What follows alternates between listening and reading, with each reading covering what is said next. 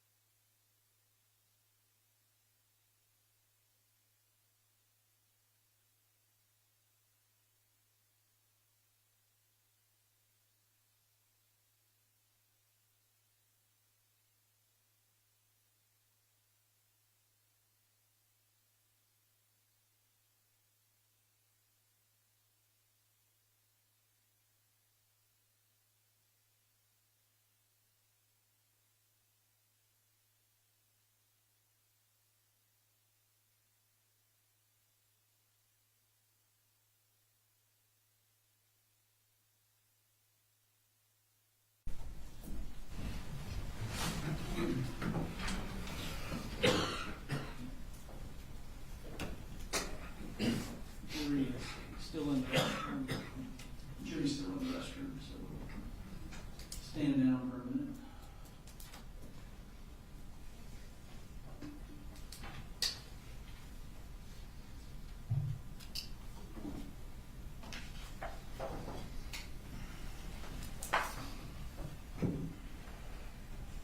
How many witnesses do you anticipate today? Well, we anticipated more yesterday than we got to, but I believe 4. We have the 2 investigators who took statements from the defendant, and each of those interviews is, the first one is I think an hour and a half, and the second one I think is 2 hours, so that should take most of the day. Any issues with, I'm assuming y'all talked about any content that might need to be redacted? No, Your Honor. You have talked or there is none? We haven't talked. And we don't believe there is any.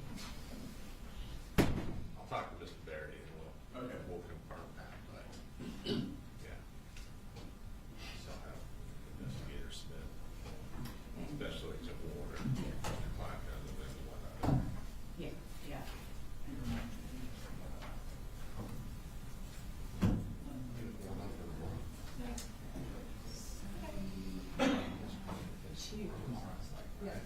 Tomorrow we should. Unless it's kicked in. So Jenny will be tomorrow. She'll be all right. Jenny will be the fourth one today. You guys keep them busy today. Sorry. I think Jenny has Clackam. I thought Jimmy had Jim. I tried. Smith may get kicked in tomorrow. Just because of that. Yeah, and if not, we all decide, we should have to wait until Jimmy has. Kind of depends on Jenny. Yeah. Right. Because So if you have y'all know like we plan. talked about yesterday, Jenny goes first. Yes. I can probably get what I need from Smith, who wants the interview as opposed to making a channel. Yeah. Kind of save us some time Yeah. and not bother her.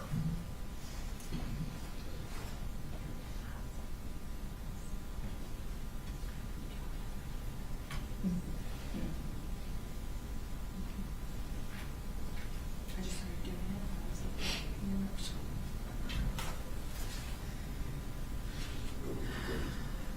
We're ready, sir. All right, all ready for the jury? Yes, sir. Yes, Your Honor. All right, wait a minute.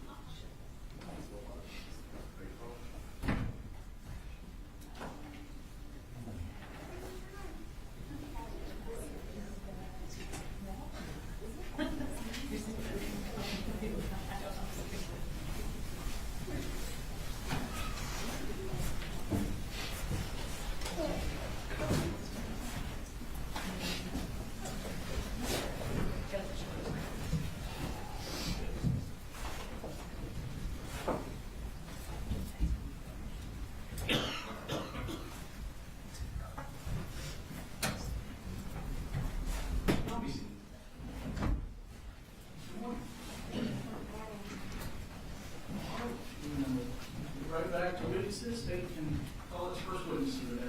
The state called George Clackam.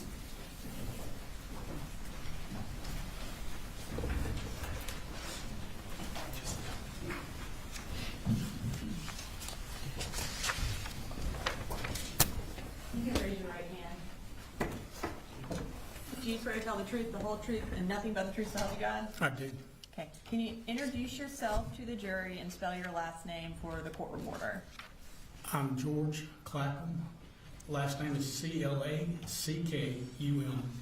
And what do you do, Mr. Clackam? I'm a senior project manager for Kevin Price Construction.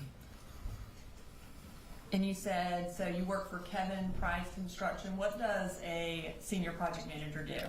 He manages mostly the administration side, but some field work as well of construction projects. Okay. And how many projects are you working on at one time? Somewhere between 2 and 3 usually. Back around May of 2024, did Colin Gray start working for Kevin Price Construction as well? Yes, he did. And what position did he hold? He was a superintendent for us. And what exactly is a superintendent? They kind of manage the subcontractors and the day-to-day operations of the project itself. Whereas you're working on kind of overseeing several projects on the administrative side, the superintendent will be solely working on one project generally? Most of the time, unless the project's finishing up or just starting, then there may be some overlap. Okay. And did you work with Colin Gray? I did. In what capacity? He was the superintendent on projects that I was managing as a construction manager. How much interaction did y'all have? We usually had every day we'd have some interaction, sometimes all day long, sometimes just, a few times a day.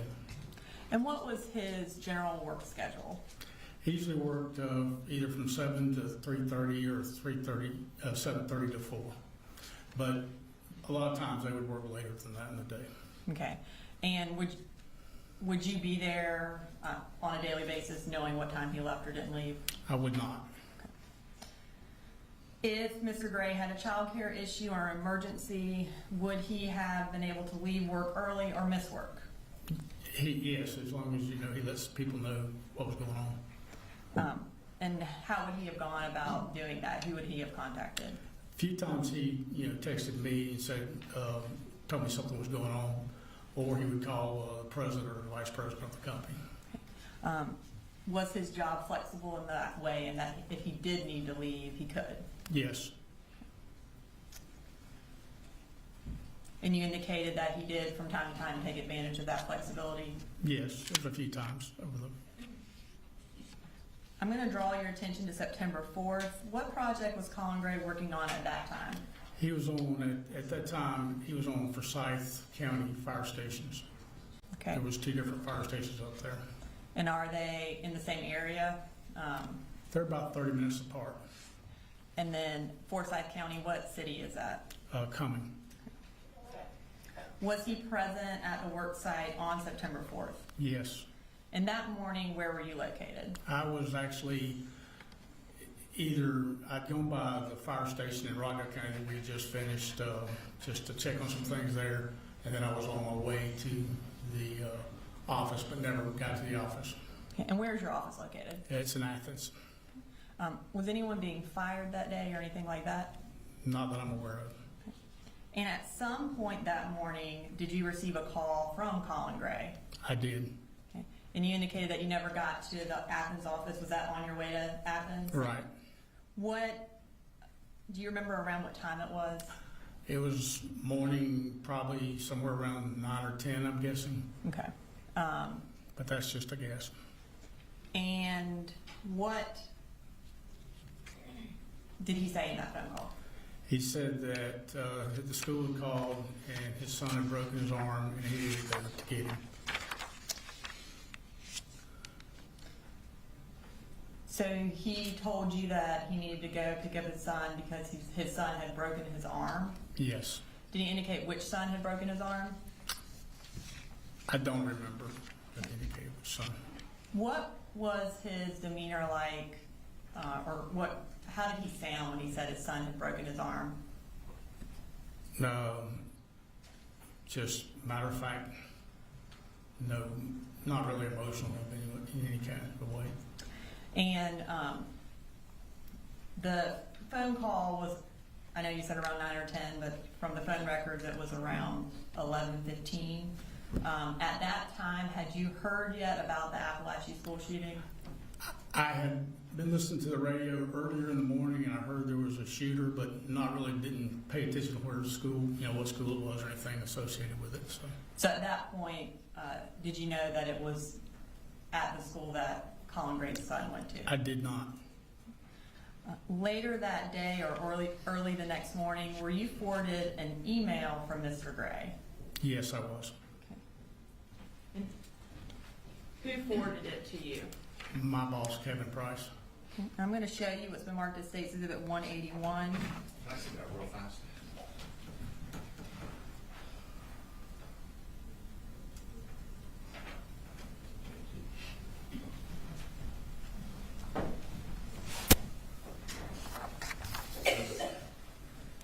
Do you recognize that?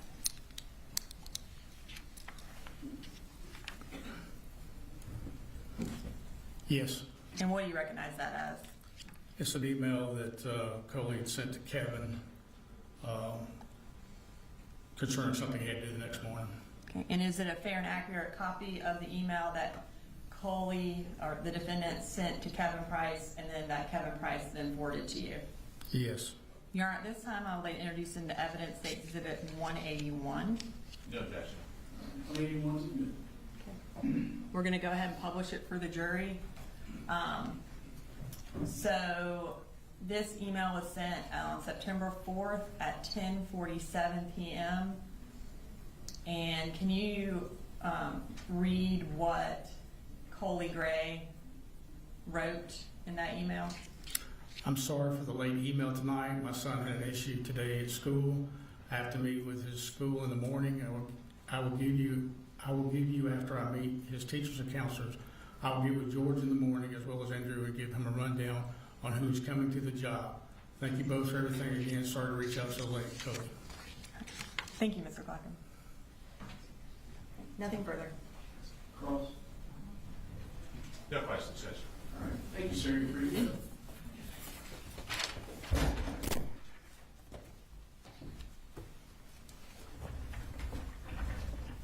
State calls next witness. The state calls Kelsey Ward.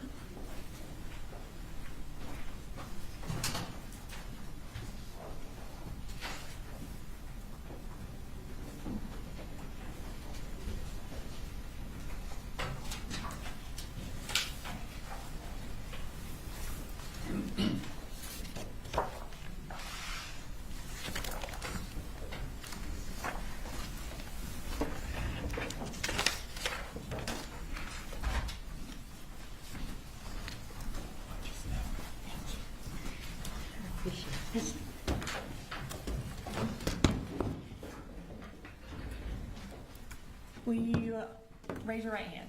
Do you swear to tell the truth, the whole truth, and nothing but the truth to help you God? I swear. And can you introduce yourself to the jury?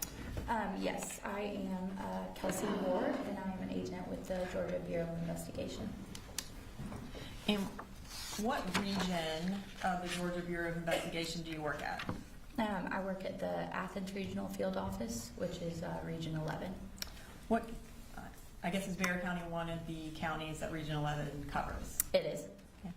And is that one of the counties that you're assigned to work with? It is. Okay. How long have you worked for the GBI? I have worked for the GBI approximately 5 years. What do your duties at Region 11 entail? So we are a request-only law enforcement entity, which means local agencies reach out to us and ask us for assistance, and we assist them with their investigations. In your capacity as a special agent for the Georgia Bureau of Investigation, did you respond to the Apalachee High shooting on September 4th? I did. Where did you first go when responding to the shooting? I entered the school at the base of G and I Hall, if I remember correctly, which is over near the guidance counselor's offices. And what did you do there? I met with Special Agent Nick Johnson, who was at the end of one of the halls, and we began to do a secondary clearing of the school. And when I realized there were plenty of law enforcement personnel doing that, I went to the atrium to assist with organizing that clearing with one of the Bexar County investigators. Okay. After you completed that task of organizing the clearing and finishing the clearing, where did you go next? I was asked to travel to Colt and Colin Gray's residence in Bexar County. And where is that? It's located at 896 Harrison Mill Road in Bethlehem, Georgia. And is that in Bexar County? It is. What were you assigned to do there? I was asked to conduct an interview with Colin Gray, which is Colt Gray's father. Approximately what time did you arrive there? I arrived there at approximately 1:25 p.m. And what was the defendant there when you arrived? He was. Did you ask to speak with him? I did. And did he agree to speak with you? He did. Where did you first encounter him? He was sitting on the tailgate of his truck in the driveway outside of the garage area. And what was his demeanor like when you first encountered him? He was calm. He was sitting on the edge of the tailgate, just looking around the yard. And were you wearing body camera that day? No, so the GBI doesn't use body cameras, but I was using my digital recorder. Okay. And in that first interaction that you had with the defendant where you walked up to him on the bed of his truck, have you had an opportunity to review any body cameras that did catch that initial interaction? Yes, I have. And whose body camera was that? That was a Bexar County Sheriff's Officer deputy named Anthony Townsend. Okay. And in reviewing that camera, was it a fair and accurate recording of that initial interaction that you had with the defendant? Yes, it was.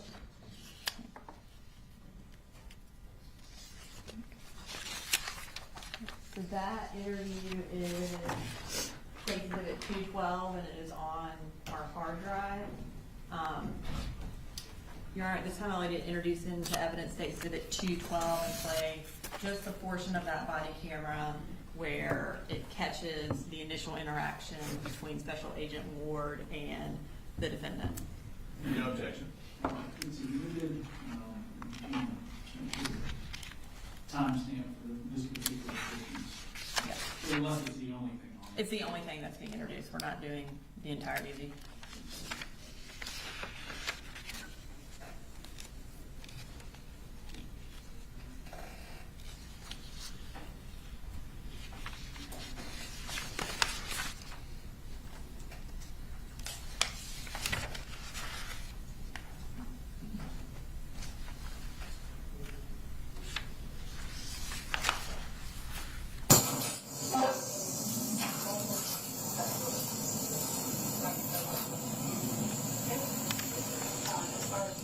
Is this okay for us to come here? Would you like to sit in my office or the personal? Whatever you like.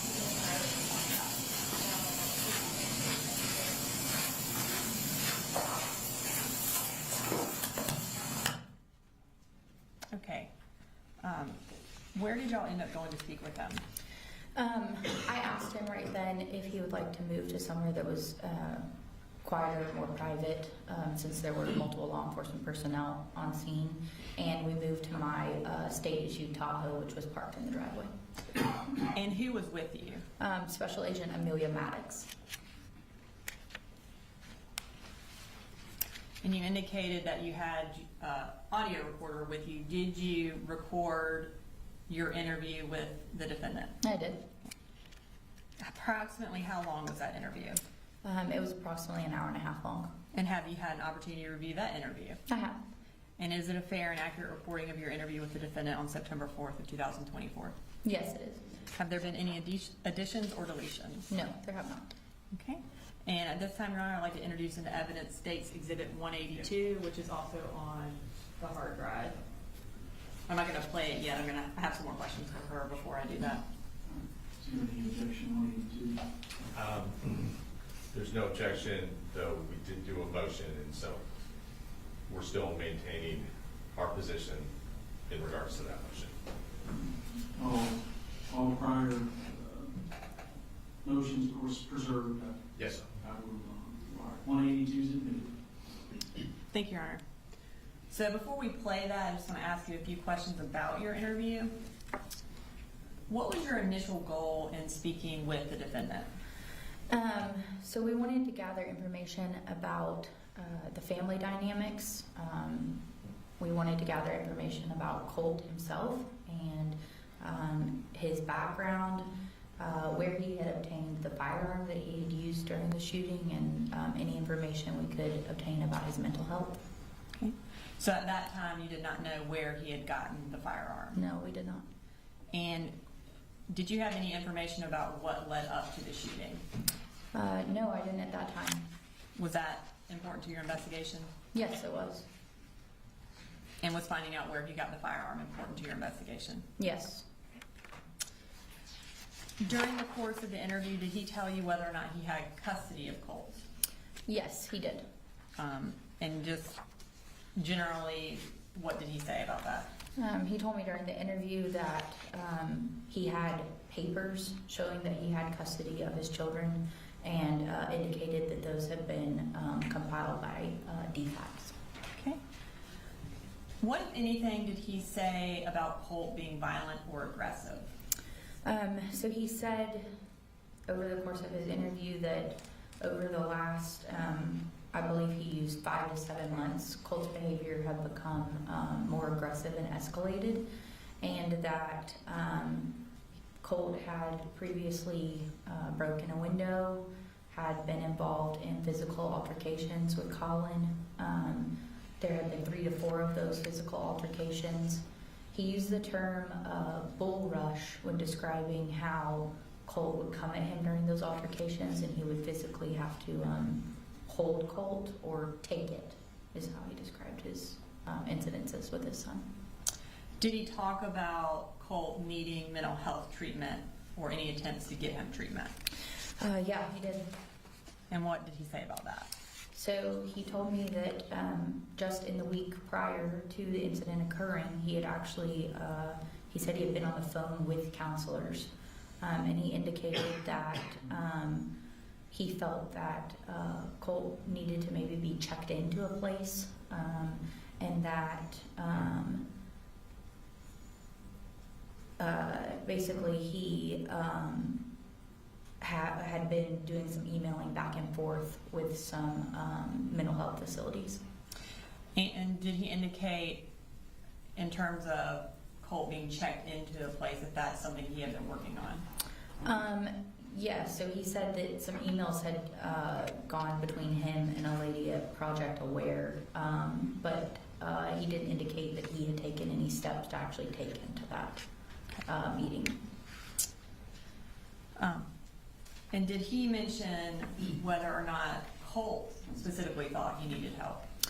Yeah, so he actually made the comment that Colt had said that he felt like nothing his dad was doing for him was helpful, and that he might need to be checked into some kind of asylum. What, if anything, did the defendant say about where Colt got the firearm used in the shooting? So we talked about that pretty in-depthly.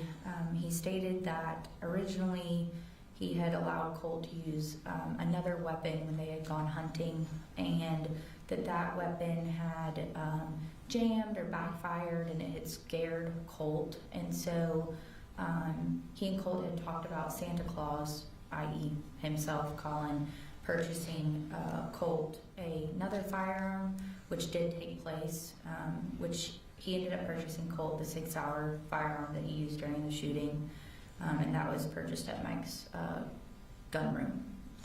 And approximately when did he provide that or give that firearm to Colt as a gift? That was given over the Christmas of what would have been December of 2023.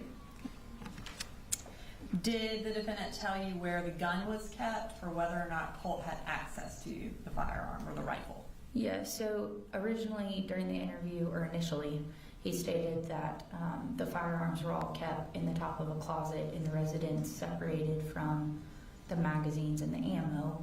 I believe he referred to them as clips. But then later in the interview, he stated that the 6-hour had actually been in Colt's bedroom, in the corner of the room, close to Colt's guitar, where he had been working on it. I believe he said he'd been putting a laser on the firearm, and they had been sighting it in. Did the defendant say whether or not Colt had any interest in school shooters or school shootings?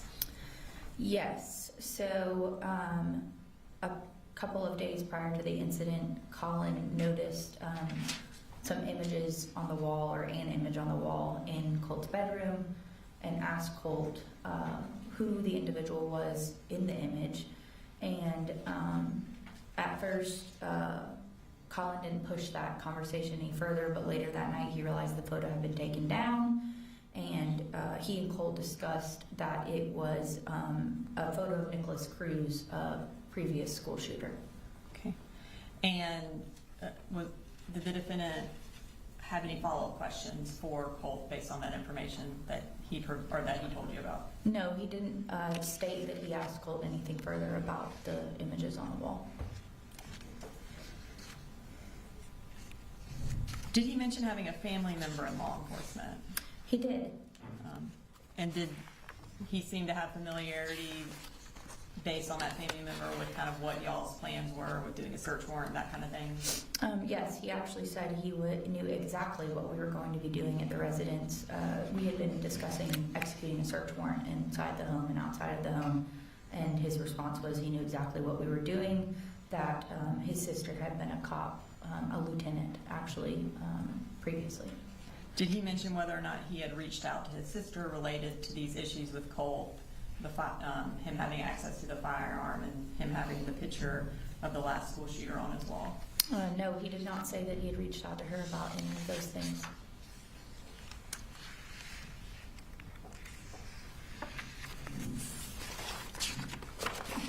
Okay, so at this time, I'm going to go ahead and play the audio recording for the jury.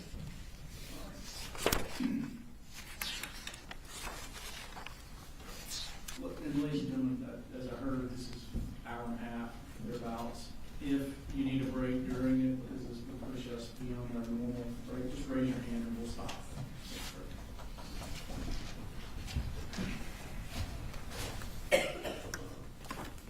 This is Agent Ward. I am going to be attempting to interview the father of our subject, Colin Gray, at his residence, 896 Harrison Mill Road, Bethlehem. It is approximately 1:28 p.m. on Wednesday, September 4th. And Special Agent Millie Maddox is going to be assisting in the interview.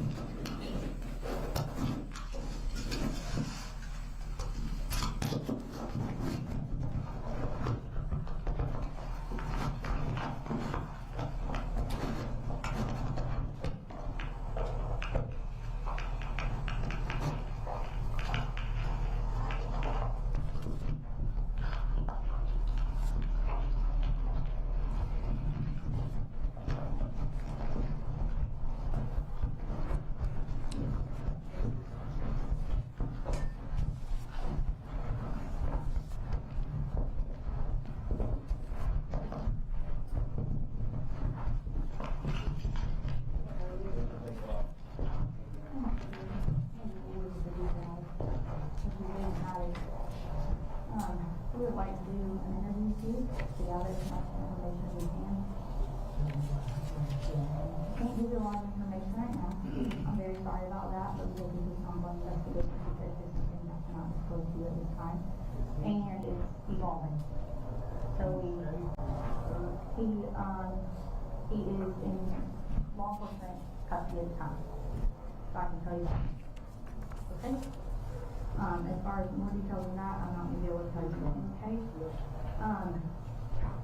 Is this okay for us to interview here? Would you like to sit in my co-host so that it's more personal?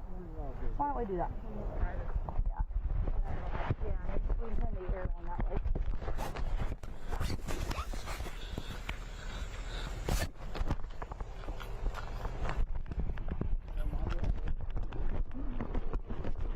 Next door is the middle school. Okay. And my little baby boy is Austin Road. Okay. So, man, Have you made contact with them? my daughter started texting me this morning. Said, "They want to come." I'm like, "Oh, Okay. If you will come sit in the front seat, I'll move my butt back. No, let's come here.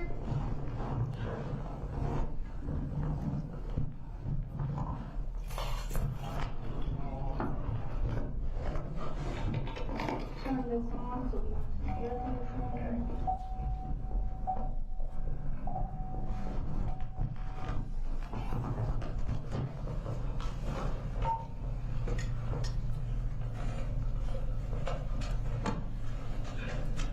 You got enough room?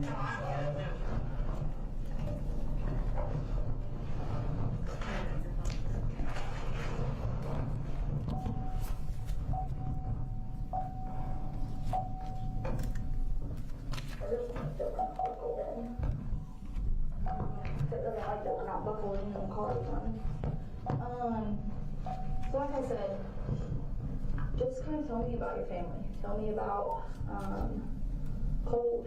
Kind of tell me about the dynamics at the house. So, Colt, Jenny and Colin Jr. We live here. Just those three and me. We originally, all my kids were born and raised in Statham. They were all born in Athens. We had a big farm in Statham a few years ago.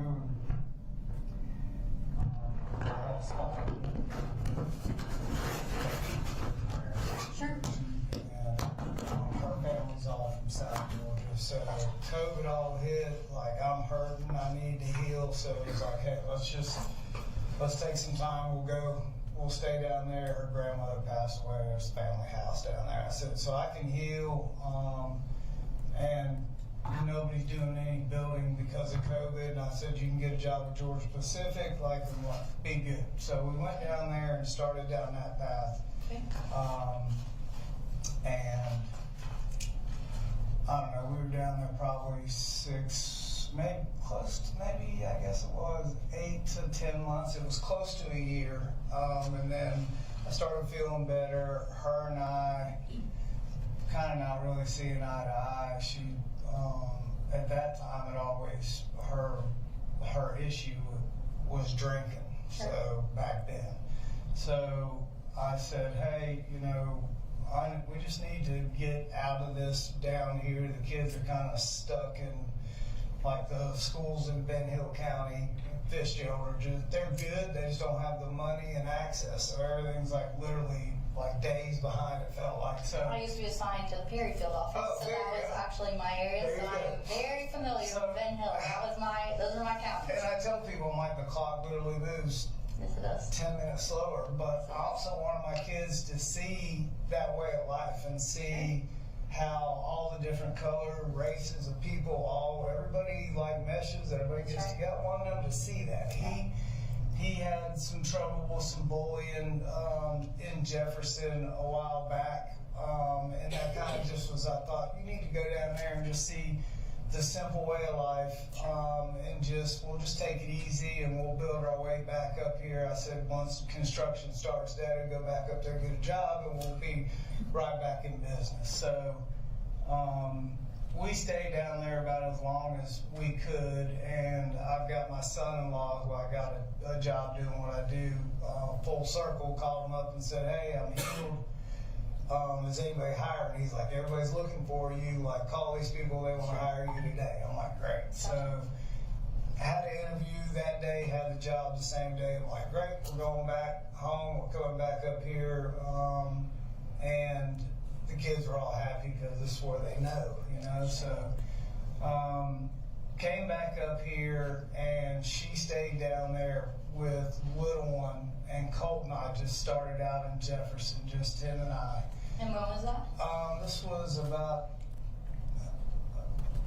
probably about a year and 4 or 5 months ago, and that's kind of where the bullying with him kind of started a little bit. Okay. And He was already at the high school then as well? no, he was at Jefferson Middle School, so he was in 7th grade at that time. So talked to some people like, hey, what can we do? Went up to the school multiple times, sat down with counselors, principals, like, look, hey, Colt is real reserved. He's not he's kind of super shy in crowds. He doesn't he's just not that hell-raising kind of kid. I said, but somebody is continuing to kind of bully him at lunch. And so this went on for probably 2 or 3 months. And finally it wasn't, it would get better for a day, and then it'd be right back to the same thing. And he is a very smart kid, but once he gets off task, he's like off task, so grades are taking a beating. I'm like, look, I said, at the end of the school year, I said, even if you have to take this grade over, I said, we'll go move back over towards Statham. Everybody's familiar, our church is here. I said, we'll come back, we'll get back in the groove, we'll get Jenny and Boo back up here, and till your mom gets stuff sorted out. All right. And those are his sisters? That's his sister and his little brother. And his little brother, yeah. So at that time, I thought it was still just her having issues with drinking, and we'd been up here for 6, 8 months, maybe, like I said, it might be that year mark. Mm-hmm. And I wasn't down there every day, but what was happening was she got mixed in with the wrong crowd. I don't know how, but I had a phone call from her mother, said, hey, look, Marcy is kind of riding on the wrong side of the road here. I'm worried about who she's with. And I'm like, do not let the kids around there. If you thinking what she's doing is drinking, it's still in my mind was drinking and driving. So what it ended up being, we found out, I get a call. Colt and I just had moved to this house, been here a couple of months. DFAX calls me at like 2 o'clock in the morning, and I'm like, hello. She was like, I need you to come down here right now and pick up your 2 kids. I'm like, it's like 2 o'clock in the morning. I said, okay. I said, but it's going to take me 4 hours to get there. She's like, oh man, where do you live? So we went through this whole thing. I'm like, tell me what's wrong. I said, I can hear your voice. What is happening? She said, just like this, I can't until you're face to face and you sign a piece of paper. Like saying you're their dad. Right. So I'm thinking, okay, she got a DUI. Okay. So I hung up the phone. I said, look, we got to go down there and get your brother and sister. And he was like, I told you, Mama, doing things she shouldn't be, riding the roads all hours of the night. So him and her had a rift down there, obviously. So that was part of the reason why we were just going to let them kind of get calmed down. Yeah. And if the 2 older ones the little ones wanted to come up here, then that was fine. We're just going to try to make it to that summer, right? So we get the call, we go down there, I meet her. I'm like, okay, we're at church parking lot, 7 o'clock in the morning. I'm like, what are we doing? What is going on? She said, just trust me. I'll tell you when we get there. She has to sign this paper and blah, blah, blah. So long story short, we get there, go in the house, and I still, like, what are we doing? I have no idea. She goes and gets the kids. They're all happy to see me. Junior, like, pole vaulted across the couch. Oh, please take me with you. I was like, okay, hang on. I got to talk to these folks. Sure.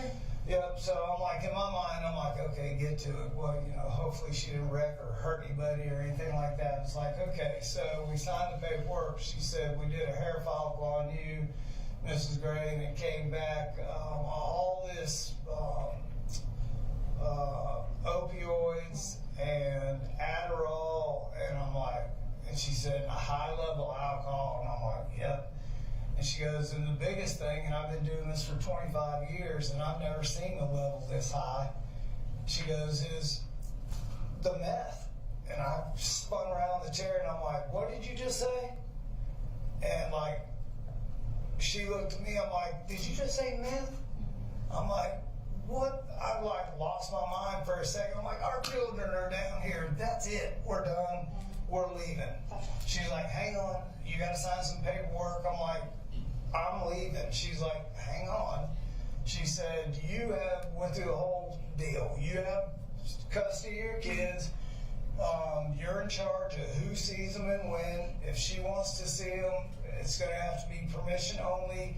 And she was like, well, who grants permission? It was like, Mr. Gray, and it'll be visitation supervised. And I'm like, and she's going through all this, and I'm just sitting there looking at her like we've been married for 14 years, almost 15. And I'm like, she's an engineer with a degree on the wall.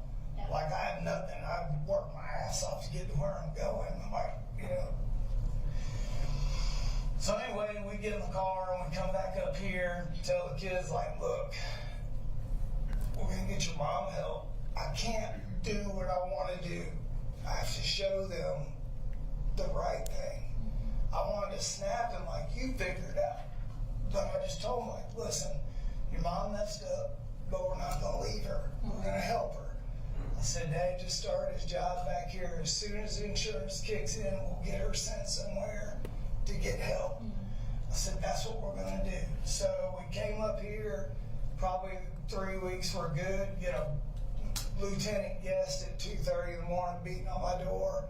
And I'm like, yep. He's like, can you step outside? And I'm like, I can. I'm like, what's this about? And he was like, we got a call that you went to pick up your kids for fall break and you never brought them back and you won't answer the phone. And I'm like, no.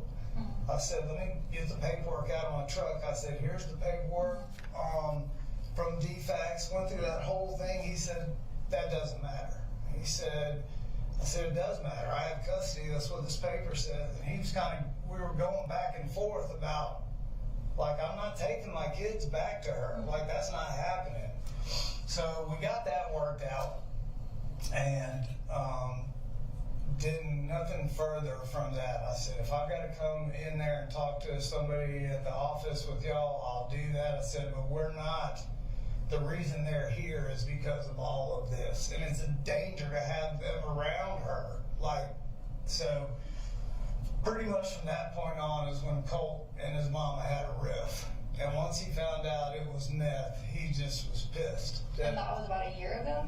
The meth thing was probably about 8 months ago, 8.5, 9 months ago, because she took it to heart, and we kind of found some places, and she checked herself into an inpatient care down there, and I was going to move her up here to Athens as long as it was inpatient so she could see the kids, as long as she was getting better. So they were happy about that, but Colt and her were still kind of at odds. And how old would he have been then? He's, I would say, in the time that the rift started, he was probably about 12 and a half, maybe 13, and it went through 13 and to this point now. No. Yeah.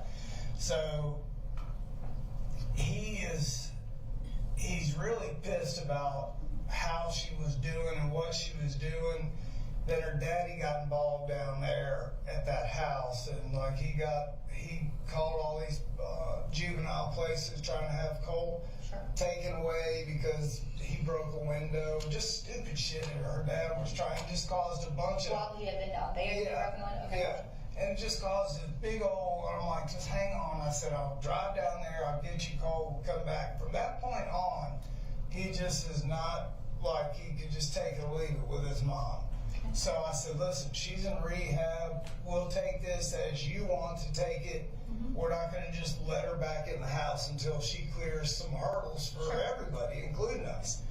But the other two, the little one, like, he doesn't know the bad. They don't understand. And I can't break into a meth conversation with my 8-year-old.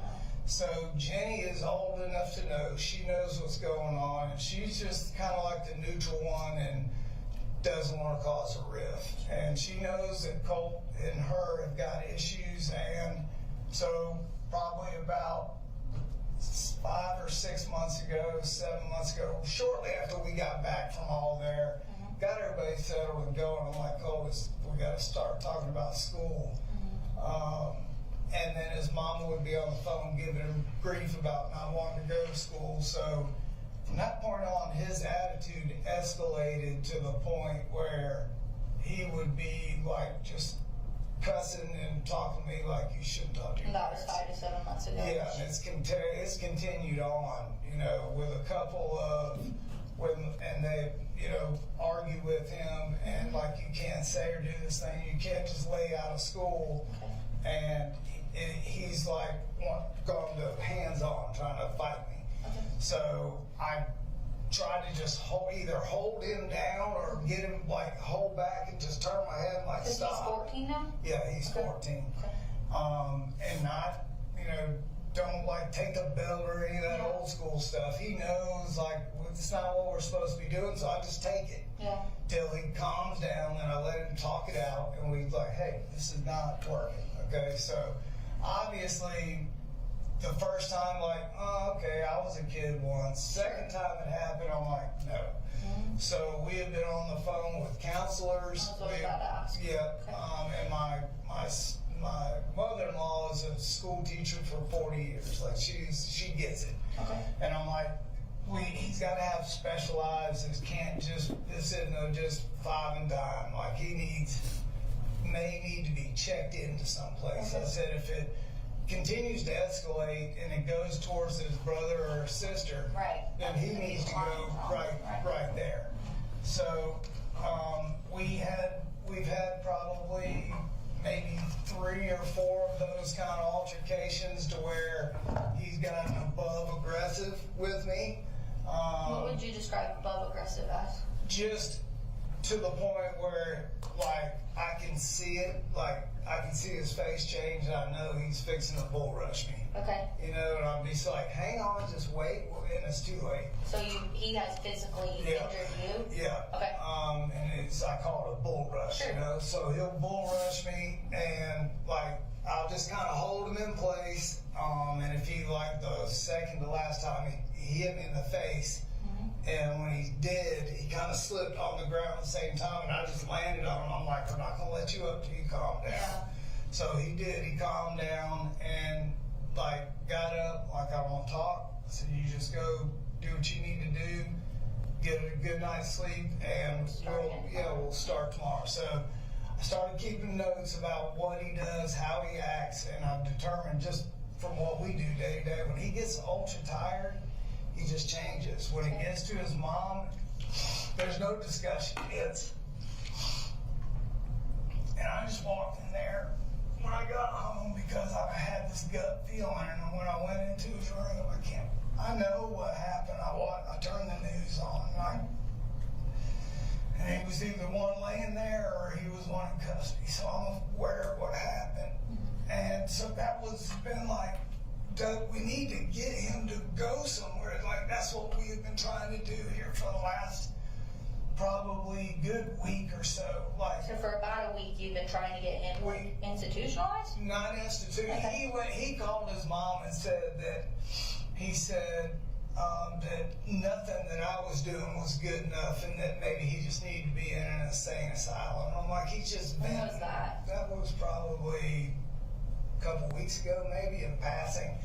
And I'm like, no. I said, listen, I talked to him and told him I've got been on the phone with the school and the counselor at school. Okay. Like they're all aware of what's going on. What's the name with of that him. counselor? Do you know? I've got. We can look later. Yeah, I've got an email where we've been back and forth. Okay. She sent me another piece of document from Aware.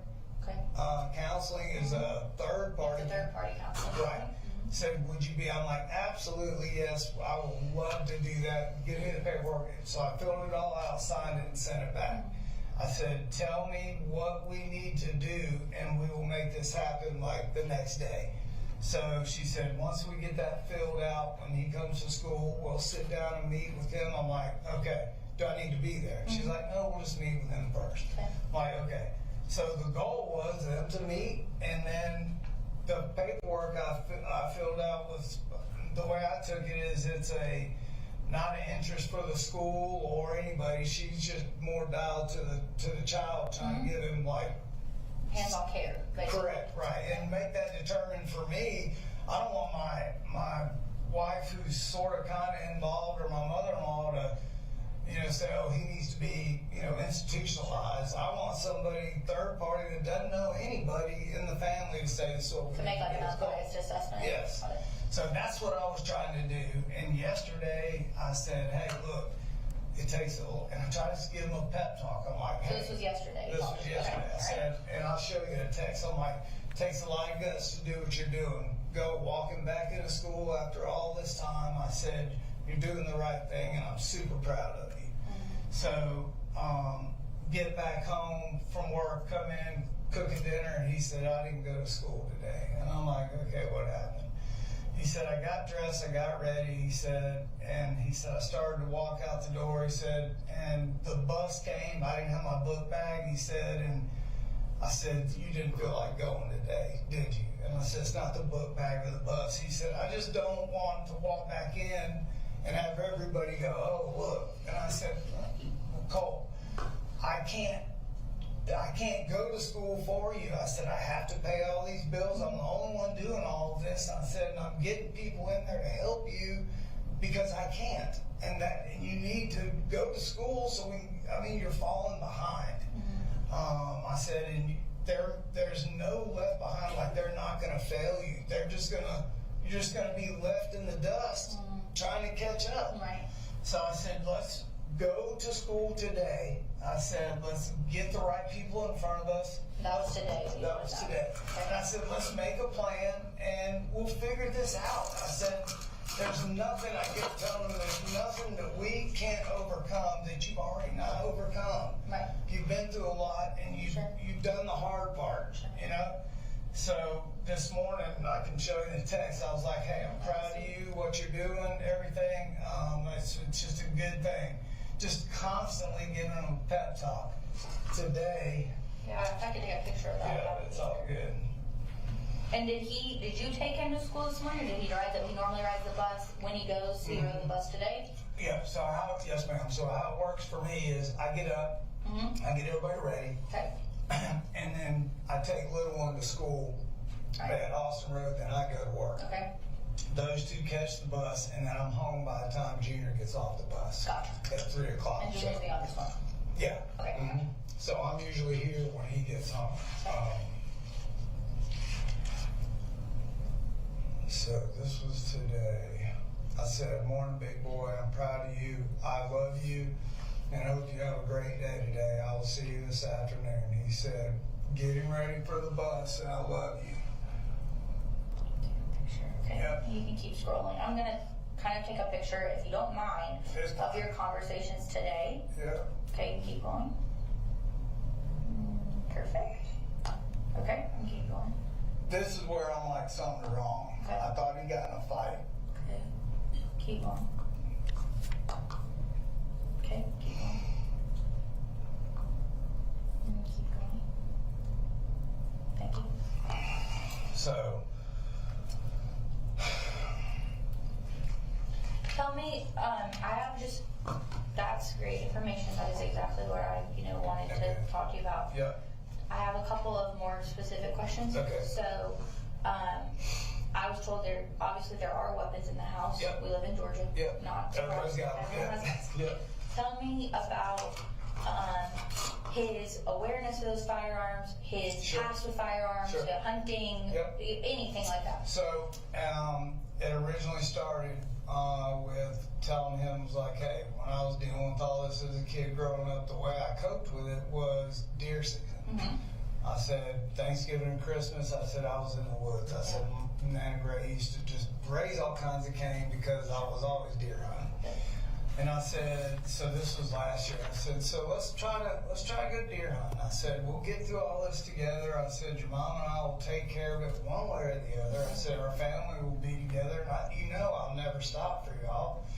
And I'm gonna work my butt off. I said, you're gonna go to college. I said, that's just how that's gonna be. And I said, it's gonna be fine. We'll just take it one day at a time. I said, so do you want to try deer hunting? I said, it's the last day of deer season last year. Okay, He so was this was like, last year. yeah, he was like, okay. And I said, all right. He was like, but I don't have a rifle. And I was like, I know. I said, I've got some. I said, we got to teach you the way around of a firearm and all of that. And he is like OCD about knowing. Like, so he'll break into whatever we're hunting, that rifle was, and he did all his research, and I was like, that's impressive. So he throws himself into whatever he's interested in. Yeah. Okay. So as a treat, I said, hey, I bought a rifle, and I said, it's an AR platform. I said, I know everybody's got one. I said, this will be what you will take hunting with us. And he's like, this will shoot a deer. I'm like, this will shoot a deer. Tell me about the specs of that firearm. So the one that we took, this is my daughter. Can I answer this real quick? Jenny? Hey, are y'all back in class? Okay, all right, give me a little bit and I'm headed to you. Okay. All right, bye. So that spec of that firearm was a Bushmaster 450, but that's not what he had. I know what he had today. Okay. Because he shot a deer first time ever in the woods. Okay. It was amazing. It was like, great. I'm like, okay, I'm turning the corner with my son. Bonded, like, greatest day ever. Like, in my mind, I swear to God, I thought we were gonna, like, he was gonna be perfect from then on, Yeah. We had this outlet together. Exactly. So, the only thing is, when he shot the deer, the gun jammed. And we couldn't get the bullet, like, out.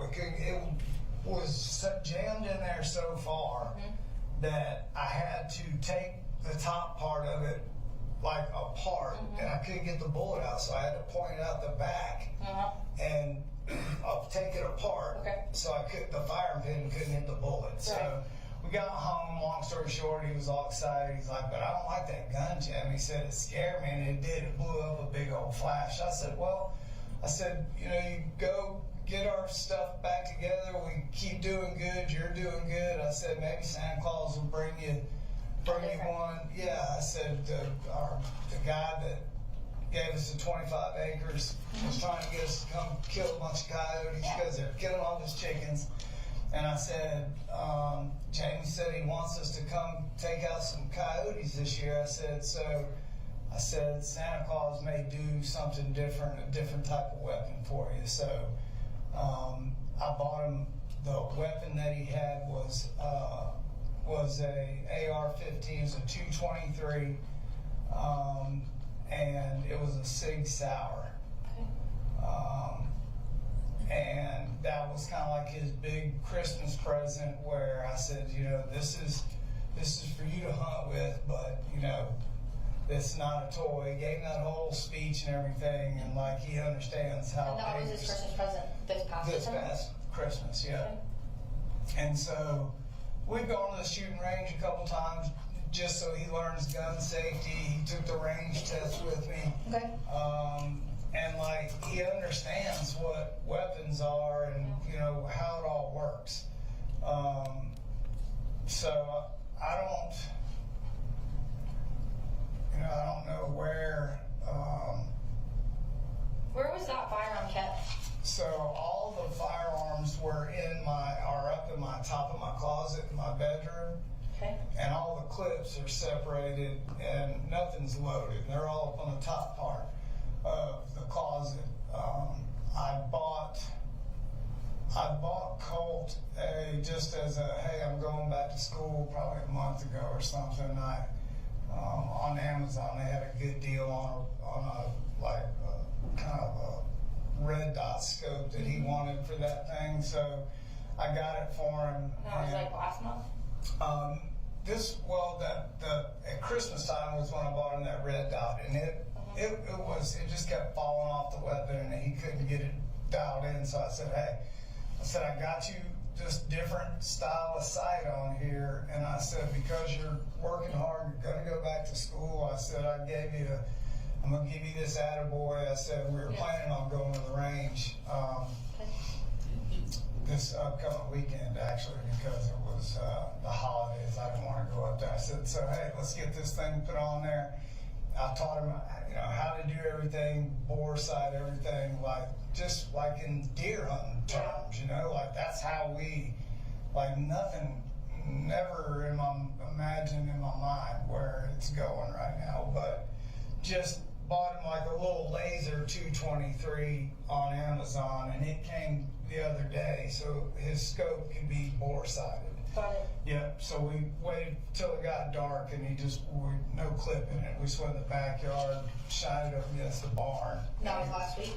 Yeah, and I said, just crank it in there, and I said, once that thing's set, I said, we'll go to the range and fine tune it. There's nowhere out here that we can shoot around here too close to the houses. So where was the ammo kept for that? So ammo used to be in a box that was in my carport right here, and never in the house. And then I brought some of the ammo that we got, I bought for the range. We just bought like bricks of 9mm or the 223 from Academy, and it's all sitting up there like in the top of the closet. In your closet, yeah. So all the clips are empty, and any kind of boxes are up there in the left-hand corner of it. Okay. All right. And that's where that would all be. There wouldn't be in his room. Like he wouldn't have. He would have probably the last couple of nights. He was working on his AR on that bore sight. So nothing ever loaded in there. So it was laying in the corner of his room, actually. The weapon was. Yeah. Okay. Yeah. All right. But you would say, as far as like his school attendance, personality, becoming very aggressive with you, has started approximately a year-ish ago, and got worse in the last 5 to 7-ish months. I'd say that's Would you say that's when he started communicating with his mom via phone more, or? And what was, so is she in that, like where is she now? So she's down staying with her mom. She's still down there? Yep, and they're actually driving up here. Now? Because after all, and I left out this part, sorry, after all that with Lieutenant Guest, a couple days later she shows up here unannounced. Okay. Beating on the door and was like not supposed to be here by letter of the law. Okay. Made a couple of threats. Kids are in the house. It's all publicized. They couldn't find her for 3 or 4 days, and the mom asked if they could ping her phone, and it was up here somewhere. Gotcha. So we were all kind of worried about it because she wasn't in her right mind. Colt's pissed about that. And then y'all can look in Barrow County because they ended up, she said something about Walmart in Barrow to her brother. Gotcha. And I said, that's where she's at. And I said, what picture do you have, blah, blah, blah. Ultimately, when I got there, I was talking to the attack officer. He's about 7'5". Okay. I forget that guy's name. I'm sure I can figure it out. Yeah, I was like, you're the biggest cop I've ever seen, and she walked right out in front of us. And when was this? This was probably 6 months ago. That's when she just showed up completely unannounced after you did right after that. Night we got the call on With defects, that was like all that happened in the next week or so. Okay. She was up here and they found her and all kinds of stuff in her car and all this shit, and they arrested her right there. Oh wow. And they put her into Barrow County. So I'm like, he was, the kids know all of that. Sure. There was no confrontation between them and her. So Colt being the oldest, he's pissed about that, and then his biggest thing is like, you know, he really, none of us, I'm not making light of it like I can, but like he just cannot get by. I can't either, but I can't let them know that. Sure. The meth charge, like I can't get my mind wrapped around it to this day, you know, and it's just like. Has Colt, so yesterday, I know, he said he didn't go to school. When he got home, he realized he hadn't gone to school last night. He told you he hadn't. And then, was anything more unusual today when you talked to him last? No. Like, nothing any more than just the normal kind of Colt behavior he's had? Just normal stuff, and I'm just trying to pull up what I said to him, because I just felt like this morning when I was getting Boo-Boo ready for school, I turned on his light and I said, hey, make sure you please go to school today. I said, it's very important. I said, I need to get these counselors involved and I can't do it until you go. He's like, no problem. He goes, I'm sorry. He said, I'm going to go. Don't worry. I'm like, okay. So this morning leaving, I thought I made a good connection with him. I know he's going to go to school, and everything is going to be okay. He's going to meet with the counselors. Yeah, at least just get in there, be accounted, like not absent, because I told him like be present at the school. Yes, I'm like, look, I'm going to end up in truancy court. Yeah, like, on top of everything. Yeah, trying to like, you know, and that's the balance where I've got two kids that we go. My two younger ones and me are in church every Sunday. They never miss school. And it's like, dang, like. Does he not normally attend? Yeah, he won't go to church with us. Okay. Does he have any other extracurricular activities that he does, or I mean, I said this gun stuff seems to have been a positive thing as of recent. It was just a like something positive for him thing. to put his mind into. There's a couple of things that I learned more about my son. Like I was so like we were building momentum. That's why I'm just like stunned. Yeah. Is obviously the outdoor stuff, but man, that kid is so gifted musically. Okay. Like I bought him a guitar. Like yeah, we'll see how long that lasts. He took it, and I had to go buy him another like really nice guitar because. Like he can rip it, like he can hear a song and play it. He's that good. He can read music, and I'm always like, Colt, this is a great thing. He's obviously really smart. So it's like, hey, nobody can just sit no one down can and do do that. this, you know? That makes a really good Yes, and the second thing that I buy him a new computer tower, like $400. Come home from work, it's in 3,500 pieces on the floor. I'm like, what are you doing? He said, I'm rebuilding my computer. I'm like, there's no way, Colt. I'm like, look at all those. I came back, long story short. Not only was it working, he swapped out all these graphic cards. He's like, I did this and that. I was like, where did you learn to do this? He said, I just kind of, I'm like, Colt, you have so many gifts. Like today, I say the same thing every morning. I'm like, hey, you got a lot of natural gifts, a lot of talents. You're a handsome man. I said, let's go. I said, come on, we'll get through this together, Colt. I said, there's nothing we can't do together. Like, come on, please. I'll do whatever I have to do for you. Tell me about his friends. Like, who are the names or people that you hear, or does he? There's nobody he has ever been like friends with. Okay. And now what or who he's talking to on the computer, he pretty much kind of keeps that under wraps. Okay. I've never had a reason to go in there and like grill him about. He's never done anything that caused you to feel like there needed to be any extra monitor on that front. Yeah. How about his phone? Does he have a phone? Obviously, he does. He's been texting him. I bought a Walmart pay-as-you-go. This is like the carrot I use for my kids. What kind of phone is it? It's like it's not an iPhone. I got an iPhone. It's a. It's a smartphone or something. Yeah, it's a Samsung Galaxy. All right. Yeah. Have you noticed him being on his computer or phone more in the last couple of weeks, more than usual, or?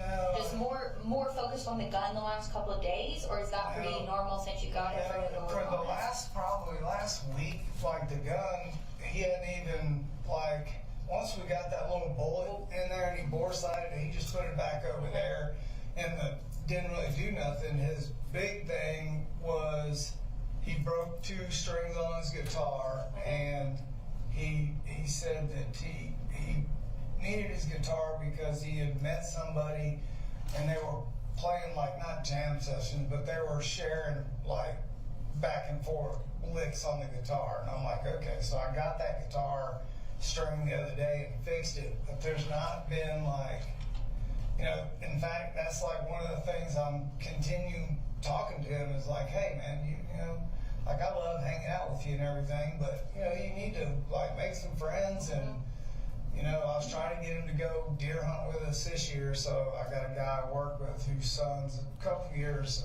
older, but same thing, you know, I'm just trying to get him out of the house. He's kind of a, you know, he's a not in the crowd type of person, you know. He just, like, if we go to the grocery store and it's like slam packed, he'll just stay in the truck. Okay. So he would prefer to be kind of a lone wolf, you would say, or lone, he's not going to be the guy that's bubbling and making a ton of friends. Yeah, no. He's more of a focused kid. I mean, that shows in the computer, the music. Right. I mean, those are all very specialized, oriented tasks. Now, if he had a couple people sitting there that shared the same things, he'd be chatty catty. Sure. You know, if it's something he's interested in, exactly. knowledge about. Yeah, but he's more shy than he is like anything else. Good. All right. And when did you get home today? Tell me that. So I was at work, and you said you work where? I'm sorry. I work for Kevin Price Construction out of Athens. Okay. And I'm building fire stations right now, so in Forsyth County. Okay. So I was up on the roof this morning, and my little girl texted me and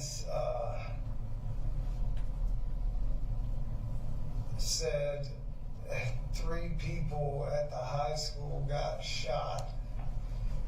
And I'm like, oh no. I said, well, everything will be okay. And then she said, I'm scared. I said, it's okay. I said, did you talk to Mamu or your mama?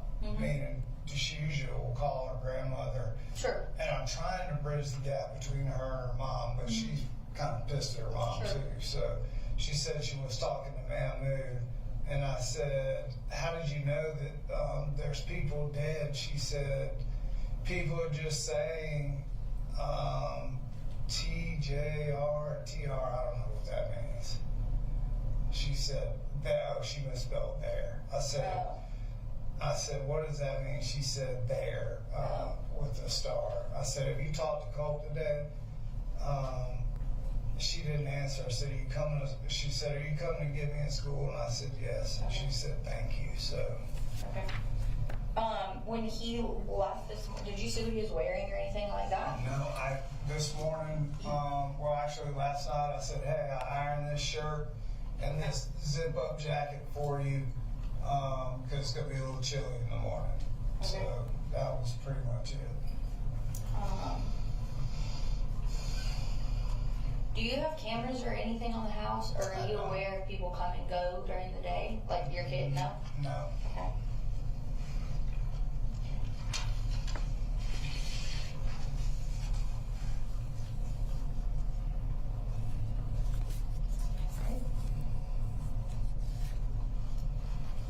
And how frequently, day to day, would you say you talk to Colt, like during the day? Like, do y'all text during work? Like, what is your communication with him like normally? It's nonstop. Really. Nonstop? Yeah, texting and talking to him, you know, to the point where I know I aggravated. What about today? And I know I just took, it looks like mostly you sending and him not responding. This was after, like, at 9:42. So that's what I was going to see. He said, He said, I'm getting ready for the bus. Love you. So he said, I'll text you in about an hour. He said, it's important, so answer. And I figured, okay, he's going to be rolling into school and he likes my pep talks. Okay. And I tell him, like, you can do it, just like, if I don't, surprisingly, he's like, I can get a pep talk. I'm like, okay. So I try to. So he asked for one of those, and that was at 9:42. Yep. Okay. And I said, okay. I said, what are you going to be texting me about? I said, is everything okay? He said, yep. And I said, okay. I really hope you have a great day, Bubba. Okay. So that was at 8:30. And then at 9:42, he said, just out of the blue, I hadn't been talking to him. I was actually having a job meeting about the crane on site. Okay. And out of the blue, he says, I'm sorry, it's not your fault. That was the two texts that just, and I wasn't talking to him. And I said, what's wrong, Bubba? I said, you didn't do anything.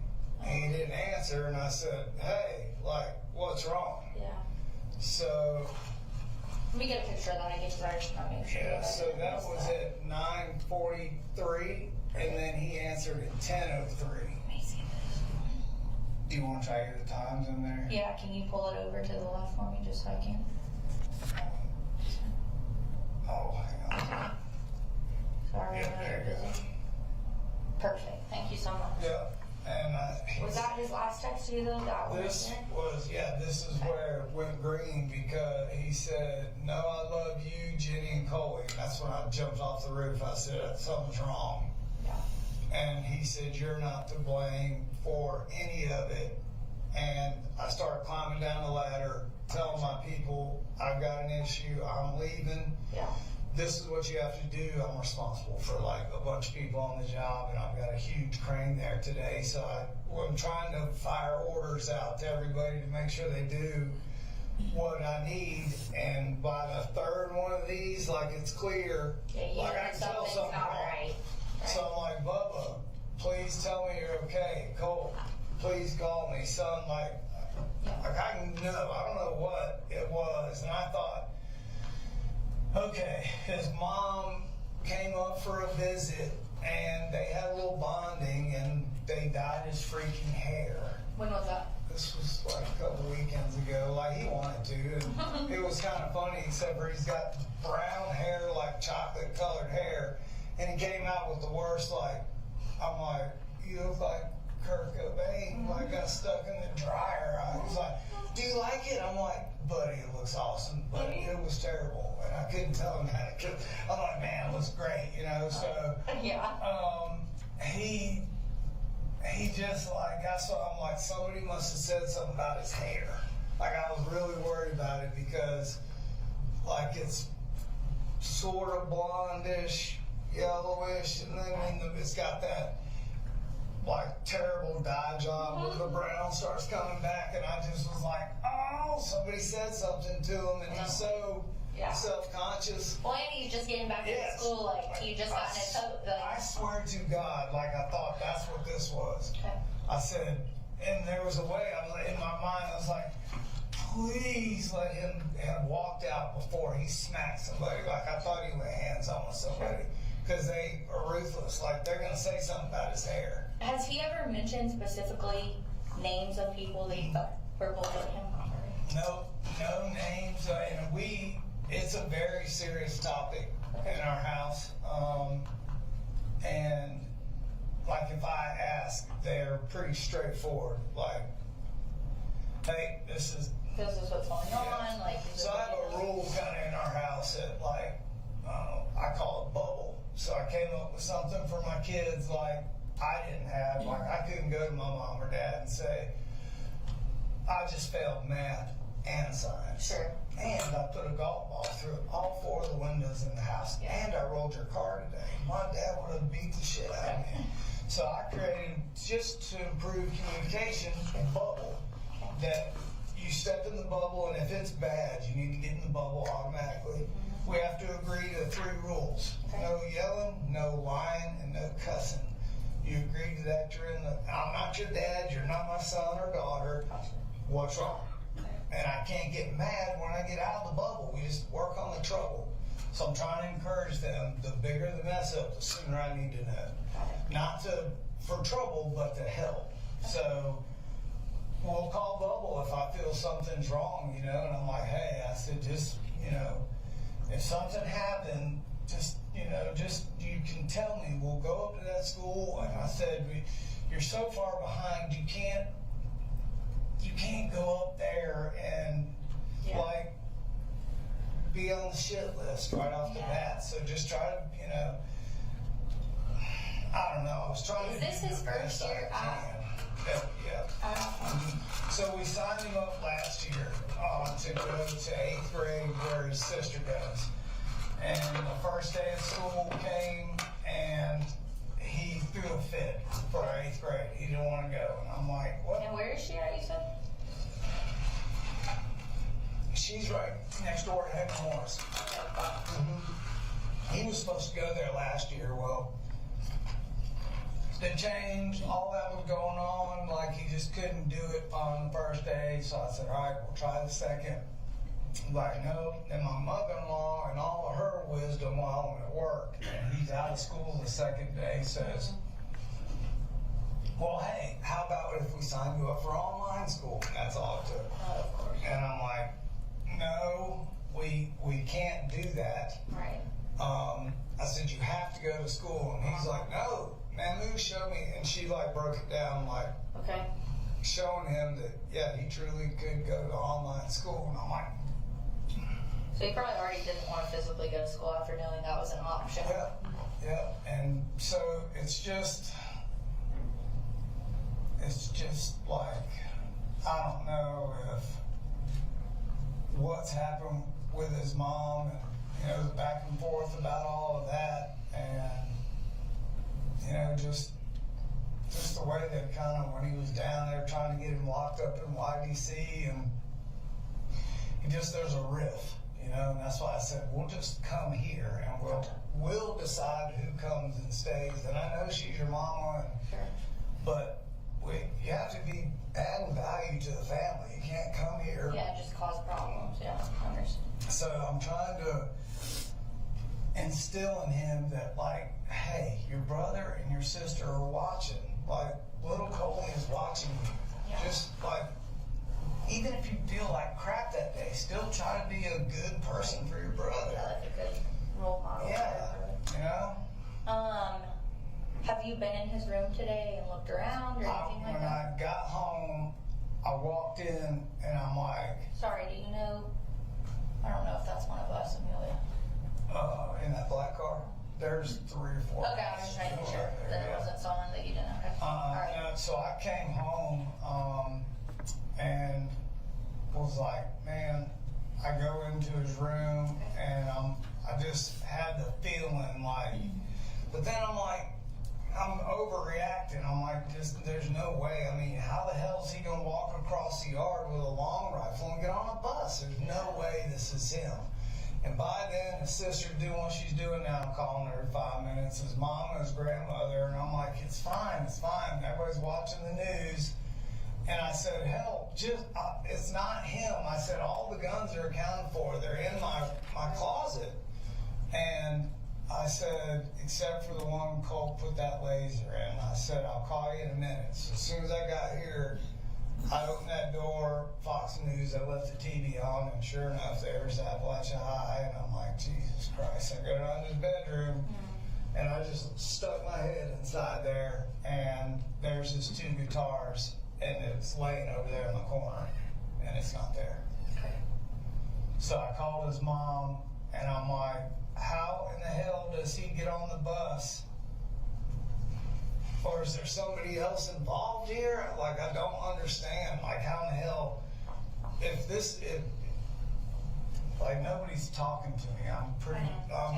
I know what happened, and I'm upset and sad, but I'm really pissed because that kid, man, like, this is so wrong. And he is just, he's been feeding us a whole bunch of, yep, I want to get better, we're going to go to the thing, and talk to his grandmother, and like, hey. So, I just stuck my head in there and called his mom and said, well, stand by. Yeah. I said, because his AR is not here. Okay. And then y'all started beating on the door. Yeah.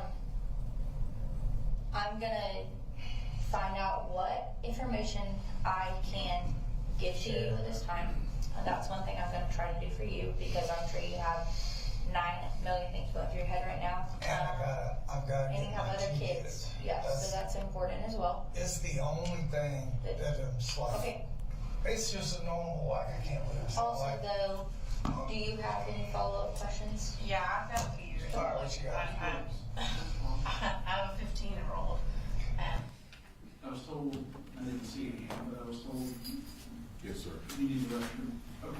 All right, we'll take a 15-minute break.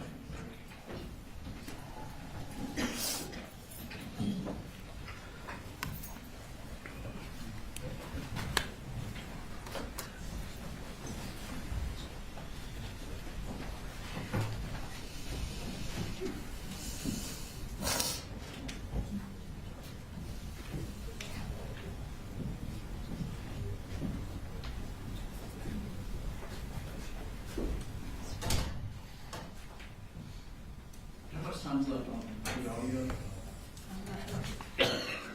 About 30, 40 minutes. 34 minutes. And then how long do you anticipate additional question? Not a ton from me, probably like 5 to 10 minutes. I'm not sure about, Got a long cross, short cross? Now, half hour. Okay. All right, what we'll probably do then is when this is done, we'll take our lunch break. that's what we were hoping for. Oh.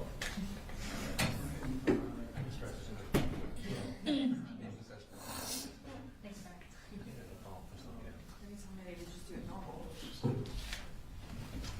All right, we'll be in recess.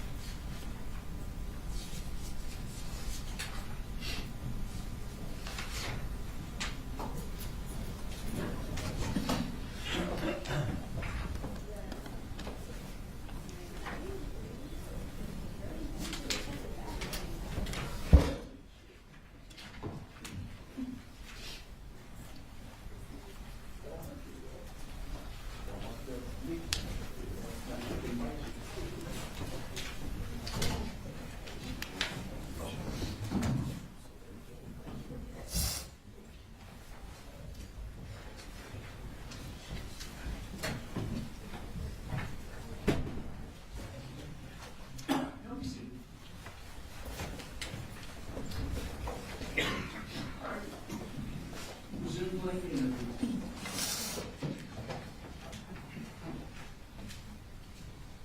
Phase with a split dyed hair and the whole. Okay, good. All right. Well, I feel better. Very frustrating. It is. And it's tough, you don't know what to say, and you don't know what to do, and you don't understand why.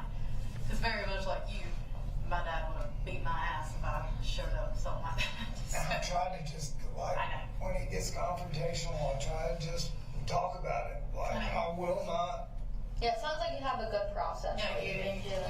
I will not. You've been way more understanding than most. Yeah. My parents, I would be halfway to China by now, Yeah, probably. like, I will not, like, my daughter is like, you know, like, I will not touch my children. I will not strike my kids. Yeah, Like, it's not and gonna happen. that's, you know, that's. And he knows that. Right.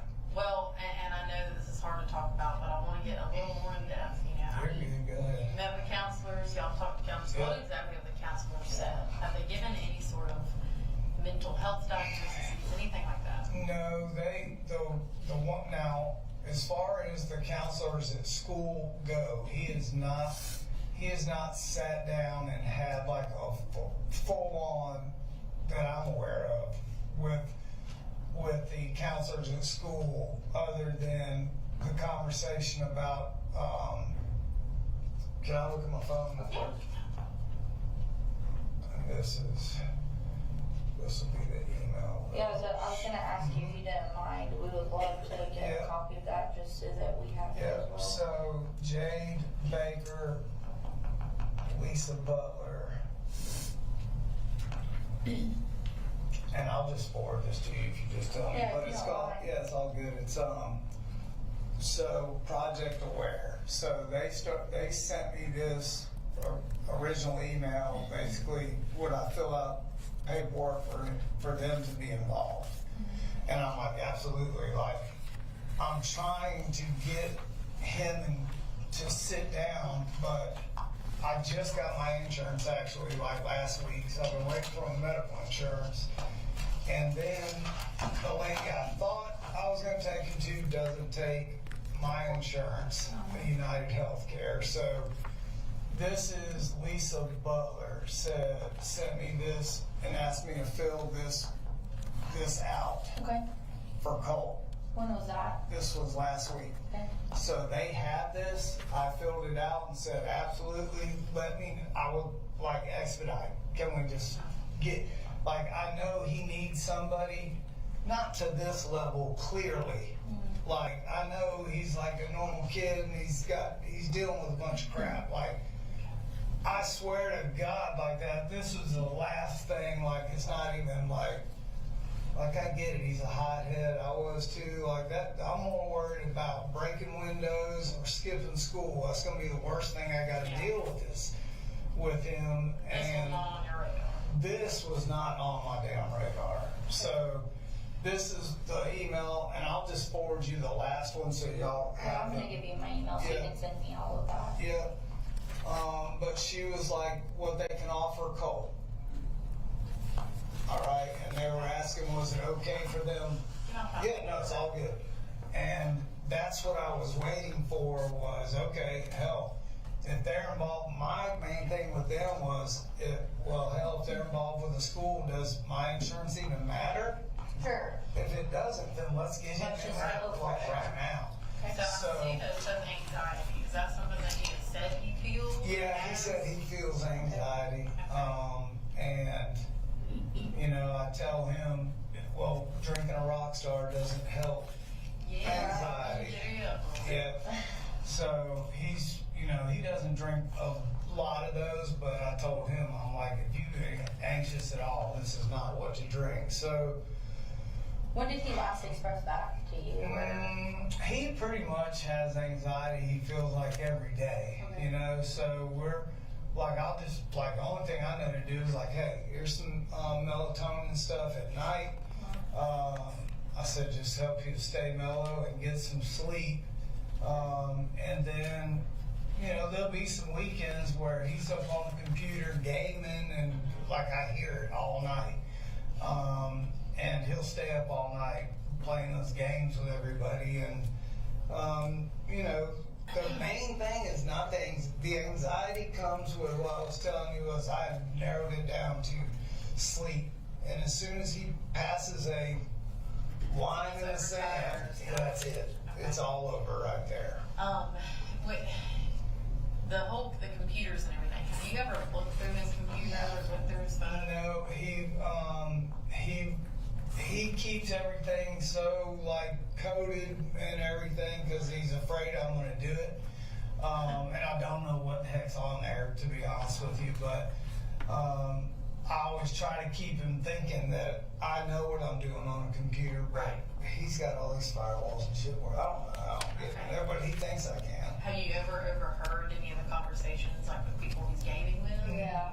No, not really. It's always been about, and I've walked in there where he gets all wound up and he's playing Call of Duty. Yeah, he's playing Call of Duty. So is that like his go-to? Yeah, at night if he's up most of the night he's gaming. And he's using like a computer, not Xbox or PlayStation? No, he's got both. So he's got both. So he's usually using his computer. Yeah, exactly. Okay. Going all the way back to 7th grade. Yep. I know some of the bullying you said started in Yep. Yep. What was he being bullied about? You know, what was it? Looks? Was it attitudes? Yeah, no, he's more of he is just kind of like he's real quiet. Like he won't go out of his way to talk or introduce himself or anything like that.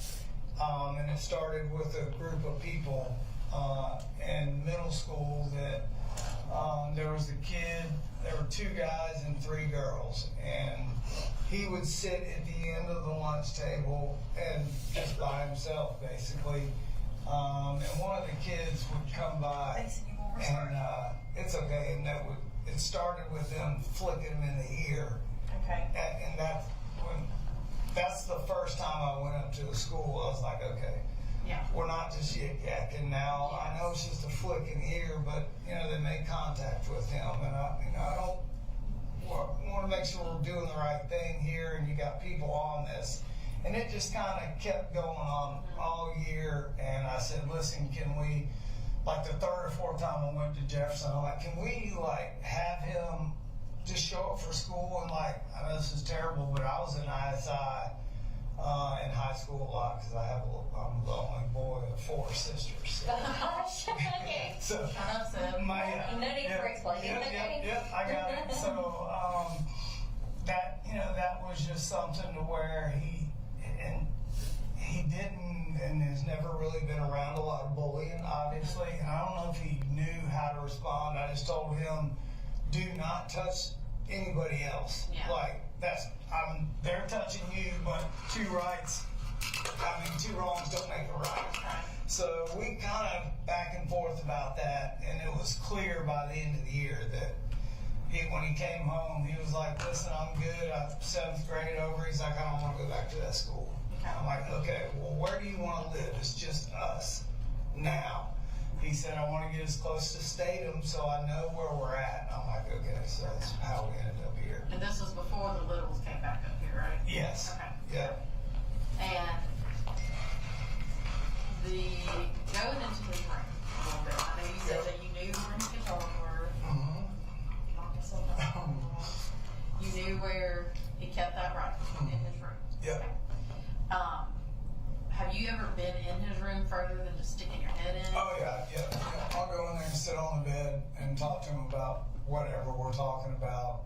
Bring him dinner, I cook dinner every night, bring him in there if he's in the middle of something, So, yeah, I'm in there quite a bit. Okay. Did you ever see anything in his room that concerned you?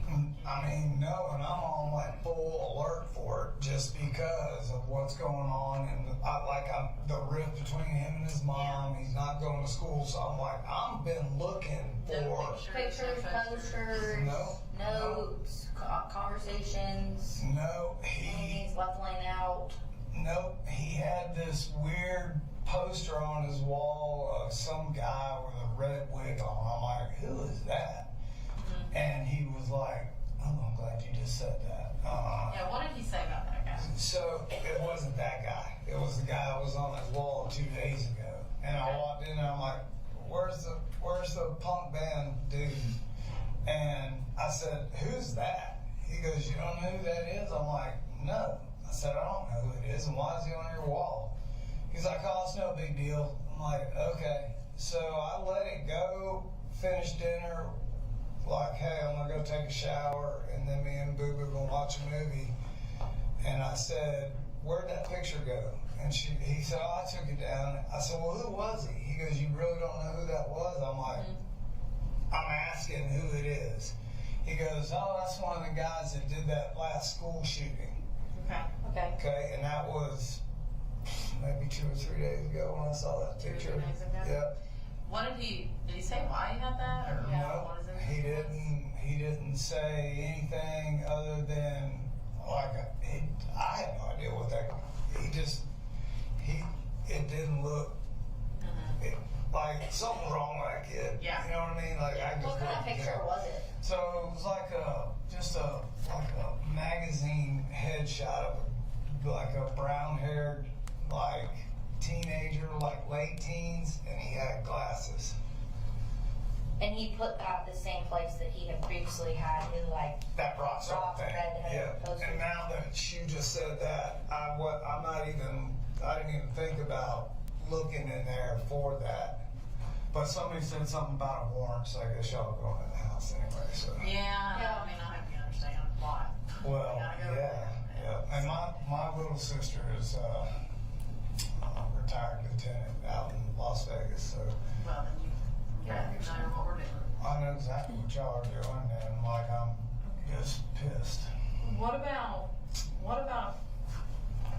a firearm in a silver toolbox or a Pelican case? Is any of that familiar to you? Yeah. What is it? What did you say? A firearm that was in a silver toolbox or a Pelican case in your trunk. You familiar with that? No, I don't have a Pelican case. Okay. What about, you have a toolbox on that truck? I didn't even see. No. Okay. So, this morning, no, I'm sorry. No, what was that? Because I'm like, that's the kind of stuff right there. So, I was even in the room as you and can heard see, that. there's like 100 people just here at the school this morning, so there's stuff getting thrown all around, so. Yeah, and then I I'm saw not sure what this even the is. state troopers like ripped out of here, and I'm like, Well, so this is what I want to tell you. And if you have more questions, I don't want to get you sidetracked. Yeah. Finish your questions. Okay. I'll give them a spiel. Yeah. okay. Sorry. You're good. I'm going to give myself a star. Spiel later. So, no, I want to, because this is you saw the news. You know that there's some serious stuff that's happening. Yeah. And so we have got to get every detail and every bit of information about him and his behavior and what he's going through. Yeah. When it comes to his mother, when is the last time they have spoken to each other? I guess over the weekend they were texting, Okay. and she's down in Fitzgerald with her mom. Does she have any sort of mental health issues? And I know the meth has come up, but is there anything? No, I mean, and that's really the whole deal for her. Is like it was such a shock for everybody. It's like this is like, degreed engineered, like we were married, like we were knocking down tons of money. Yeah. And obviously I didn't know what to do with it, clearly, but like drinking. So when all that happened, it's like, what the hell is Still going a shock. Yeah.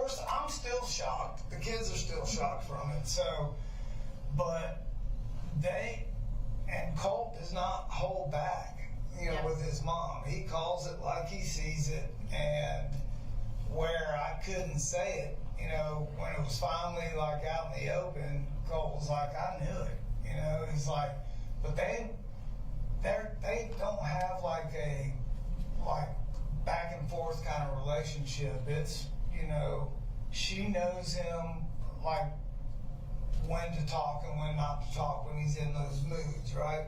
So he's frustrated with her, and she's doing better, and I'm trying to be the glue that holds his whole family together. And as bad as some of the choices that were made, I don't know if this is right or not, but I'm trying to just show her kids, like, look, she's doing the right thing. She's Well, you're not, if you tell a kid you can't do that, can't have that, Right. can't be around her, they're Yeah. gonna do the exact opposite. Yeah. So that's what I thought. That's why I was get just more- asking, like, what is their relationship like, I guess? You know, he's pissed about her and hanging us out to dry and running the roads with brother in the car. Like he's probably got more anxiety over her and wants to let it rip more than I do. Yeah. You know, because I can't allow my kids to see me lose it on their mom. There's no reason for me to say what I would have said 20 years ago, maybe. Yeah. God, I sound old, but now it's like, you know, hell, I don't need to tell you, you know? Has Colt ever been, and I know you said you don't lay hands on your kids Yeah. or everything, but has he ever been physically abused by anybody in the family, at school? No. Was it his mom? Because I know she was down there. Like, did he No, have something? there was nothing to where, now she came up there this last weekend was like, came up with her mama and everything's good, and just to kind of hang out and kind of convince him, like, look, hey, I'm sticking to the guns. I made a promise with you. I'm going to rehab. I'm doing, and you need to do the same thing. Okay. But when She was familiar he was having issues. yeah. But what happened was she came up here, and I don't know what or why, because when I went to work, came home, she was just different. Like Friday, the last time she was up here, and I'm like, "What's wrong?" And she was like, "Oh, I just feel kind of crappy," and I'm like, "Okay." And so it was supposed to be a day or a weekend where she could hang out with her kids.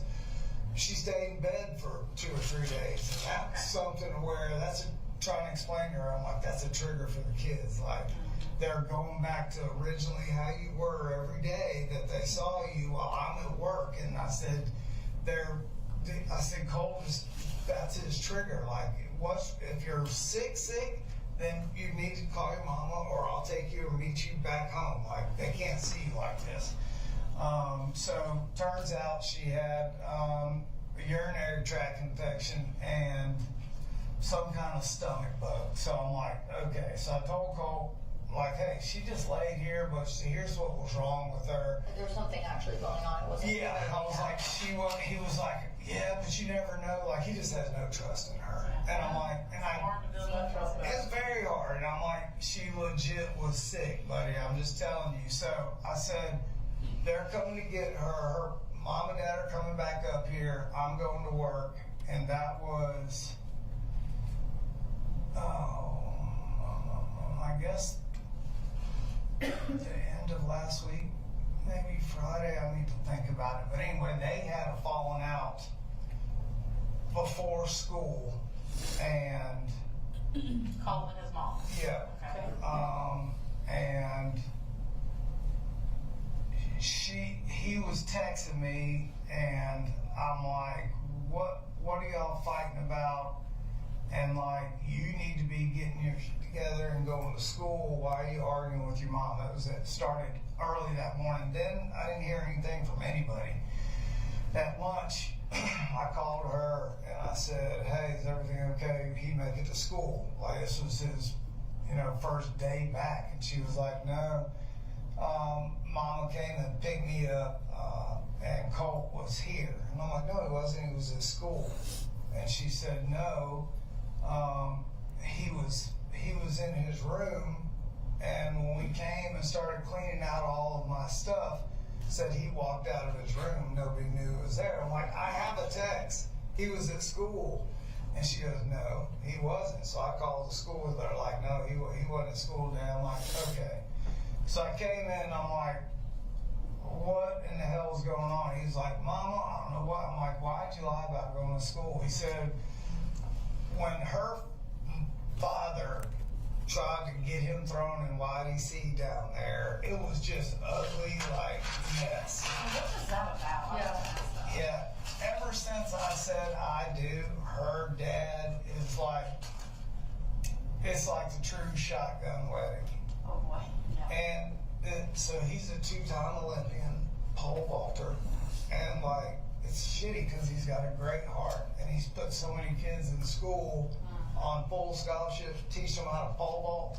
but he has no people skills. Like, he's terrible. Yeah. And like, he doesn't even know his own kids. So that's when they were staying down there, and I'd come back up here to start work and try to get enough money so we could move back up here.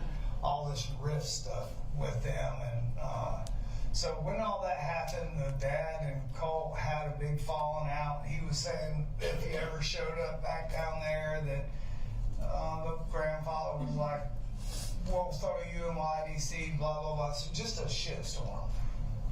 When they showed up to take her, it was just supposed to be her mom. And when they showed up to take her and bring her stuff, the dad was with her. And so that was bad, but not as worse as me going arguing like Colt is at school, and then him calling me and going, "I'm sorry, I didn't go to school." Yeah. Like, so you just played right into their hands. Now it looks like I don't know what the hell's going on. Yeah. Makes it look like you're not aware of where your kids are. And I'm like, well, you know, so like and it's such a fine line I have to walk with him when I'm saying that, because I'm trying to build him back up. Mm-hmm. Like, hey, we can push through this, and Mama does all, like, it's fine. Well, I just don't try to just beat them down, whether they're wrong, or just like, hey, let's learn from this, build them back up, and just keep trying to be positive. But that was the last time they were like face to face, and I was at work, and they took her. I think it was last Thursday, Okay. but they'll know because they've got the absentee thing in school. So Now, was that around the same time as the hair dyeing? no, it was probably the week after. you know. Okay. Yeah, the week after. No, the hair dyeing kind of blew over, and everybody was like, okay, well, then thought it was cool, except for me, but I didn't say nothing. You had mentioned, I'm sorry, I've been talking about, you had mentioned, like, Colt's mom, alcohol and drugs and stuff. Is there any reason you would suspect or have noticed or thought that when she has been up here, since she's been up here recently, could she have been supplying him with either of those? No, I don't. And No? even if it was even remotely a possibility for it to be in that house, like, this is why I'm just stunned, is because Colt would have the DEA put a helicopter in that front yard Okay. and help them find it. Okay. So Like it's that. just because of the mom, he's Yep. so against, Nope. because he saw what Yep. I did. Okay. Yep. Okay. Like 100%. Okay. Okay. Totally. Do you keep any alcohol in the house or anything? No, I hate alcohol so bad. Like, Yeah. I can't even. No, there's no alcohol in that house. All right, well, focusing on specifically today, this morning, and the events of today. Sure. This firearm, you said that he got the rifle at Christmas. Is that right? Yep. Okay. And then something kind of not broke with it, but something got jammed. So. Yeah. So the original rifle that we went deer hunting with killed the deer, but it jammed. That was the Bushmaster. That was the Bushmaster. Okay. So then you got a new one at Christmas. Yep. So I took it back to Mike's gun room. That's the only place we go. And I was like, hey. He's like, damn. I'm really sorry. He even told Colt, he's like, I'm sorry, pick one out. Okay. I was like, don't pick one out. Like, Yeah. I just wanted to show Mike, hey, can you fix this? And I'm like, all right. I was like, Coach, you can wait in the truck. I just wanted to see. And I told Mike then, I was like, look, I said, I don't want this one. I said, it's kind of dangerous, and he's freaked out by it. I said, but when I come back for Christmas, I said, let's just get him one. I don't need top of the line. I just need something that we can throw down in the mud and go coyote hunting. He doesn't have to worry about anything jamming. He was like, okay. So that's what we ended up with. So, like, he is, like, I'm just shocked because he is very gun conscious, safety, and like, he gets it. I was going to go to the next question. I'm assuming if you're going to like a range of Sure. those firearms. Oh yeah, yeah. Like, he took the test at the range pass place. You know, I'm like, he's like, you have to take it. I'm like, I know.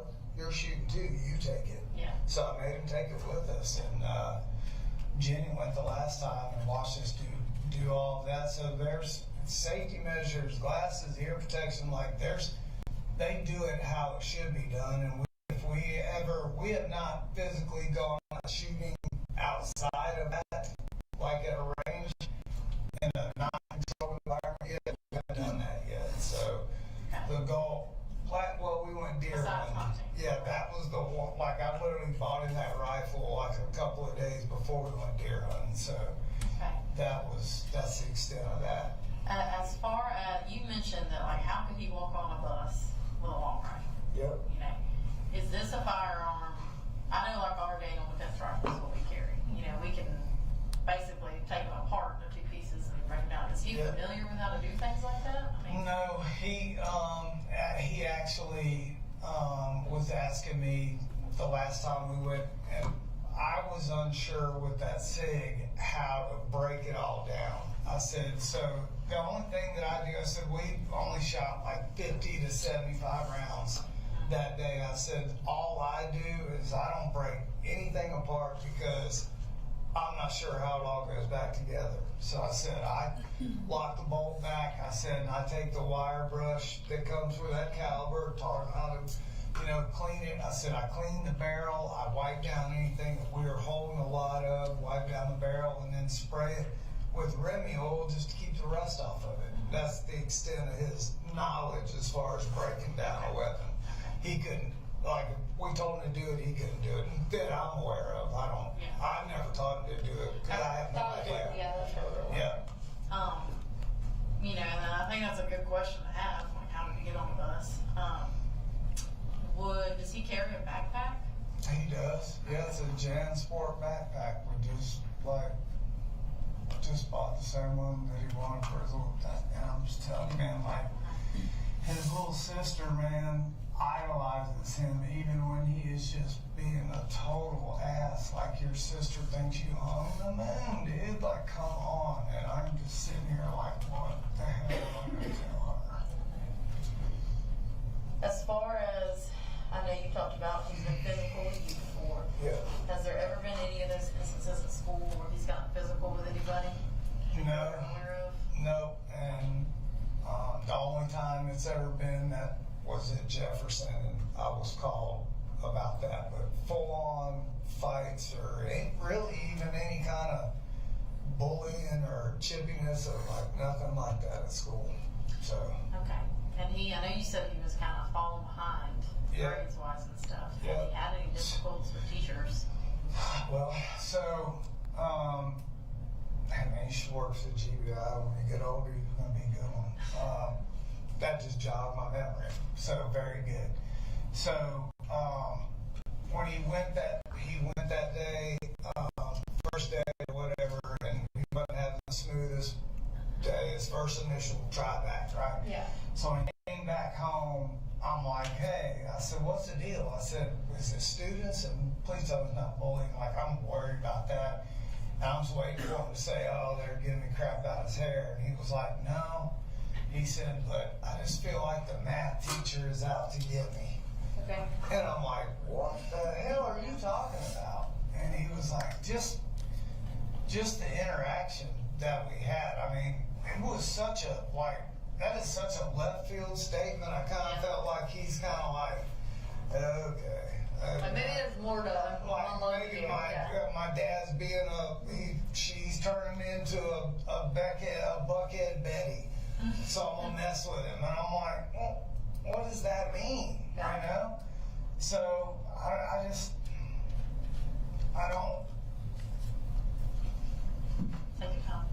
don't know where and what the hell happened. I don't want to touch his shoulders.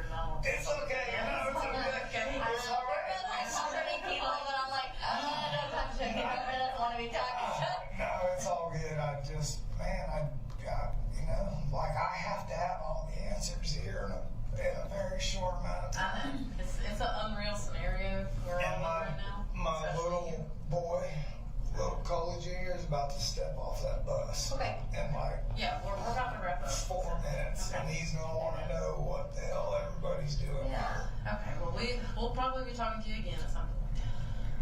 We need numbers, cards? Yes, so You need anything from me? if you can forward me, We'll meet, we'll go do whatever we have to until everybody's got everything that they need from me. Kelsey, do you want to put yourself on the back of this card? I'm out, because The other thing is I don't know, I'm gonna try to get this out. I don't know what all has happened, but man, if he is responsible for anything. So that's the spiel I want to give you. First, I want to tell you, this is not your fault. And you're going to, in the coming weeks, you're going to see things, you're going to hear things, people are going to say things, and they're not going to be kind.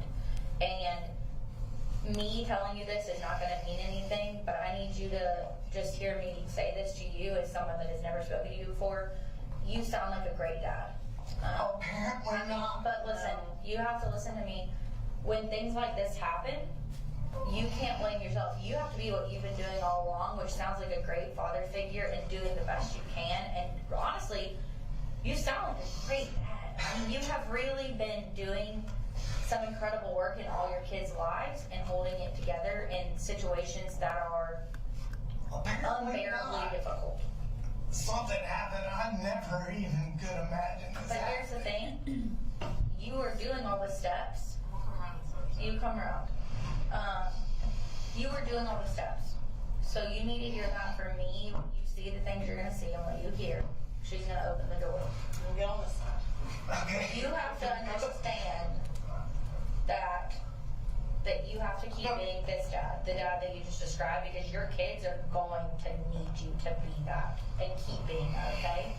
2, the GBI is handling this, and we are available to talk, answer questions when we can answer questions, but also if you hit a wall one day and you're like, no, I can't do this anymore, I need you to know you gotta call us, okay? Because we have resources and you're gonna need resources, because you just are. You're going to get to a point where you're like, you know what? I'm there. This is, I know, and you're going to be, and it may be today that we just need to go in and start working on that, but at the same time, this is gonna be big.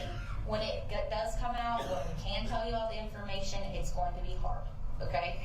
I am sorry that I cannot sit here and give you all the details right now as a parent, because I can only imagine, I am a new parent, I can only imagine what you have gone through your head right now. I am going to try to find out, okay? I just sent a text, but you have to trust that there's a process that we're working, and there are hundreds of people right now that we are having to get information from and we relay. So there's just a lot of moving parts, and I don't want you to feel like you're being pushed to the side or not prioritized. I just know something bad has happened, and I want to apologize to somebody who don't know who. No, that is not a priority right now. And also, you need to worry about you, and you need to worry about your kids. Okay, you need to get it off of us and be the parent you've been being. So I'm going to try to get answers for you. I'm putting my phone number on here. I'm putting that's my cell number. Okay. And then my email is on here. Amelia's information is on the other side. Okay. The case agent, I'm gonna write his name on here for you. Okay. That's gonna be Nick Johnson. I know y'all busy. I'll try not to bother. No. You are part of our busy, and you're gonna be a priority because your family they are the priority. To be completely honest with you, they are the most important thing. So, you call that. You know that obviously something bad has happened to us as a mom. Yep. But something has also bad happened to you and your family. Yeah. Yeah. We are completely sympathetic and understand that. Yeah. So you're not ostracized from us. You're not going to be shut down from us after this, okay? You're also not just I'm afraid. a family, okay? Like, this is, we at the GBI, like, it's not just words. Like, we want to make sure that there's a two-way path here of communication, and I want you to understand that. I'm scared for Jenny to go back to school. I know you are. And to be completely honest, those are going to be decisions that have to be made today when we can brief you on more. Okay. But we're going to be here to help guide you through that. Yeah. All of our supervisors are here. We're going to have them come out here eventually. Right now they're kind of managing the floods. But you're going to meet them. You're going to have point of contact. The case agent, I'm sure, eventually, it may not be today because he's got a lot he's managing. is gonna come make contact with you or make contact with you via phone. What's gonna happen now is, yes, you are correct, so a warrant has been gotten for your house. They are going to do a warrant. I will tell you, when we do search warrants of residences, we are probably going to make a mess, but we are going to try very hard to get that house back into an order when we are done. We do not like to leave you in shambles because you don't need another thing to worry about. I can't promise. Well, Sunday was laundry day, so everything's folded on the couch. We're gonna do a lot of digging in there, and it's gonna take us a while. That being said, while that is going on, because it is going to take a long time, I want you as a dad to just do dad, okay? Do dad for your kids, find out where y'all can go hang out, Yes. okay? That's what I need you to do. I am gonna turn my recorder off, but after we're done with the interview, I need to get some just like logistic data from you, okay? That's fine. So I'm gonna turn this off and it's exactly 3 o'clock on the dot.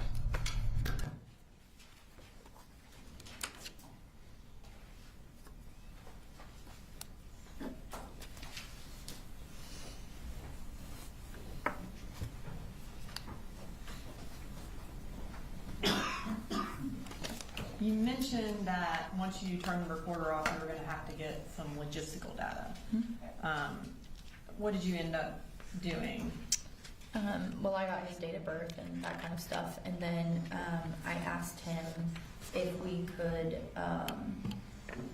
take his cell phone and download it. We were gonna have it downloaded, and we completed a consent to search form at that time that he signed, agreeing to let me take that phone to have it downloaded. I'm going to show you what's marked in Stacy at 183. Do you recognize that? Yes, I do. What do you recognize that as? This is the waiver of constitutional rights to a search warrant of an electronic and/or a cellular device. Okay. And is that a fair and accurate copy of that consent to search form? Yes, it is. Your Honor, this time I'd like to introduce into evidence State's Exhibit 183. And so that was the one that was filled out by Colin Gray at 3:06 on September 4th? Yes, it is. Okay. So at the end of your interview with the defendant, you said you had to give him a spiel. Is that part of rapport building?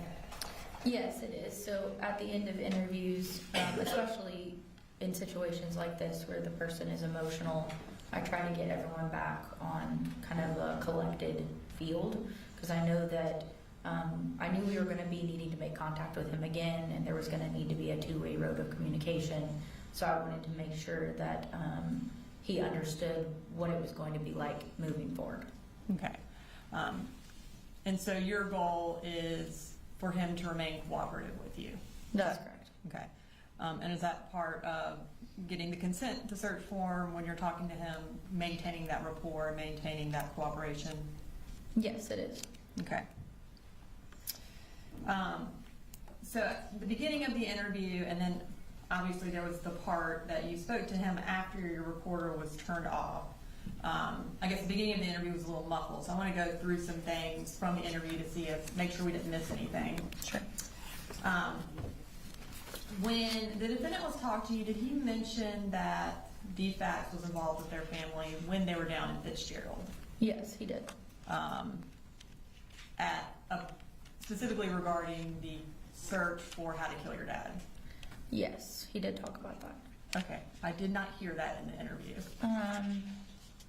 Let me see. I know that he mentioned that DFAX had been out to the house because he told me about him breaking a window, but he may not have mentioned talking about the specifics of how to kill your dad. Okay. And then, and I also wanted to see, did he mention anything about going to West Jackson Middle School? No, I don't think he did. He just mentioned that they were living in Jefferson. Okay. He mentioned in his interview that Colt had never done anything to make him feel like he needed to do extra monitoring on his computer. At any point, did the defendant mention that the Jackson County Sheriff's Office had come out because Colt had threatened to shoot up a school, or was being investigated for threatening to shoot up a school. No, he never brought that up during the interview. He also, during the interview, he talked about Marcy leaving and going back home after, I guess she had been up there for a few weeks. Did he at any point mention that the reason she left was because Colt and her got in a fight over the firearm, or over his rifle? No, he did not mention why she had left or what Okay. the altercation was about. During the interview, it appeared somebody was chewing something. Can you tell us what that was? Yes, if I remember correctly, he had a cup of ice. Like he was drinking a cup of ice and he was chewing up his ice while we were Okay. doing Was the it interview. a QT cup? I do believe it was a QT cup. Okay. And when you first started talking to him, it was approximately how long after the shooting? Approximately three and a half hours. Okay.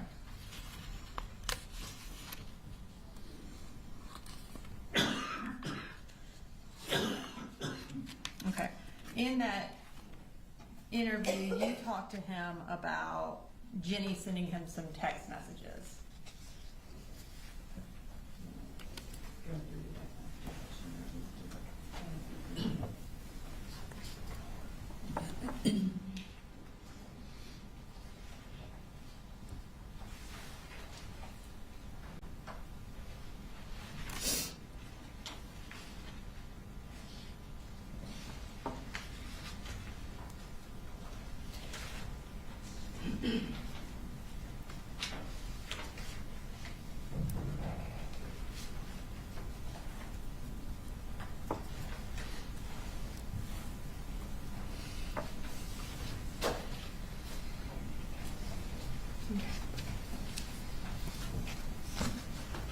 I am going to show you these. These are text messages that are from State Exhibit 156.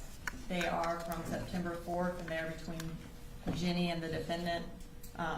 During the course of your interview, he showed you some text from Jenny. Is that correct? Yes, he did. Okay, so I want to read through first the text that he showed you from Jenny.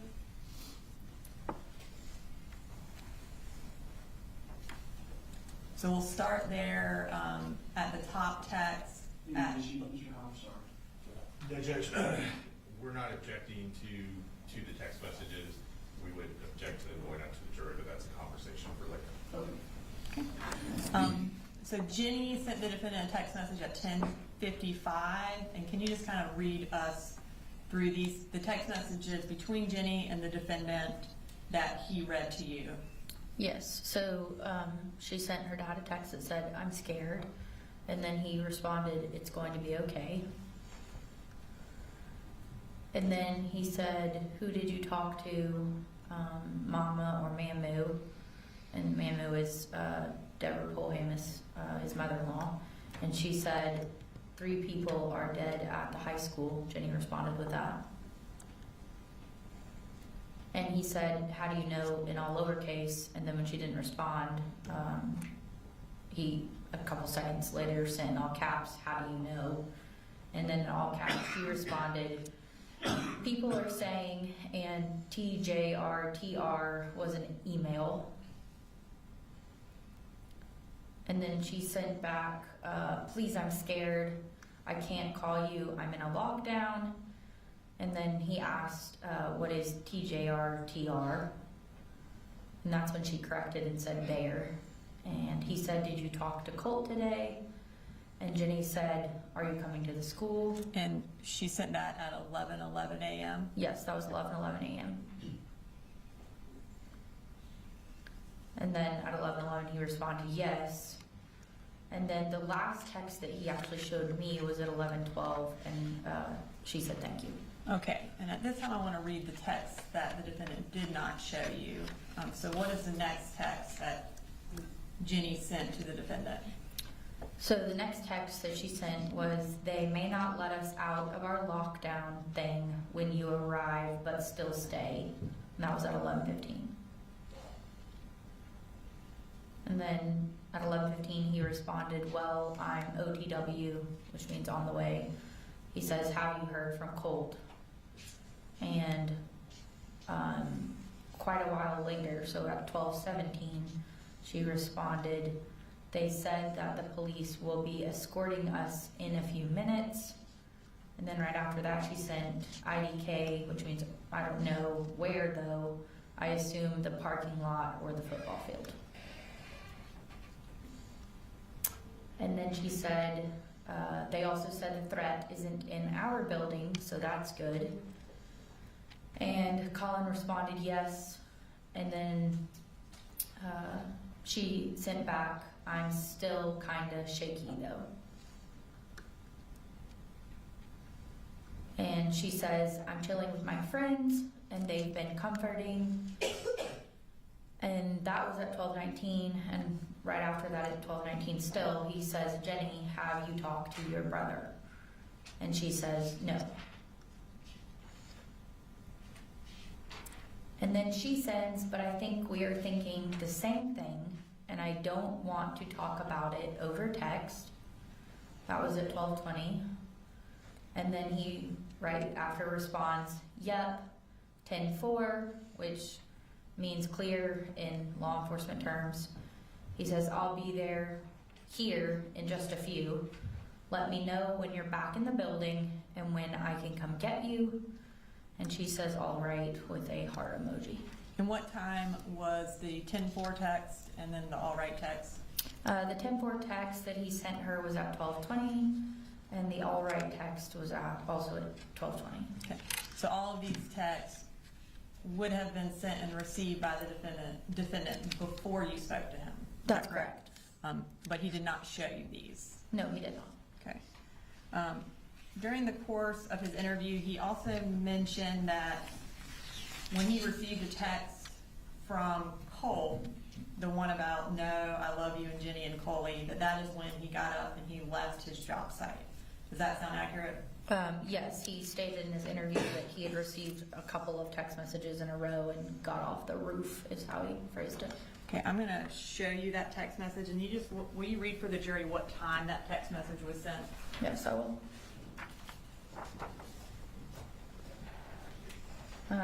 So she sends her dad at... Or that's Colt, sorry. Yeah, sorry, yeah, that's from Colt. Colt sent to his dad at 10:03, "No, I love you and Jenny and Coley." And then at 10:03, he also sends, "You're not to blame." And then Colt finally sends, but still at 10:03, "For any of it." So that was at 10:03 again. So based on your interview of the defendant, was your understanding that he had left the job site at 10:03? Yes, that's what he indicated, that he got those text messages and then got off the roof to leave. Okay. After you concluded your interview with the defendant, what did you do? Right after I concluded my interview with him, that's when I decided that I was going to ask him, since we had established a good rapport, if he was willing to let me take his phone and consent to have it downloaded, which he did agree to and signed the form that we previously looked at. And that was at 3:06 p.m. And then what did you do the following day? So the following day, I went back to the school first, Thursday morning, and had a briefing with some of the other agents from my field office. And then it was decided that I would attend the forensic interview of Jenny Gray, Colt's sister. Okay. And can you explain what a forensic interview is? Yes. So a forensic interview is a specialized interview process that's done by a specially trained professional, and it's a method for obtaining information from children using open-ended questions, and you ask those in a neutral and non-leading format, and then it's always age appropriate for whatever child's age you're interviewing. And where did that interview take place? So that took place at the Treehouse Inc. in Winder, Georgia. And who brought Jenny to the interview? Colin did, her mother. Was Colin the only person who brought Jenny to the interview? Was anyone else in the car, to your knowledge? Not to my knowledge, he was the only one that came with her. Okay. And then after the interview was complete, did you take Jenny's phone into your possession in order to do an extraction as well? Yes. I got consent from Colin, and he told me that would be fine. And I took her phone. It was a black and color iPhone in a silver case, I believe, and she provided me with the password. Okay. And then after that, did you do anything else as part of the investigation? Well, I turned that phone over to one of the Barrow County lieutenants, and then, yes, in the next couple of days, I conducted some other interviews with some witnesses, and then ultimately I took out warrants for Colin Gray. Okay. And do you see the defendant, Colin Gray, in the courtroom today? Yes, I do. Can you identify him by piece of clothing he's wearing? Yes, he's wearing a navy suit with a blue, I think it's striped undershirt. Okay. Your Honor, at this time, I would like the record to reflect that the witness has identified the defendant. I don't have any further questions at this time. Yes, Your Honor. Good morning, Special Agent Ward. Good morning. I represent Mr. Gray. I'm going to ask some questions. If I ask a question that's ambiguous or you need further clarification, just let me know. Sure. All right. So, according to your testimony, you first went to Apalachee High School on September 4th. Yes. And after doing a couple of responsibilities there regarding clearing the different parts of the school and then meeting with everyone, you decided to relocate to Mr. Gray's residence. Yes, my supervisor asked me to go conduct an interview. Okay. So you arrived at Mr. Gray's residence approximately 1:25 p.m.? Yes, it was approximately 1:25 p.m. And I'm guessing you were not the first law enforcement officer to arrive at that residence that day? No, when I pulled up, there were other law enforcement personnel on scene. Okay. And at that point, if you know, had law enforcement already gone into Mr. Gray's home?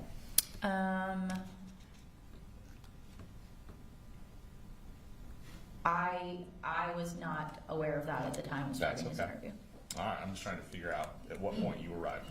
So when you get there, Mr. Gray's sitting on the tail of his pickup truck, is that correct? Yes, he was sitting on the tailgate of the pickup truck. All right.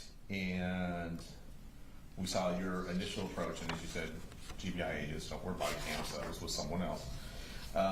However, you were able to start a conversation with Mr. Gray when he was sitting on the tailgate and ask him if he wanted to make a statement. Is that correct? Yes, I approached him and asked him if he would be willing to do an interview with me. Which he said he was. Yes, he did. Okay. And we heard it. It was a very long statement. He sounds like went in the car with you and Special Agent Maddox. Yes. She sat in the second row, and then I sat in the driver's seat, and Colin sat in the passenger seat up front. Okay. And then one of you had a digital recorder in order to audio record the interview. Is that correct? Yes, I did, and I was taking it out of my folder where I had carried it over, which is why there's all that noise. Okay. And just kind of, because there was a little bit of noise, just to kind of hit some of the high points.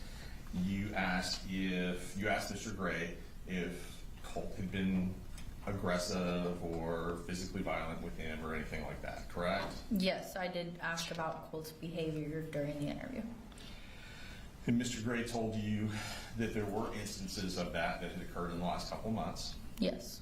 And he indicated, I believe the way he described it in the interview was occasionally Colt would bull rush him. Yes, he used the term bull rush. He could see, Mr. Gray could notice a change in Colt's appearance on his face, and that would be a clue that maybe something was coming to Mr. Gray. Is that what he said? Yes, he stated that he would observe a change in Colt. And then Colt would bull rush him, which, tell me if this means something different to you, but to me that suggests that he would just kind of charge at Mr. Gray. Is that what your impression was, or did you clarify that? Yes, I interpreted it to mean that he would run at his father. Okay. And that seems to make sense because Mr. Gray then told you his response in those situations was simply to hold on to Colt or to grab Colt and hold on to him.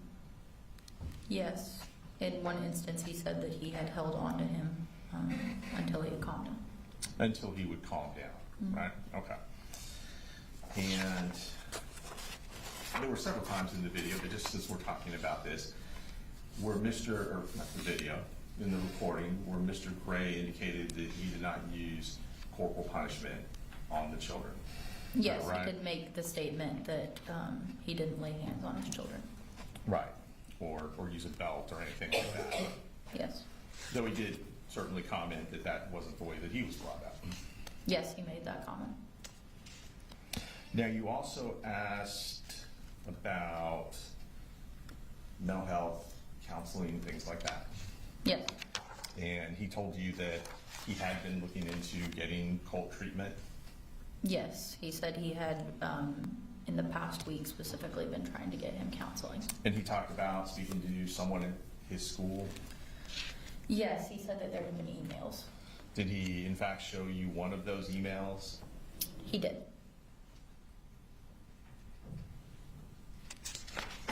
And told you he had filled some paperwork out to send it to the school so they could get started immediately. Yes, he stated he had completed some paperwork and sent it back. Now, and kind of covering everything, he also told you that Colt had complained that he wasn't doing enough. Yes, he said that he understood that Colt had made the comment that his dad wasn't doing enough for him. And I believe that was to something he may have said to his mom, or he told his mom he felt he needed to be institutionalized or go in an insane asylum. Yes, I understood that he had told that to maybe his mother or someone else who had then told Colin. And Colin's response to that was his impression was Colt was venting. Do you have that I can look at? Where that response? Sure.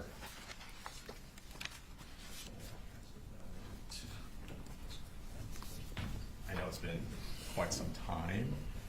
It's right in the page. Yes, it says, I'm like, he's just venting. Okay. And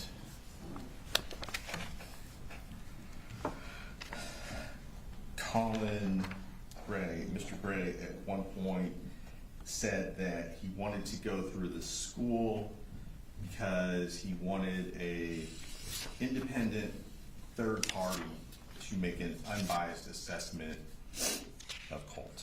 Is that correct? And if you need to refresh your recollection, let me know. I know it's been over a year.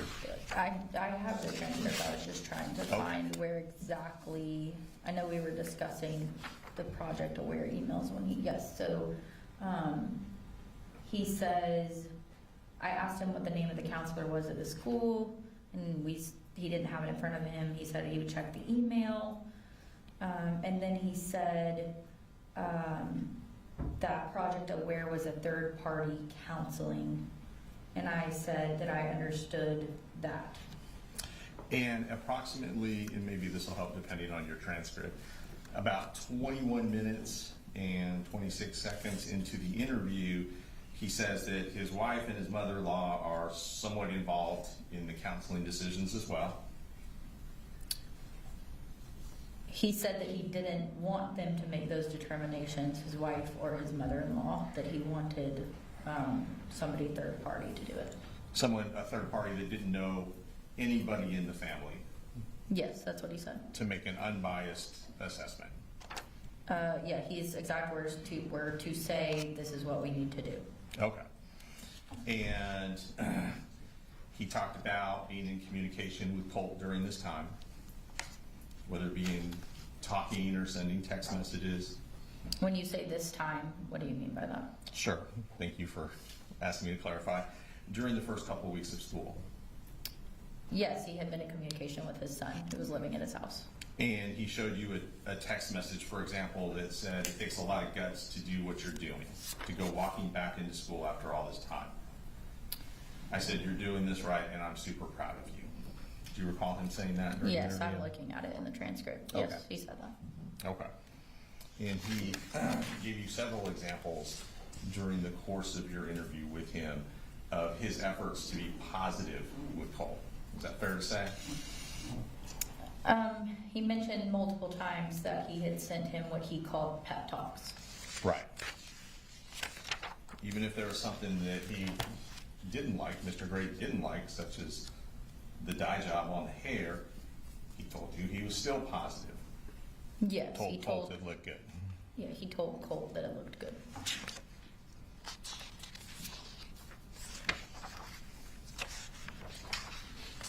He did go over some issues he had with Colt going to school and taking the bus to school. Is that right? What reference are you referencing? Sure. You say some issues. Sure. So, for example, he told you that the normal routine, he would take his youngest son, personally, he would take his youngest son to school. Is that right? Yes, he said he took Junior to school And personally. then afterwards, it would be up to his daughter and Colt to get on the bus themselves. Yes, that's correct. And he would have already been gone and on his way to work by then. That's what he indicated to me. Okay. And so, obviously, it sounds like there were some issues with Colt not getting onto the bus Yes. as he was supposed to do. Yes, there were some issues with him actually following through and making it to the school. And he told you that he'd had conversations with Colt about that. Yes, he gave me some example text messages where he had talked to him about missing school. And in the statement, he talked about there could be issues with truancy. Yes, he made the comment that he would end up in truancy court, Colin would, if Colt didn't attend school. And when he referenced the issue in August where Colin Gray referenced the issue in August when his mother-in-law and father-in-law came up to the home, he told you that he had a discussion with Colt about how you're playing into their hands. You're making it look like I don't know what's going on. Yes, I'm not sure that it was August, I don't have the date in front of me, but he did make the Yes, ma'am. comment that it was making him look like he basically didn't know where his kids were at all times. So didn't know if they were in school or not in school. Correct. Now, just to kind of jump forward a little bit, he indicated that he bought Colt a rifle for Christmas, Yes. and that would have been in December of 2023. Yes, he said it was the Christmas prior, so we were in September of 24, so yes, December of 23. Okay. And the purpose of this was to hunt, deer hunting. Yes, he indicated that it was for them to do bonding activities. Right. To go hunting. And also to go to the shooting range. Yes, he indicated that they had intended to go to the shooting range.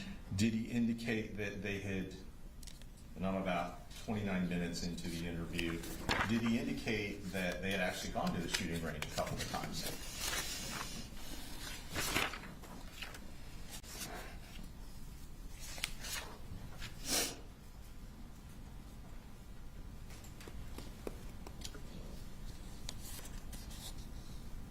Yes, he said, we've gone to the shooting range a couple of times just so he learns gun safety. So they Colt learned gun safety, they did some range tests. Yes, he stated that they had done a range test together. And at some point you asked him, Mr. Gray, where the guns were stored. Yes. He told you they were stored in the top of his closet in his bedroom. Yes, initially he stated that that's where the guns were kept. Right. In the top of his closet in his bedroom, but then later he changed that statement. Right, we'll get to the second statement, but initially he told you, top of my closet, in my bedroom, clips are separated, nothing's loaded. Yes, that was his exact sentence. Okay. He later indicated prior to school that he had purchased a red dot scope for Colt. Can you give me a reference of where that would be in his statement? Of course. It's almost immediately after he said that he kept the guns in the top of his closet in his bedroom, about 30 minutes and 14 seconds into the interview. Yeah, so he says he bought him a little laser 223 on Amazon so that his scope could be four-sided. That was his sentence. Okay, thank you.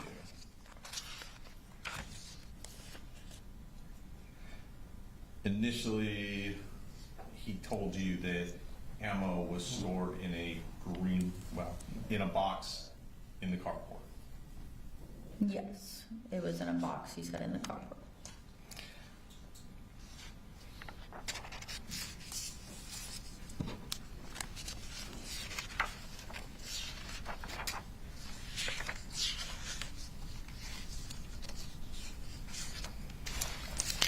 Now, as we move forward, he discussed an issue that had come up with his wife, Marcy Gray. I'm going to go forward to about 34 minutes into the statement he gave to you, where he said that she had made a couple of threats. And it appears to be around 34 minutes and 10 seconds into the statement. That helps. Could I see it? Because I don't have 34 minutes right here. I have 33 to 35. Gotcha.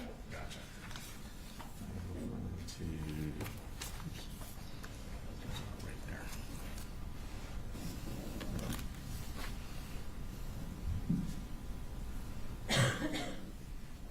Yes, okay, I see it on my transcript. Okay, thank you. Mhm. Yes, she says that, he says she had made a couple of threats. He did not tell you that Marcy had threatened to kill Colin No. specifically. No, he did not tell me that during the interview. And he did not tell you that Marcy had threatened to kill Colt specifically. No, he did not tell me that. Okay.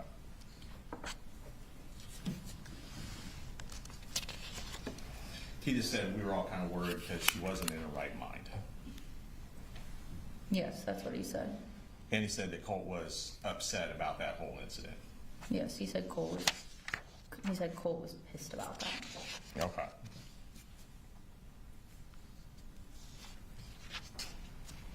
And he did describe that there were some trust issues between Colt and his mother as a result of her addiction. Yes, he indicated that there were some issues between them due to issues, he didn't specifically say addiction, but he said they did have issues between them. Okay.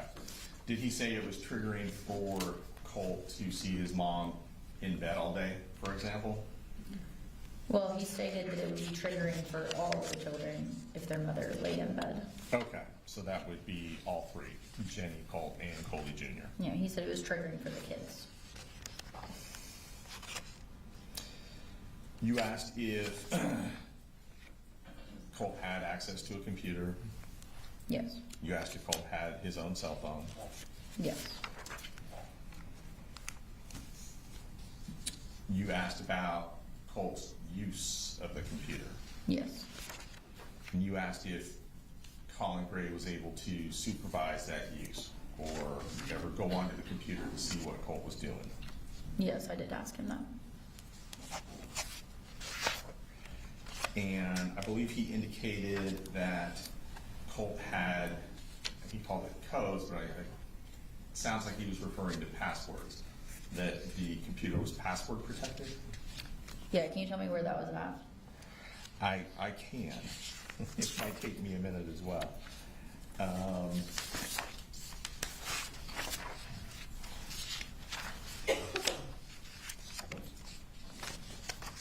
That's going to be a little further into the statement. Just kind of get back. Give me 1 second.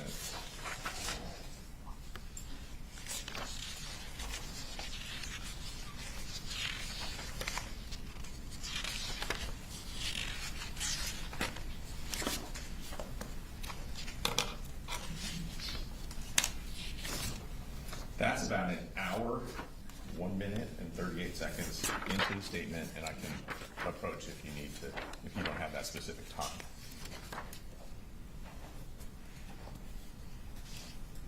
Okay, I found it. Okay. Yeah, so he says that Colt keeps everything coded because he's afraid that I'm going to do it. He also indicated that there were firewalls. He indicated that it was coded, whatever he meant by Okay. that. And shortly after making that statement, did he indicate that he's got all these firewalls in shit where I don't know? Yes, he stated that sentence, firewalls and shit. And if you know for the jury, what is a firewall? I'm not a computer programmer, but it is a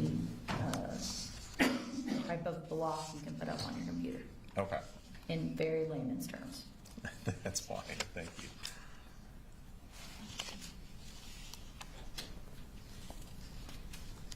And so do you know, so Colin agreed to talk to you, Yes. right? He agreed to allow you to take his phone, Yes. and you had indicated you wanted to download the contents of the phone. Yes. He allowed you to take Jenny's phone. Yes. He consented to the search of Jenny's phone, I guess is a better way of asking that question. Yes, he did, but we also obtained a search warrant. Okay. And obviously when you said you wanted to search Jenny's phone, that means extract the contents of the phone? Yes, we had the intention of downloading it as well. Okay.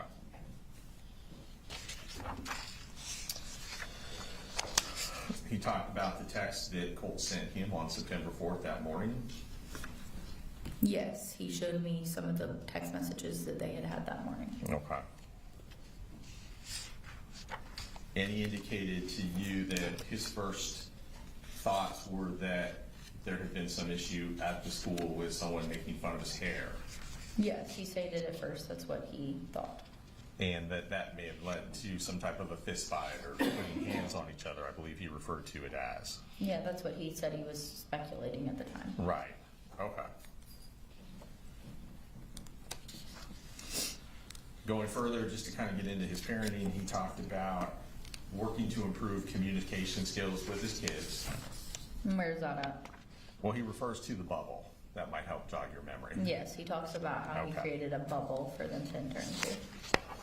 And the purpose of that was to freely communicate with the children about what other issues might be going on in their lives without fear of consequence, repercussions, and judgment. Yes, he indicated that the kids could step into the bubble, if you will, to talk about whatever they needed to. Okay.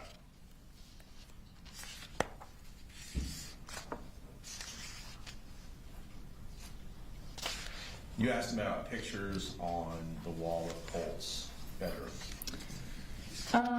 No, I asked him if he had seen any posters, pictures. I listed out a whole bunch Okay. of different things. And he mentioned that 2 days prior, there had been a picture on the wall.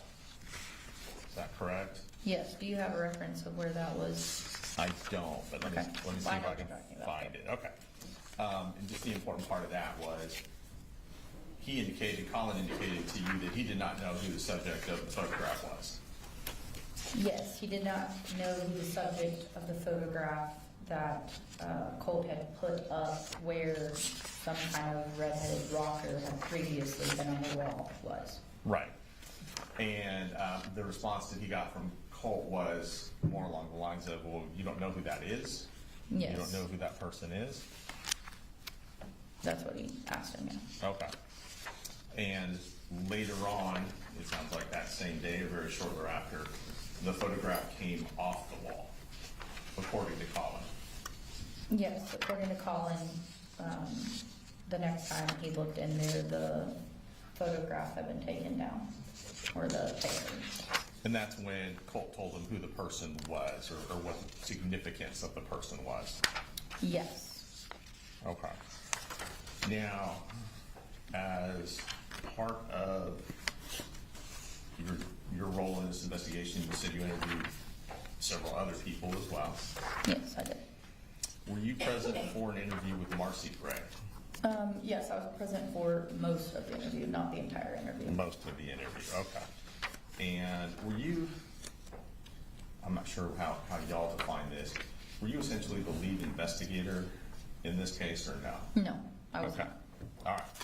So when you were present for the interview with Marcy Gray, at any point did she tell you, if you can remember, and I only mean obviously the parts that you were present for, did she indicate to you that Colt had reached out to Nicholas Cruz?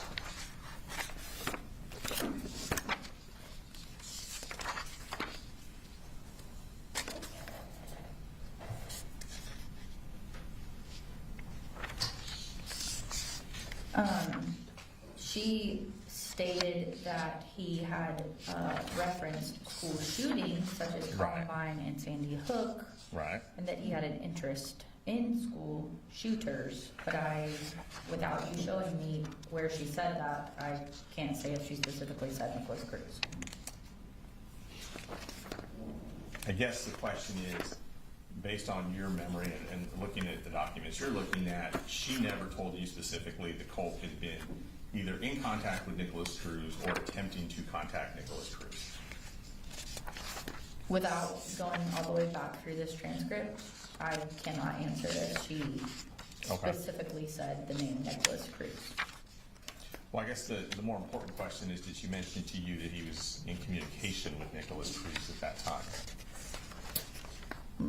At that time being the weekend prior to the shooting. Like I said, without me rereading this transcript, I can't answer whether or not she stated anything about Nicholas Cruz specifically, whether or not he had been in communication with him or Well, then, not. before you do that, let me ask you one more question, because it might help with it. Did she indicate that she had been searching on her phone, why do parents go to jail in school shootings, or topics of that?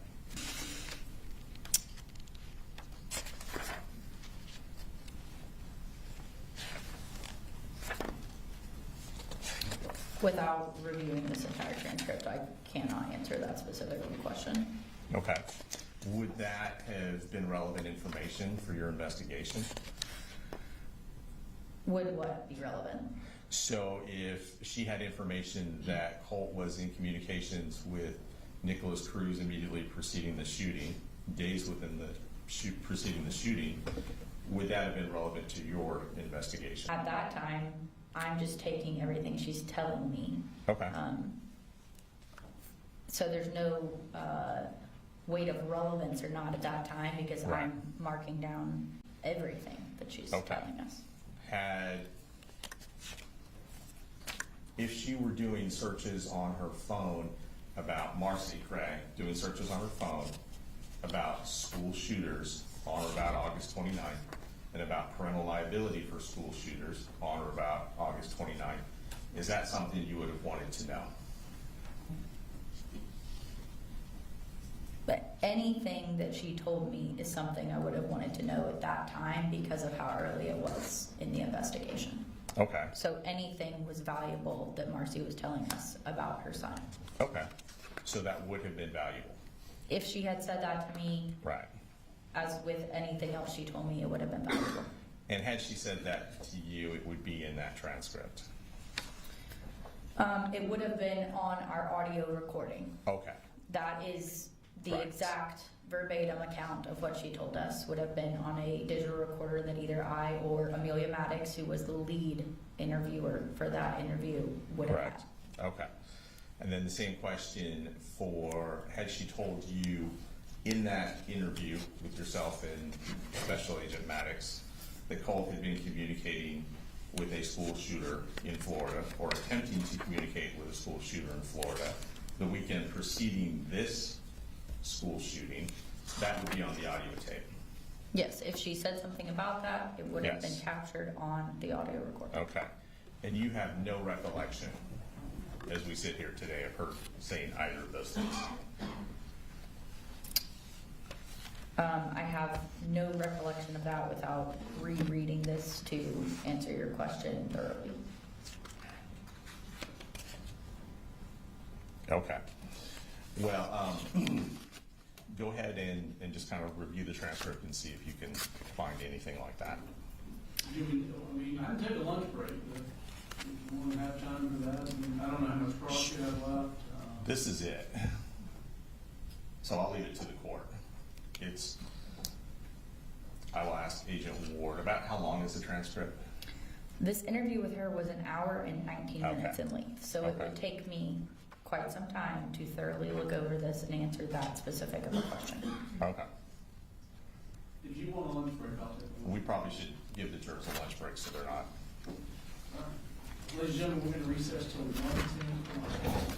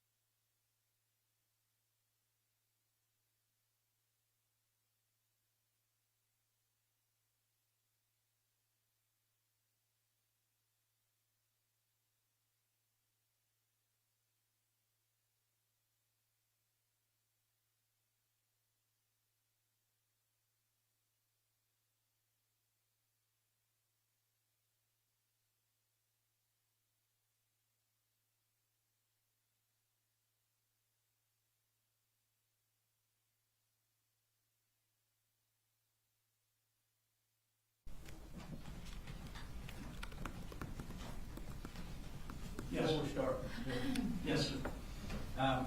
we got a chance to speak with Mr. Allen. He indicated that he was planning on filing a motion to basically not allow us to call him, based on psychiatric things that are going on. So I think we just told him we would get back with him later today, let him know whether he needed to file that or not. Okay. So that's kind of where we are with that. Kind of depends on what the court wants to do about bringing Colt in and letting him, the fifth here in court or not, In front of the jury. in front of the jury. And this, do you want y'all approach?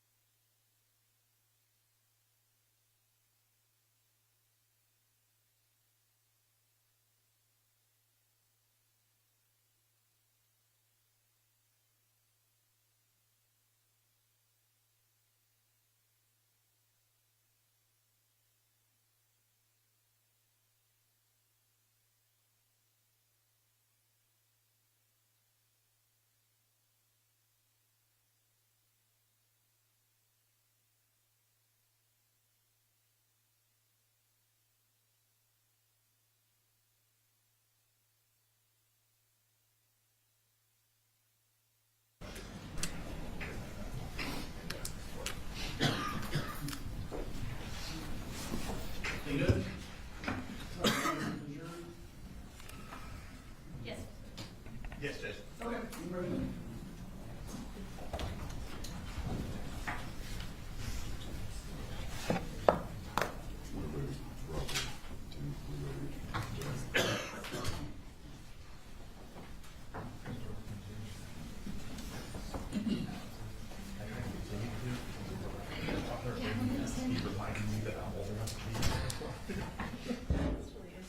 I kind of thought it was too.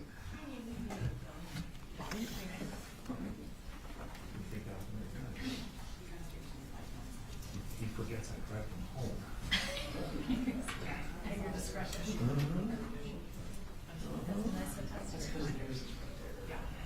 Yeah, that's mine. Is it still picking you up? Yeah. Just use the one.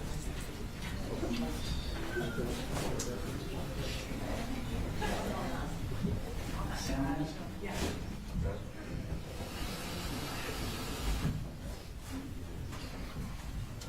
That would be testing. Like a little white noise. All right, come on. All right, you can resume your cross, Mr. Hodge. Thank you, Judge.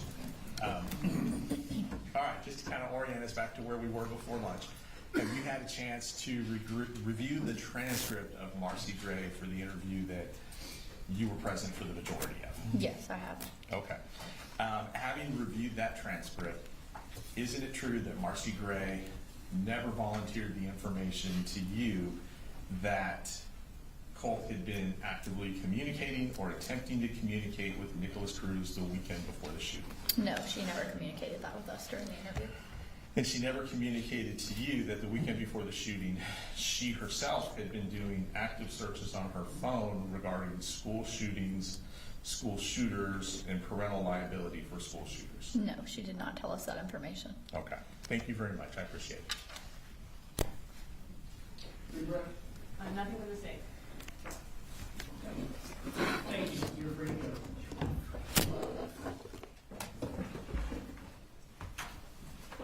State policy, please. Judge, our next witness is a juvenile, so we just ask that the media proceed accordingly.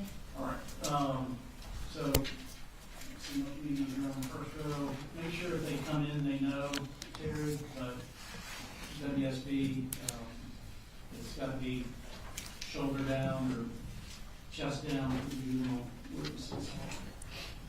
Thank you, Judge. And the state calls Jenny Gray.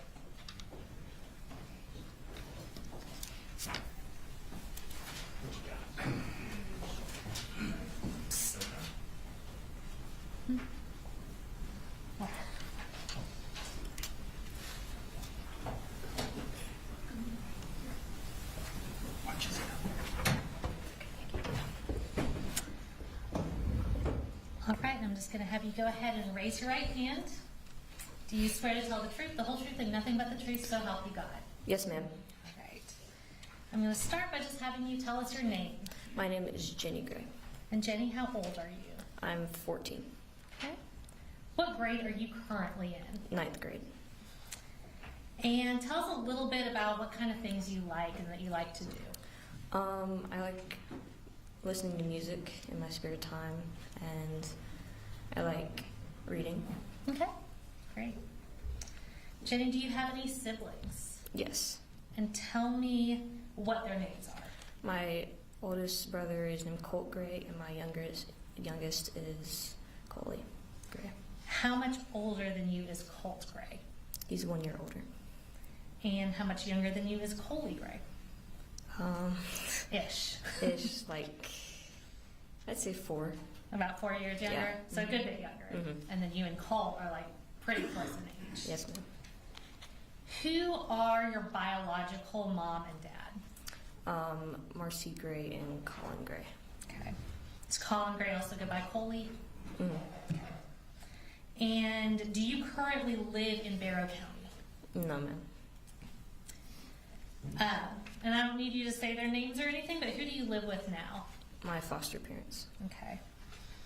Do you currently have any contact with your biological parents? No, ma'am. And do you currently have any contact with your brother Colt? No, ma'am. When was the last time, other than Coley, that you had any contact with anyone in your biological family? I'd say 2 years ago. Okay. So basically since early September of 2024? Yes, ma'am. Okay. Is that your choice? Yes, ma'am. Okay.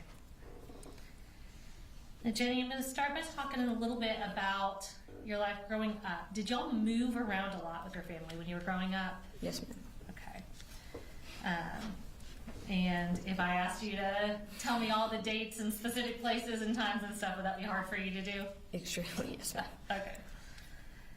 So I'm going to take you back to October of 2023. So that was during your 7th grade year when you moved back up to Barrow County with Colin Gray. Do you know what time frame I'm talking about? Yes, ma'am. Okay.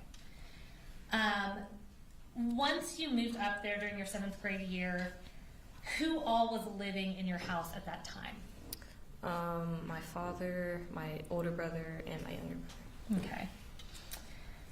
And was this the same house that y'all lived in up until September of 2024? Yes. Okay. Explain to me where everyone would sleep in the house. So I would sleep in the master bedroom. Okay. And then my father and my younger brother would share a room across from my room. And then Colt had his own room. It was like the smallest one. Okay. And did you consider the room that was like next to Colin and Coley's room to be Colt's room? Yes, ma'am. Okay. Did that room always have a bed in it? No, ma'am. Okay. When it didn't have a bed in it, where would Colt sleep? When it didn't have a bed, he'd sleep in like our laundry room place. Okay. Where our washing and drying. Okay. Thank you. So you said Colt was 1 year older than you, so was he one grade ahead of you growing up? Yes, ma'am. So when you were in 7th grade, should he have been in 8th grade? Yes, ma'am. And when y'all first moved up from Fitzgerald to Barrow County, and what would have been your 7th grade year, were there a few months before any of you got enrolled in school? Yes, ma'am. What did y'all do during the day during that time period? We would just sit at the house, and sometimes Coley would go with my dad to his work. But Okay. Was your dad working full-time during that time? yes, I think so. Okay. And y'all were just home when he went to work? Yes, ma'am. Okay. When y'all were just home, you said Coley went with your dad sometimes to work, so sometimes he would go with him and sometimes he would stay home with y'all? Yes, ma'am. Okay. Whenever Colin would leave y'all alone at the house, did he lock up the guns in the house or anything? No, ma'am. Okay. So talking about that same time frame, after y'all move up here, you said you're not in school for a few months. At some point, did you and Coley get enrolled in school in February of your 7th grade year? Yes, ma'am. Okay. What middle school were you going to at that time? Was it Heyman Morris Middle School? Yes, I'm pretty sure. Okay. And was that middle school that was right next to the high school? Yes, ma'am. Okay, in Barrow County? Yes. Perfect. So you start going in 7th grade. Did Colt ever go to school that first year y'all moved here? So when you were in 7th grade and he should have been in 8th? No, ma'am. Okay. Did Colin ever talk about why he didn't make Colt go to school? Yes, ma'am, but not directly to me. Okay. Did you ever hear anything that he said about it? Yes. Tell me what you remember. I remember him being stressed over Colt's mental issues. Okay. And kind of hesitating to enroll him in that because of his mental issues. Because of his mental issues. Okay, thank you. So again, I'm still talking about that same kind of time frame. Tell me about what a normal day for your family would look like back then. I would go to school, and then, well, my dad would go to work, and Coley would go to school, and then I would go to school, and then Colt stayed at the house until we got home. What would y'all usually do like in the evenings after school? We just go and do our own thing. We wouldn't really do anything together like as a family. Okay. So did y'all like go out much as a family, like to the park or the playground, anything like that? Sometimes, but not every day. You know? Okay. And did you ever do you remember going to the shooting range with Colin and Colt at some point? Yes, ma'am. Okay, and again, I'm not going to ask you to tell us exactly when that was. Was that one time or more than one time that you Just remember? one time. Okay. And do you remember Colin and Colt ever going to the shooting range again after that time y'all all went together? I don't remember. Okay. Jenny, tell me a little bit about how your relationship was with Colt during this time. We were close. I mean, I definitely think that, you know, he was closer kind of to me more than, you know, our parents or Coley or, you know, friends at school, like that kind of thing. Okay. But it was definitely close. Okay. And how was Colt's relationship with Colin? Sometimes it would be good, sometimes it wouldn't. Okay. Would they fight a lot? Yes, ma'am. Okay. What kind of things would they fight about? They would fight a lot about Colt not getting his way with things. Okay.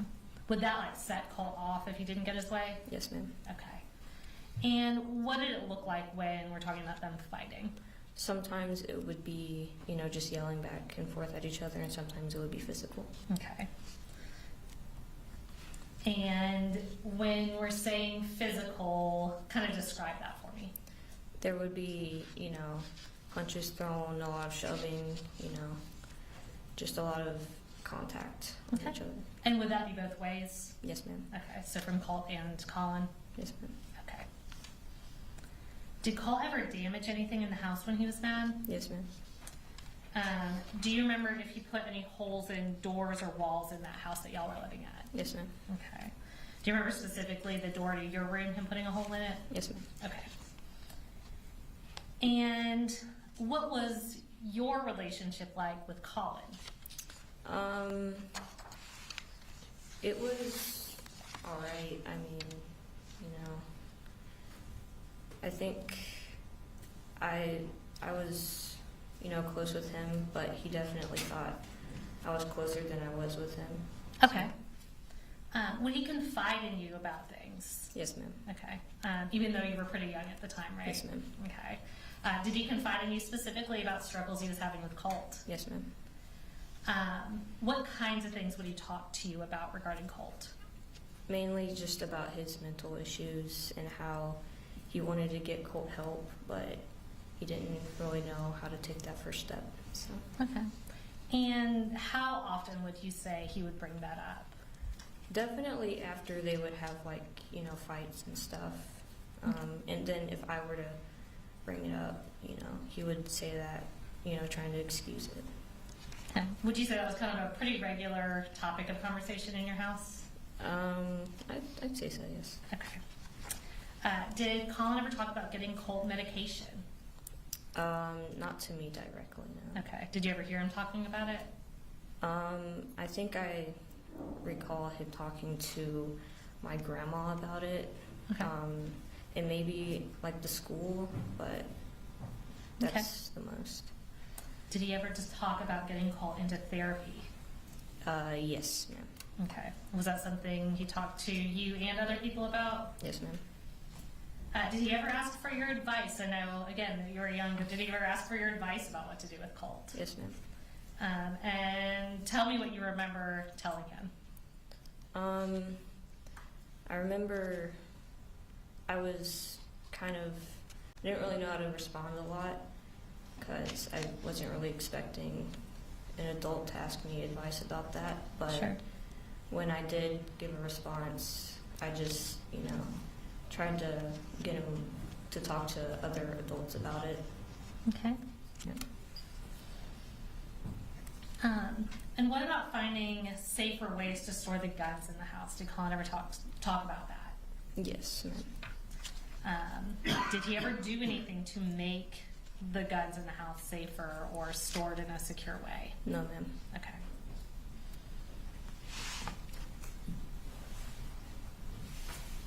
And Jenny, we are going to pull up a text message exchange. It's between you and Colin's phone. And this is from State's Exhibit, I believe it's 158.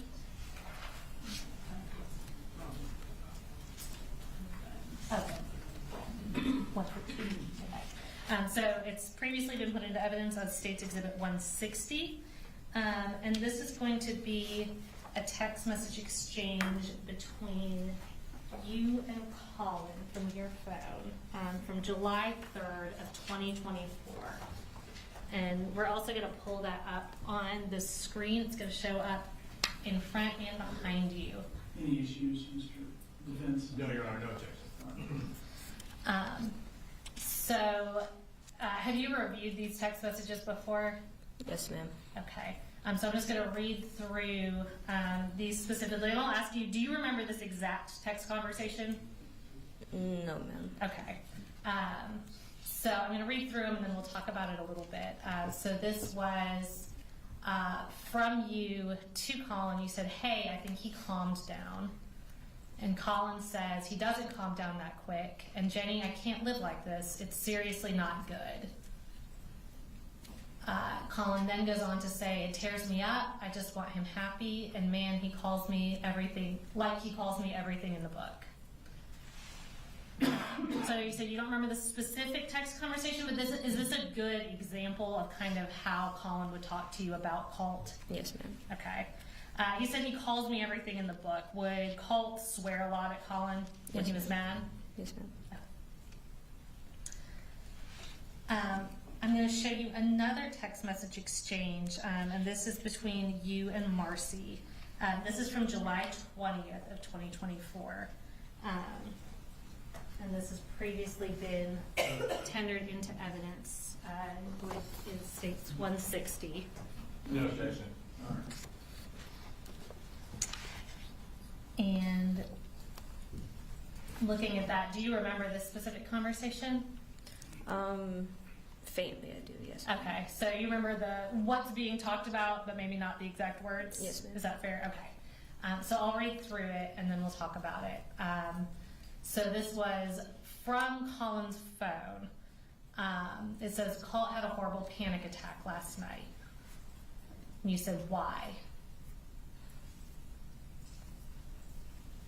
He said, not really, or his phone said, not really sure. Basically had to drag him into Daddy's bedroom and hold him for like 10 minutes while we did deep breathing, LOL. You said, so he just started like freaking out. And they said he came into the living room and asked us to call 911. Then he just started crying really loud. It scared the shit out of everybody. They then say, I've told him we're taking him to the doctor next week, gonna schedule an appointment for when you and Mary come back so she can drive us. So I know I said that was from Colt's phone, but when you're reading that, who did that appear to be talking? Oh, my mother. Okay. And you said you remember the situation surrounding it. Where were you when these texts were going back and forth? I was at my grandma's house in Fitzgerald. Okay. And to your knowledge, did Colt ever get any kind of appointment like was being referenced there? No, ma'am. Okay. Did you go back up to Barrow County pretty shortly after that exchange? Yes, ma'am. Okay. I'm going to shift gears a little bit. So, when Colin was the only adult at home, would you say that he was a strict parent? No, ma'am. Okay. Did he ever try to control what y'all watched, or did on your phones, or did on your computers? No, ma'am. Where would he spend most of his time? And by him, I mean Colin. Where would he spend most of his time at home? In his room. In his room? Mm-hmm. Where would Colt spend most of his time? In his room. Okay. And by his room, you mean Colt in his own room, Colin in his own room? Yes, ma'am. Okay. So I previously referenced there being guns in the house. How many guns do you remember knowing about in the house? I can say I remember at least 3. At least 3? Yes. Okay. And were any of those guns specifically Colt's gun? Maybe. Okay. Were any of those guns kept in Colt's room? Yes, ma'am. Okay. And when you say maybe, are you not wanting to answer as far as like ownership goes technically? Well, I'm just confused. Like, I know they gave it to Colt, but I don't know, like, if, like, he didn't buy it himself. Colt didn't buy it himself? Someone bought it for him. Okay. And when you say someone bought it for him, who gave it to him as the Christmas present? My dad. Okay. Did your dad buy Colt other accessories for that gun as well? Yes, ma'am. And where did Colt keep that gun? In his room. Okay. And when we say his room again, are we talking about that room that's directly across from the bathroom on the hallway? Yes, ma'am. Okay. Were you concerned about Colt having access to guns? Yes, ma'am. Okay. Did you ever talk to Colin about that? Yes, ma'am. And did you ever talk to him specifically about taking the gun away from Colt? Yes, ma'am. Did he ever do that? No, ma'am. Would Colt keep the door to his room open, closed, or both? Kind of both. Both? Okay. Did Colin ever tell you why he didn't take the gun away from Colt? No, ma'am. Okay. Did you ever go into Colt's room to talk to him? Sometimes. Okay. And did Colin ever go into Colt's room? Yes, ma'am. Okay. Now, Jenny, do you remember a point in time where Colt put pictures and newspaper articles of and about Nicholas Cruz on his wall? Yes, ma'am. And what room was that in? It was in the room across from the bathroom. Okay. And that's the same room you said he kept his gun in? Yes, ma'am. Okay. About how long do you think he had those up for? And I know you're not going to be able to tell me like a specific days or weeks, but what kind of time frame are we talking that it was up? Definitely over the course of like 3 to 4 months leading up to the shooting. Okay. So in your memory, several months before the shooting it was up? Yes, ma'am. Once those pictures were up, were they up? Were they coming up and down, or to your knowledge, were they just up on the wall? They were up. Okay. Now, did Colt start going to school finally in the fall of 2024 when he went to Apalachee High School? Yes, ma'am. Did he go every day? No, ma'am. Okay. And I want to talk briefly about September 4th of 2024. Tell me, once Colt started going to school, when he did go to school, what was the order that everyone would leave the house in the morning? So my dad would leave first, and then Coley, and then Colt would, and then I would. Okay. Is that just kind of by school and bus schedule? Yes, ma'am. Okay. And to your recollection, is that the order everybody left the house on September 4th of 2024? Yes, ma'am. Okay. Did you go to school that day on September 4th of 24? Yes, ma'am. And when did you first find out that something had happened at Apalachee High School? When we went in lockdown. Okay.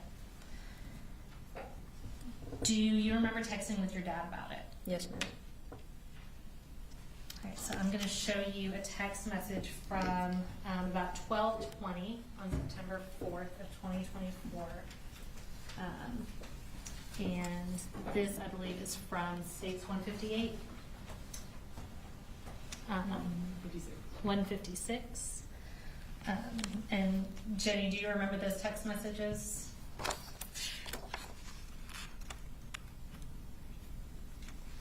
Yes, ma'am. Okay. Are those text messages that you were sending while you were in lockdown at Hayman Morris Middle School? Yes, ma'am. All right, we're going to pull those up on the screen, and I'm going to read through them. No issues, Mr.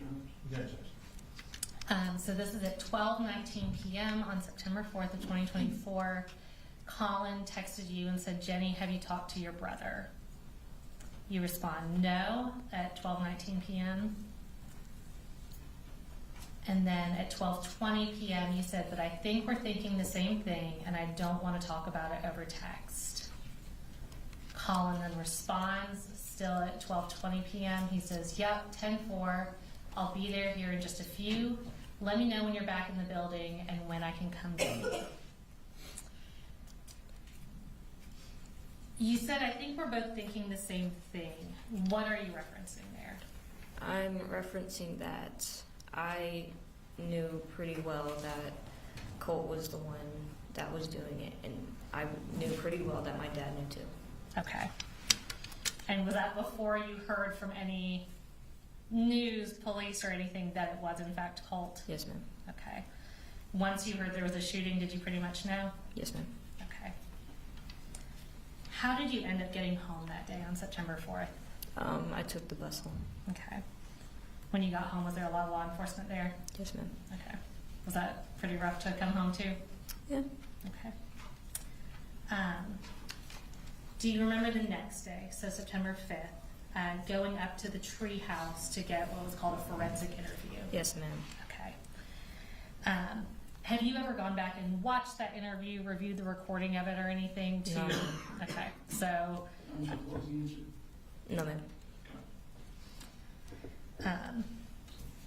So on that day, September 5th, who drove you to the treehouse to get that interview? My father. Okay. Was he the only one in the car with you? Yes, ma'am. Okay. When you're on your way in to get that interview, did Colin tell you anything about how you should answer those questions? Yes, ma'am. Tell me what he told you. So he told me, like, if they asked me anything, you know, about if he knew that Colt had problems and that his problems would lead up to this, that I should basically try to cover for him, and specifically about the pictures on the walls. He told me not to tell them that he knew what they were. Okay. And when you say pictures on the wall, do you mean the pictures of Nicholas Cruz? Yes, ma'am. Okay. And the news articles about Nicholas Cruz? Yes, ma'am. Okay. And so he told you to tell them that he, Colin, didn't know who that was? Yes, ma'am. Okay. Is that contrary to what you had actual knowledge of? Yes, ma'am. I guess, would that not be truthful? Yes, ma'am. Okay. Judge, can we approach briefly?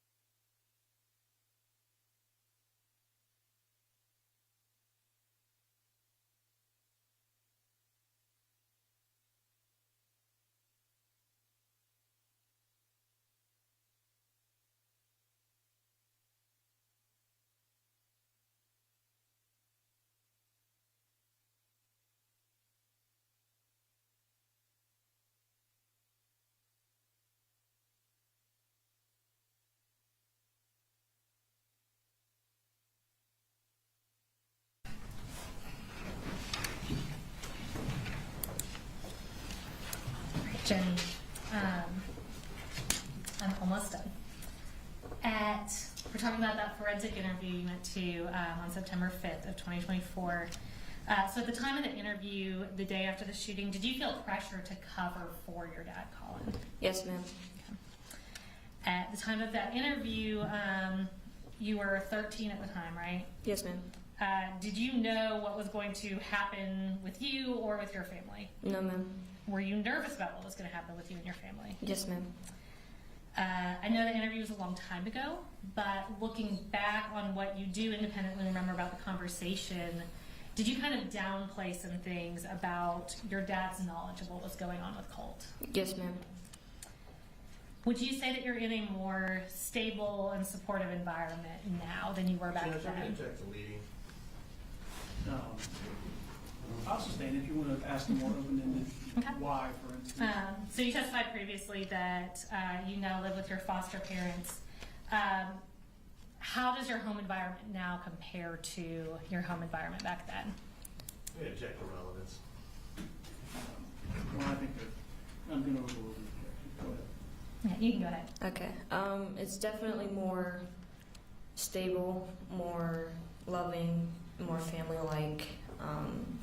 We definitely do a lot more things as a family that we never would have done when we lived with my father. Okay. Yep. Do you have a solid support system now? Yes, ma'am. Have you been in counseling since this happened? Yes, ma'am. And has the counseling and the support system and the family environment all kind of helped you over the past year and a half or so? Extremely so, yes, ma'am. Okay. So Jenny, is everything that you're telling us today the truth and what you independently remember from back then? Yes, ma'am. All right, thank you. I have no further questions. They'll probably have some questions for you though, okay? Yes, ma'am. All right. Ladies and gentlemen, we need to take a recess to sort through something. I don't know that it'll be very lengthy, but we'll be in recess.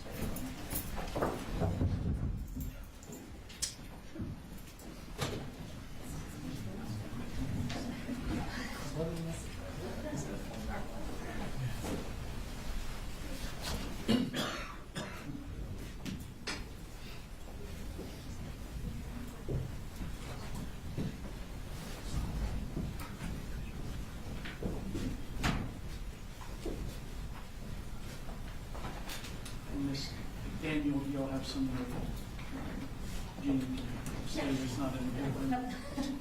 Ms. Vargas is on it. And Jenny, both Jennys. She's not done yet, so if y'all just stay close.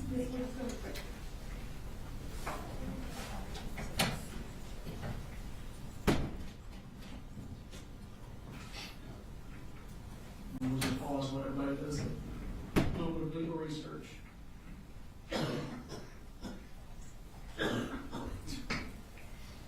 This isn't my forte, master belt.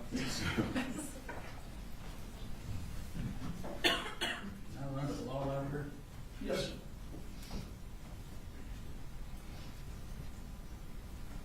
I'll just go ahead and step off for 5 or so. You come over. Okay.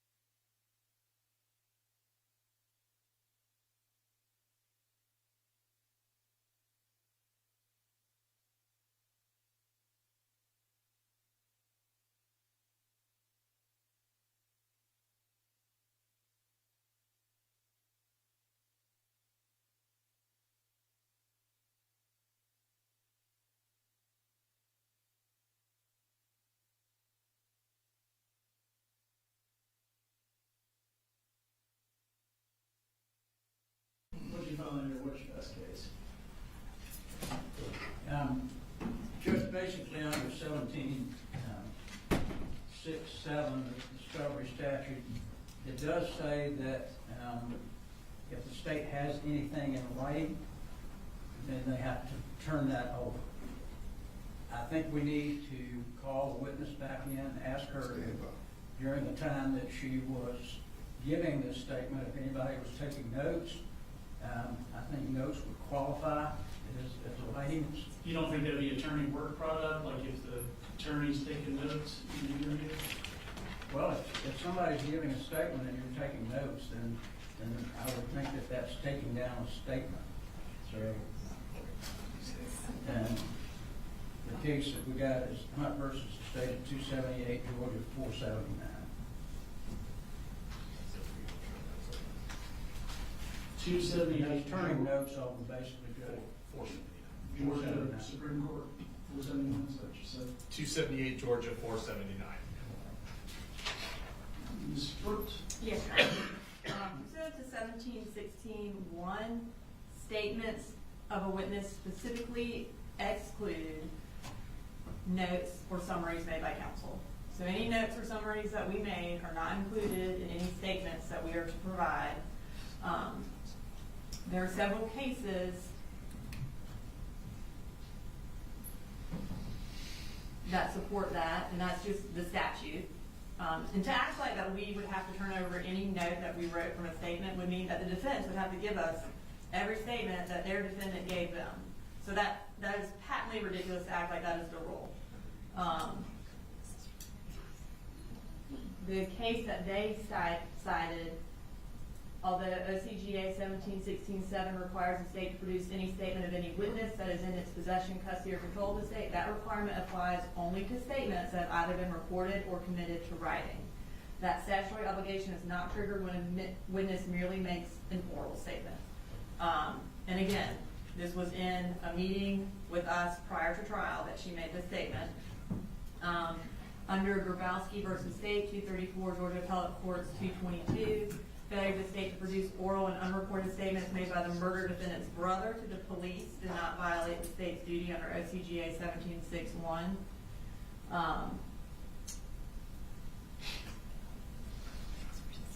In Hines v. State, with regard to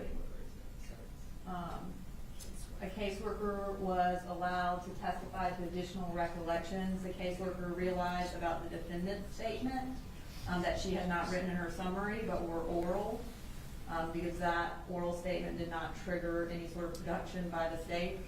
So the law, case after case after case, is very clear that the state does not have to provide an oral statement that a witness made to us. And I think if that were the rule, again, then every time Colin Gray gave the defense a statement, then they'd have to turn that over to us, which they clearly don't. So I think that is not the law, and to act like that we have committed some sort of discovery violation is just not true. Well, the difference, Judge, is that here is a witness who's given a forensic interview. That's the only thing that we have. Yes, a forensic interview. Now, based on them having the opportunity to have this witness come into their office, take notes about things that she said now, I lied about in the previous statement. I can't imagine that the state would not be obligated to turn that over to us if they have notes concerning that issue. And that's basically what Hunt is talking about. well, let me read this first. Read this paragraph. It doesn't deal with just all witness statements. It's a statement that is being, the original statement was a forensic statement, and now the person is coming in saying something totally different. That takes it out, puts it in a totally different realm. There's no exception for if someone makes a forensic interview statement and then tells counsel in a pretrial meeting that makes it a different legal argument. It's the same legal argument. She gave a statement. She told us something differently that they knew. They knew she told us something differently. It was written in a motion that their defendant or their client had told her to hide evidence. they were gonna call a witness to talk about her changing her statement. So they knew she was gonna change her statement, they gave her and act like they had no idea, is disingenuous. What do y'all say to that? It doesn't give us any specifics at all.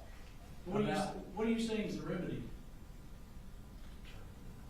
I think the remedy, Judge, is to disallow the witness's testimony. Or at least give us the opportunity to have what she's going to testify to so that we can properly get ready for cross-examination on her. That would be the bare minimum. Well, she's testified to it, Your Honor, so they have it. So, again, he is not providing any actual legal argument. It's just, this is the way things should be done argument, and that is not a legal argument, and that is not a legal requirement. And to act like we were supposed to do something that we are not, again, it is not, it's disingenuous to act like that. So we're not required to give over an oral statement that a witness gave us in trial preparation. Like, the statute actually says it. And he has not said any sort of case law that takes us out of a witness statement that is notes from counsel, or a witness statement does not include notes from counsel. So if you have a case that says that, then okay, but they don't. I think that's what Hunt said. Well, let me read, huh?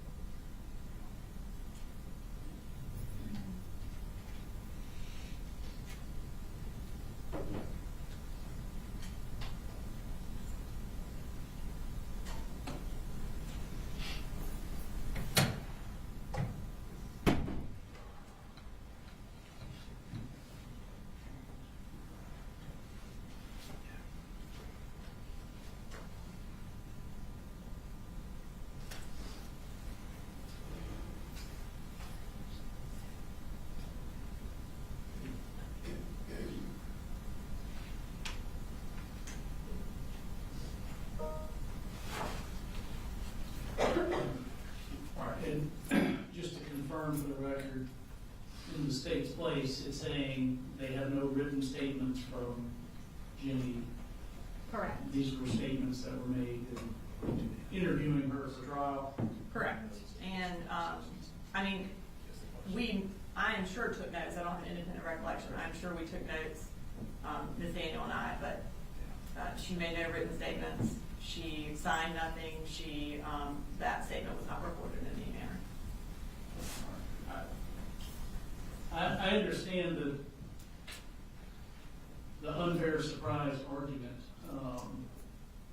although I do also believe you all have a potential witness to testify about Jenny changing statements, and I don't know any real details about that. But I don't believe the law requires the state to provide notes of the attorneys that they made while interviewing a witness. Certainly these are things that as part of what cross-examination is for, you can flesh all that out on cross. But I haven't been given any legal support to say that the state was required to turn over an oral statement made to them preparing for trial by a witness, even though that witness had given law enforcement a prior recorded interview. But anything else you'd like to put on the record with respect to that? Go ahead. Judge, it's obvious the state said that there are notes, and that's what I think we need. I feel like certainly the case law will bear that out under Hunt, that if you got notes and they're different from what a witness previously testified to, then they should be turned over. Here's what I'm going to do. I'm going to have you'll go ahead and conduct your cross-examination. I'm not going to release her from the subpoena. And if y'all give me a case that says that their trial prep notes, as far as her statements, should have been turned over, then we can address turning those over to recall her. Thank you. All right. Bring the jury for, or doesn't matter which one. Bring her first, yes.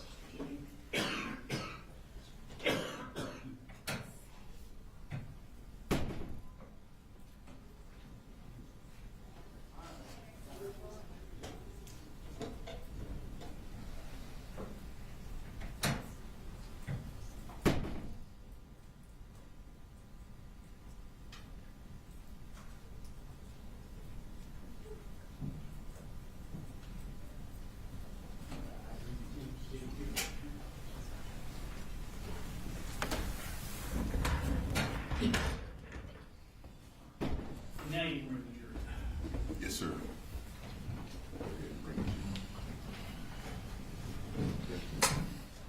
You're ready.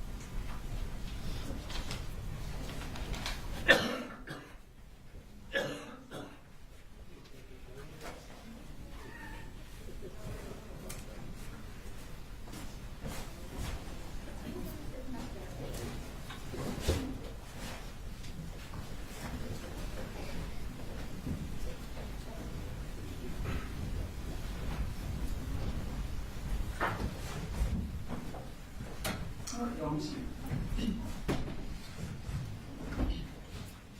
You know, when the words left my mouth that this should be a short break, I was regretting it as it left. All right, cross. Mr. Hobbs? Yes, sir. Good afternoon, Ms. Dragon. Good afternoon. My name's Brian Hobbs, and I'm Colin Gray's defense attorney. I'm going to ask you some questions. Yes, sir. Now, if I ask a question that doesn't make sense or is confusing, please let me know. I Yes, want to sir. make sure we're on the same page and you understand what I'm asking you. Mm-hmm. Okay. Now, this shooting incident happened on September 4th of 2024. Does that sound correct? Yes, sir. And you were interviewed and gave a statement to Miss Alicia Chandler on September 5th of 2024. Does that sound correct? Yes, sir. That would have been the day after the shooting. Yes, sir. Much closer in time to the shooting, obviously, than today. Yes, sir. All right. And that's been described as a forensic interview. Do you know what a forensic interview is? No, sir. They probably didn't tell you we want to bring you in for a forensic interview, for example. No, sir. Okay. Do you remember who you met with? No, sir. Does Alicia Chandler sound familiar? And if it doesn't, tell me it doesn't. No, sir. Okay. Like I said, this is over a year ago. There's probably some things you remember, and there's probably some things you don't remember. I'm going to ask you some questions about the statement you made on September 5th, and let's just see what we can figure out in terms of what you remember about that statement. Yes, sir. Okay? Yes, sir. All right. So you would have been 13 years old at the time, Yes, sir. and that means you would have been in, what, 8th grade? Yes, sir. And I think you told us you were going to Heyman Morris Middle School at the time. Yes, sir. And at that time, you were living at the house on, what was the street that the house was on? Do you remember? No, sir. You were living with, who else lived in the house with you? Let me ask the question that way. My father, my older brother, and my younger brother. Okay. Not your mom? No, sir. Okay. Now, your mom would visit occasionally, or your mom visited one time? Yes, she visited occasionally. Yes, sir. Occasionally, okay. Did she ever stay there for an extended period of time? And by extended, I mean more than a day or two? Yes, sir. And when was that? I can't remember. Okay. Do you remember if your mom stayed there the summer before your 8th grade year? I can't remember, sir. Okay. Do you remember if what it was like when your mom stayed there? Yes, sir. What was it like? It was kind of chaotic at times. More chaotic than when mom wasn't there? Kind of the same. Kind of the same. Okay. And do you recall an incident where your mom and Colt got into a big argument? No, sir. Okay. Do you remember a time when they got into a big argument over the gun? No, sir. Okay. Do you remember your father texting you to find out what happened in this argument over the gun? No, sir. Do you remember any arguments where Cole pushed your mom to the ground? Yes, sir. When was that? I can't remember, sir. Was it when you were a little kid, or was it when you were 13? I was 12 to 13 years old, sir. 12 to 13 years old. Okay. What happened in that argument where your mom got pushed to the ground? They got in an argument. I can't remember what it was about, but it ended with Colt going to his room and then my mother following him and trying to go and follow him into his room. And Colt didn't want that, so he pushed her out. Okay, so your mom did go into the room. Yes, sir. Colt didn't want her to go into the room. Yes, sir. Okay. Was the argument, if you remember, did the argument start when Colt questioned your mother about the time she came up here threatening to kill him? I can't remember, sir. You don't remember that? No, sir. Okay. Do you remember if, when your mom went into Colt's room, she tried to take the gun? Yes, sir. She did try to take the gun? Yes, sir. Okay. All right. So, after that incident, did your mom leave shortly thereafter? Yes, sir. Do you know why she left? No, sir. Do you know if she left because she wanted to, or did someone say, come pick her up, it's time for mom to go? I can remember her parents coming up to our house and taking her back with them. Okay. And her parents, that would be your grandparents, right? Yes, sir. And who were they? Deborah, Paul Amos, and her husband. I forgot his name though. Okay, that's okay. What'd you call them? Grandma, grandpa? Yeah, that stuff like that, yeah. Stuff like that? Mm-hmm. Okay. All right, so let's fast forward past that. So, I lied. Let's go back before that. When did you start living with your dad full time? I don't remember, sir. Do you remember why you started living with your dad full time? Yes, sir. And why was that? I think it was because of my mom's drug use. And they didn't want me and Coley living with her while she was using drugs, so Okay. they sent us with our dad.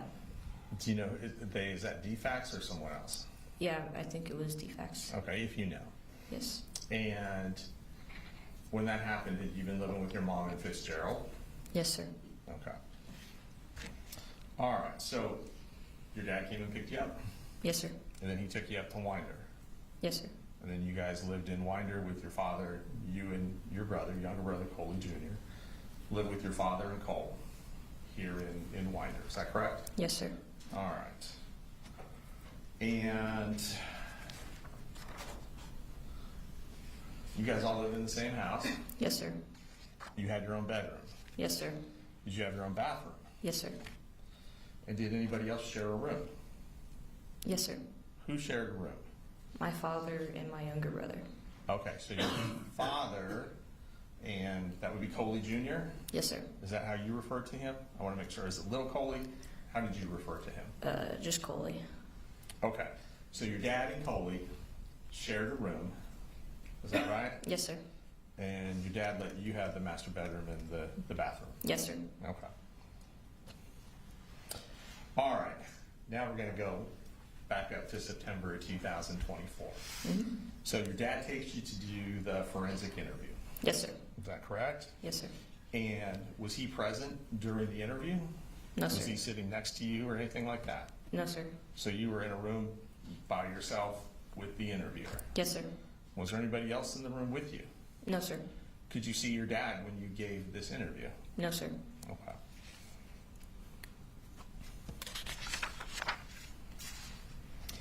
And the interviewer asked you questions about yourself? Yes, sir. Do you remember? Yes, sir. Okay. She probably asked you how old you were. Yes, sir.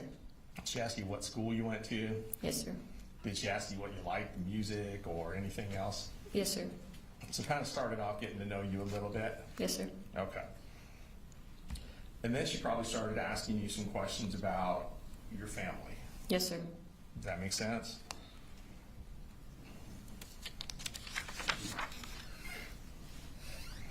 Did they ask you about Colt?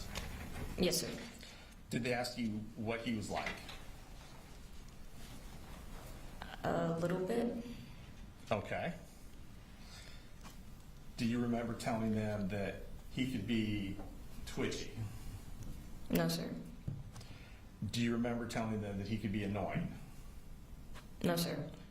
Do you remember telling them that he could be chill? No, sir. Do you remember telling them that he could be closed off? Yes, sir. Do you remember telling them that he used to like playing video games? Yes, sir. Did he like to play video games with you? Yes, sir. Okay. If you remember, did you guys ever play Minecraft, for example? I can't remember, sir. You don't remember about Minecraft? No, sir. Okay. Do you remember if he ever created a server for just the two of you to play on Minecraft, he being Colt? I don't remember, sir. Okay. Have you ever played Minecraft? Yes, sir. I just want to make sure I'm saying it right. All right, so there is a game called Minecraft.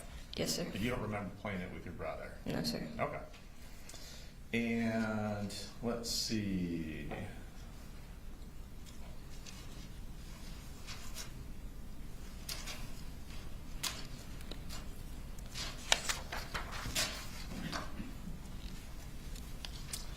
You said that during the day, your dad would go to work, usually. Is that right? Yes, sir. And then you kind of gave us an order of how that went. You said that Coley, your youngest brother, he would go to school first. Yes, sir. Would your dad take him to school? Yes, sir. So dad would leave before you and Colt would leave. Yes, sir. So it was up to you and Colt to get on the bus yourselves. Yes, sir. Is that fair to say? Yes, sir. And then I think you said Colt's bus came first and then yours. Yes, sir. Okay.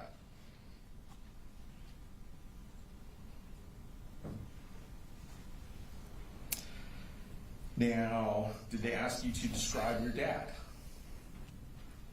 I can't remember, sir. Okay. Do you remember saying that your dad is energetic? No, sir. Do you remember saying your dad's positive? No, sir. Do you remember saying your dad's happy all the time? No, sir. Okay.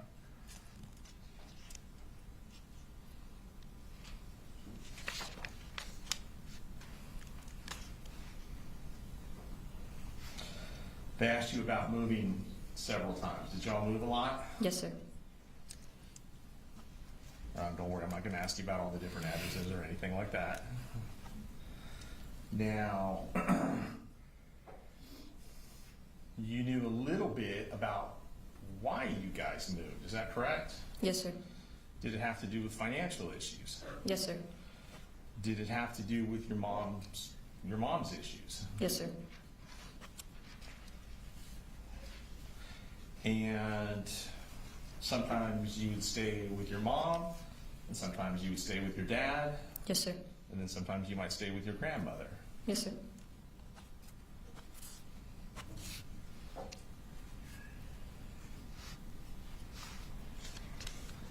And do you remember telling them that sometimes your mom would go back and forth between living in one house with you guys and then also living with grandma as well? Yes, sir.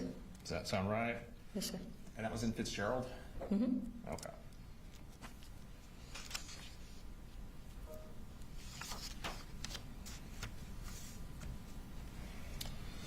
And you moved up here to Winder, you said. well, you didn't say what the date was. Do you remember roughly the date you moved up here? No, sir. It's okay if you don't. But you moved up here when Defect said your dad had to come pick you up. Yes, sir. Is that fair? Okay. Sometimes it's easier to remember events than dates. All right. Now, once you came up to Winder, would your grandmother come up here and visit you? Not a lot. But Okay. I'm So sure. a lot can mean a lot of different things. What's a lot mean to you? I'm sure she's come up at least like once or twice, but it wasn't like, every other weekend or something like that. Okay. So in the time you lived up in Winder, you think grandma came to visit once or twice? Yes, sir. Okay. Not every month, for example. No, sir. Okay.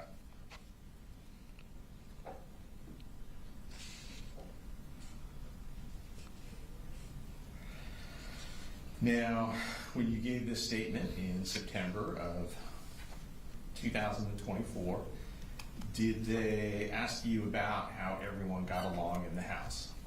Yes, sir. Does that sound familiar? Yes, sir. All right. If you remember, how did your dad and Colby get along? I remember they got along pretty well. Okay. Yeah, they were close. Did they ask you how you and your dad got along? Yes, sir.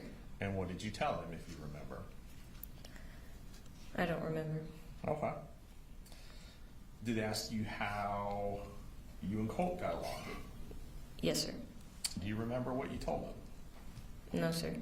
Okay. Do you remember if you told them whether or not he was annoying or pestering? No, sir. Do you remember if you told them that you were scared of him? No, sir. Do you remember if you told them whether or not he put a hole in your door? No, sir. Put a hole in the wall? No, sir. Do you remember if they asked you about whether or not people get in fights in the house? Yes, sir. Okay.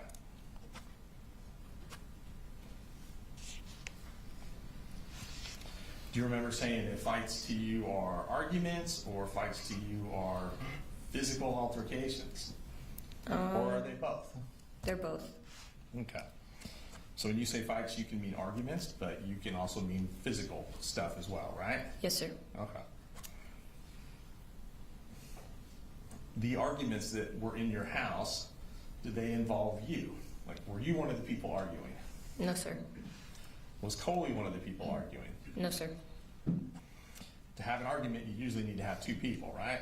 Yes, sir. So the only two people left in the house are your dad and Colt, is that correct? Yes, sir. So that's where the arguments were? Yes, sir. Okay. Were they every day? No, sir. Do you remember telling the interviewer in September of 24 how often these arguments took place? No, sir. And since we know that your mom was up there at least one time or some of the times, were some of the arguments with your mom? Yes, sir. And I should clarify that. Not you and your mom, but your mom and Colt, for example. Yes, sir. Your mom and your dad, for example. Yes, sir. Okay.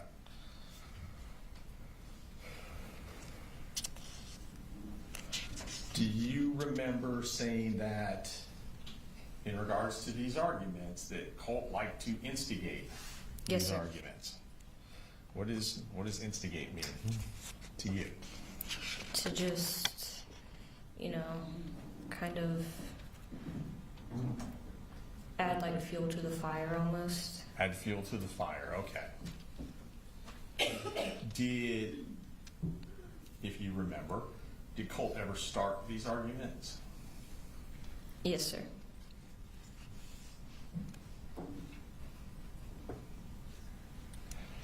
And do you remember telling the interviewer in that statement of September 24 that Colt could be mean? I don't remember, sir. Okay. Do you remember saying he would talk about how his life was a struggle? No, sir. About how he hates his dad? No, sir. Do you remember telling the interviewer that Colt didn't like the fact that he had trouble with bullies? No, sir. Did they ask you if you knew anything about the bullying? No, sir.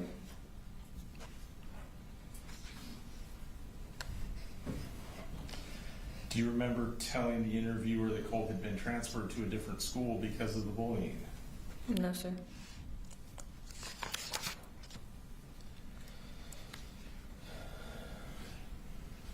Do you remember that telling the interviewer that Colt could get really frustrated about stuff? No, sir.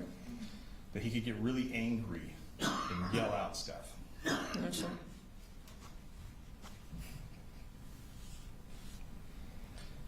Do you remember telling the interviewer he used to yell that he hates you?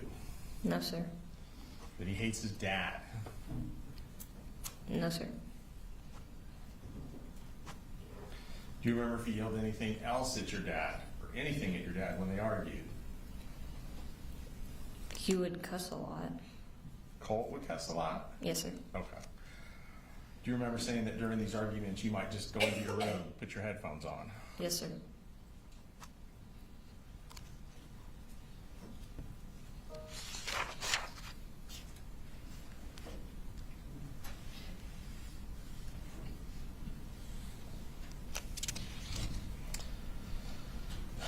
Do you remember whether or not you told the interviewer that Colt had threatened your dad? No, sir.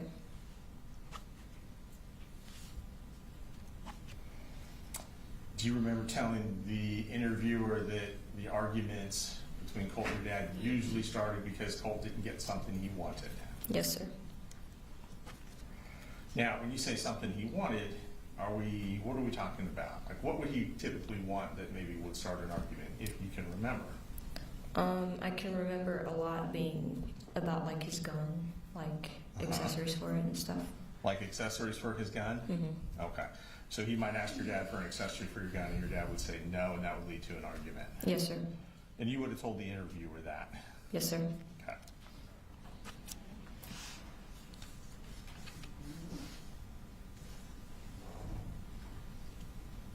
Do you remember what kind of accessories they would argue about?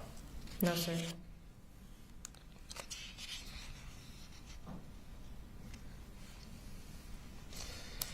Now, you have testified today that there were physical fights between your dad and Colt. Yes, sir. Is that correct? And did Colt ever charge at your father? Yes, sir. And what would happen when he did that? He would fight back, like What would your dad do in response? he would fight back. Your dad would fight back? How? Yeah. Specifically? He would just try to get him to stop, like, you know, push him to the ground, stuff like that. Okay. Would you ever put him in a bear hug? Yes, sir. Grab and hold him until he calmed down? Yes, sir. And I believe you said earlier in describing physical altercations, are you saying your dad would make a fist and try and hit Colt with his fist? Yes, sir. And you would have told that to the interviewer when they asked that question in September of 2004, right? If I can remember. Okay. Colt would try and punch your dad? Yes, sir. Would you have told the interviewer that? I don't remember. Okay.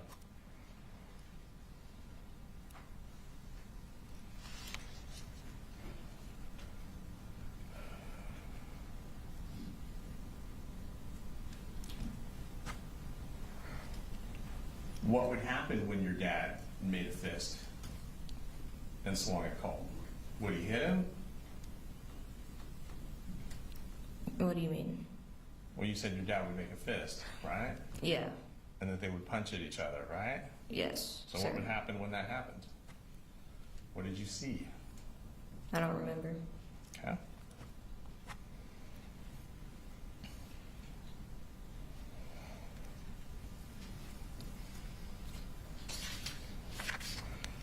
Do you remember telling the interviewer that you never saw your dad hit Colt? No, sir. That you never saw your dad kick Colt? No, sir. That you never saw your dad choke Colt? No, sir. You don't remember telling the interviewer any of that? No, sir. Okay.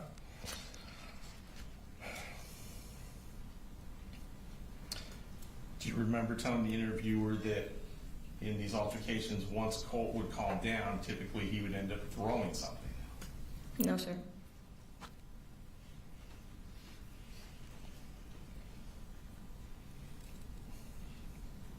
Do you remember telling the interviewer that there were usually stages to these fights? No, sir.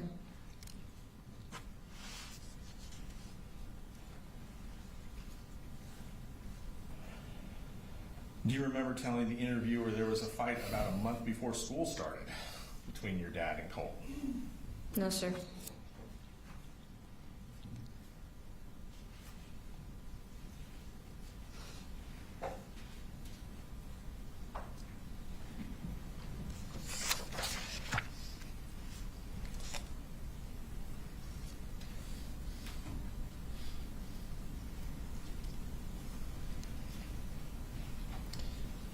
Do you remember telling the interviewer that your dad didn't really know about anything Colt was doing on his computer?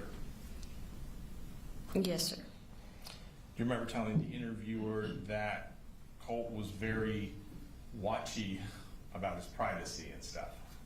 No, sir. Was Colt concerned about the privacy on his computer, to your knowledge? I think a little bit, you know. Do you remember telling the interviewer that Colt would use burner accounts? No, sir. Do you remember telling the interviewer that Colt would delete his accounts after a week or two? Yes, sir. You do remember that? Yes, sir. Okay. Do you know why he would delete his accounts? No, sir. Do you remember telling the interviewer that the names of his accounts were just random combinations of letters and numbers? No, sir.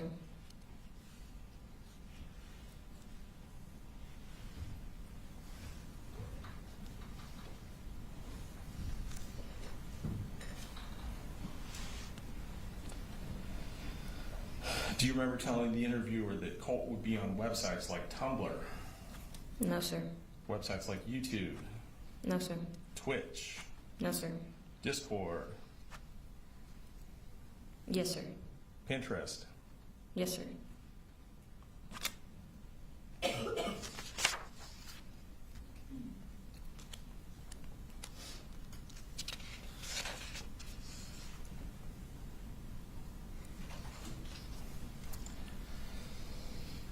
Do you remember telling the interviewer on Pinterest Colt would make boards about like inspiration and vibes?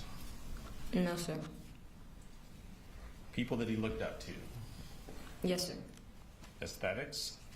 No, sir. Do you know who some of the people would be on his Pinterest board?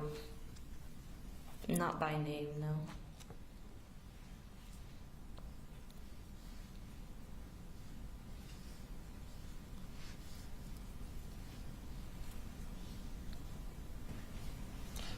Do you remember Colt talking to you about school shooters?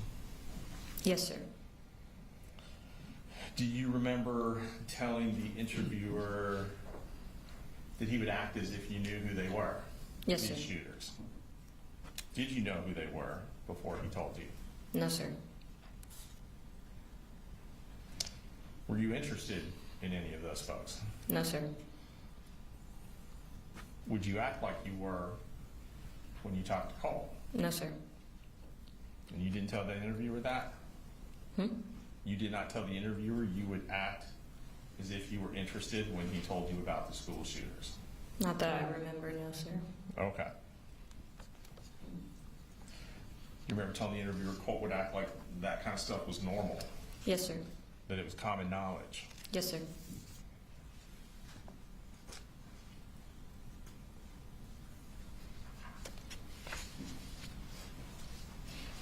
You would say that some of the stuff that he would put on the Pinterest boards, did you tell the interviewer he would also print out photos of them Yes, sir. or print out articles Yes, sir. and stuff like that and put it on the walls? Yes, sir. Would your dad ever go into Colt's room? Yes, sir. Would your dad ever go into the computer room? Yes, sir. Do you remember telling the interviewer that your dad usually never goes in there? Yes, sir.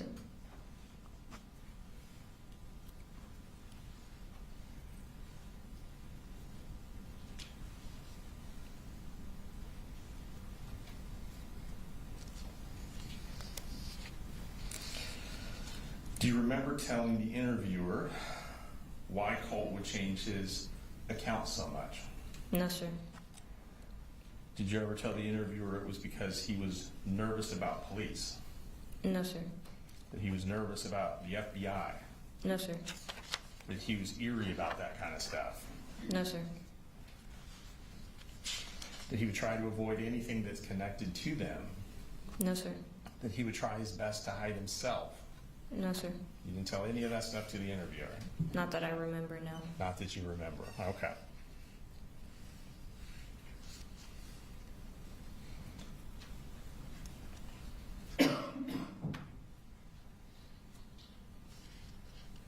Do you remember telling the interviewer that the account names were just clusters of numbers and letters and stuff that Colt used? No, sir. That his usernames or account names were just random sequences of these different letters and numbers? No, sir. You don't remember telling them that? No, sir. Okay.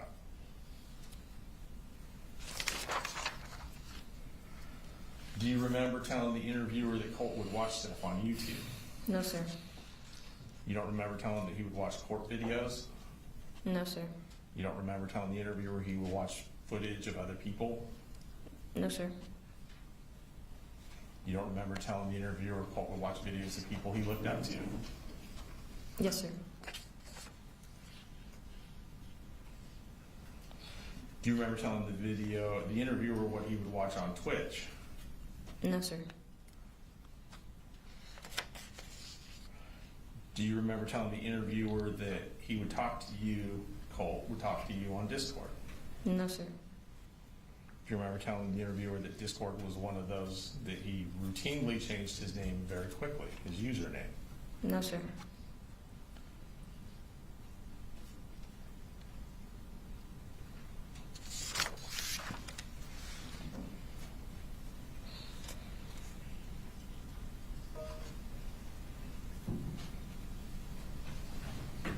Do you remember telling the interviewer that he would look stuff up about different people on Reddit? No, sir. Do you remember telling the interviewer that Colt would have friends that he spoke to on Discord? No, sir.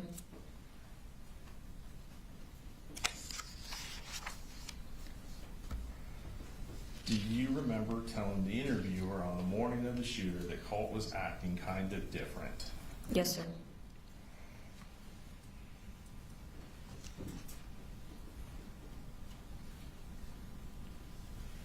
Do you remember telling the interviewer that Colt told you about making a video? Yes, sir. Why did that seem strange or weird? I forgot, sir. Do you remember when Colt left for school that morning? Yes, sir. Do you remember seeing his backpack? Yes, sir. Do you remember seeing a big piece of poster board sticking out of his backpack? Yes, sir.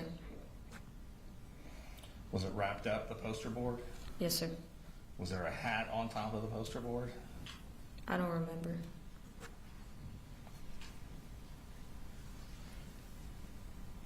Do you remember if the poster board, I think I just asked this, but bear with me, the poster board stuck up out of the backpack?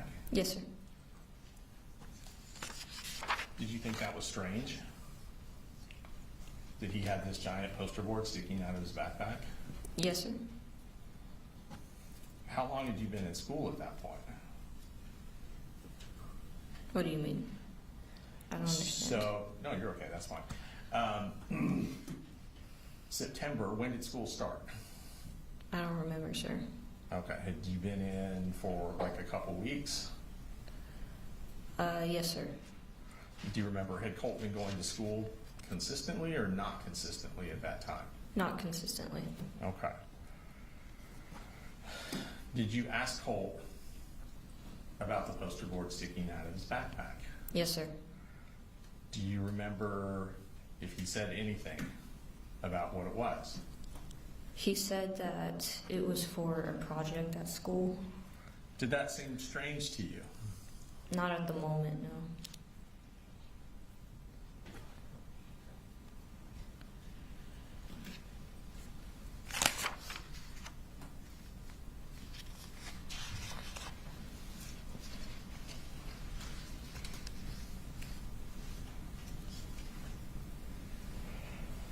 You said that, do you remember telling the interviewer that you and Colt would text each other a lot? No, sir. Did you guys text each other a lot? And a lot's one of those weird words that can be different. Did you guys text? Yes, sir. How often would you text each other? Per day. Let's just use a one day as an example.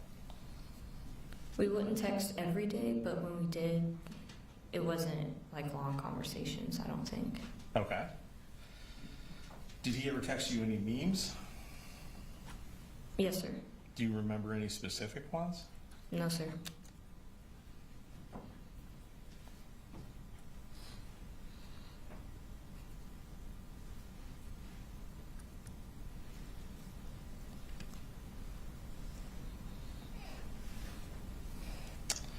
You said you saw pictures in, and let me ask you this. You said you saw pictures on the wall that Colt had put on the wall. Yes, sir. What room was that in? It was the room across from the bathroom. Across from the bathroom. Okay. Did you know were they photographs of people? Yes, sir. Did you know who the photographs of the people in the photographs were? Not by name, but I knew that they had something to do with shootings. Okay. Do you remember telling the interviewer that your dad didn't know who those people were? Yes, sir. Do you remember telling the interviewer that Colt wouldn't talk around that kind of stuff around your dad? No, sir. Do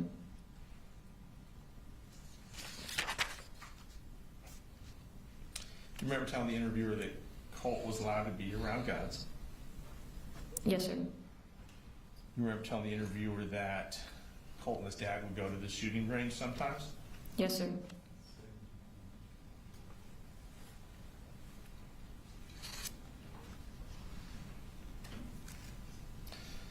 Do you remember telling the interviewer that they would go to the range once a year, something like that?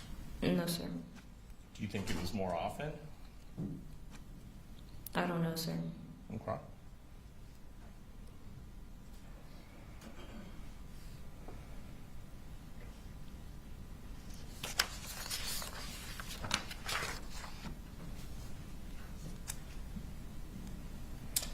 And do you remember telling the interviewer that the guns were long guns that they would go to the range with?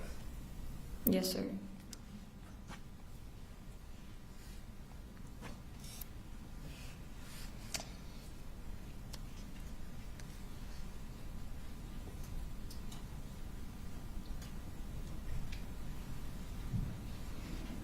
Do you remember telling the interviewer that when Colt would get into these arguments or fights with your dad, he never had the gun? No, sir.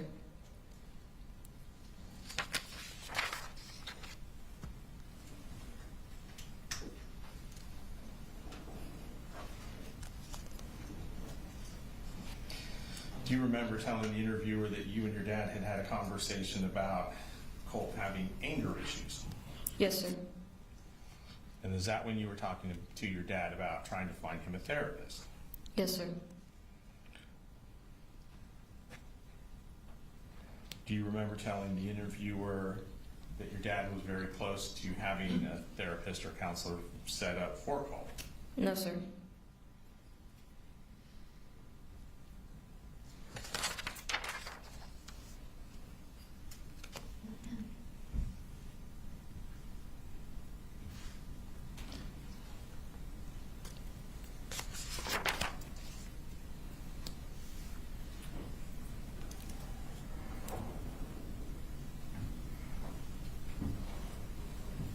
Do you remember having a conversation with your dad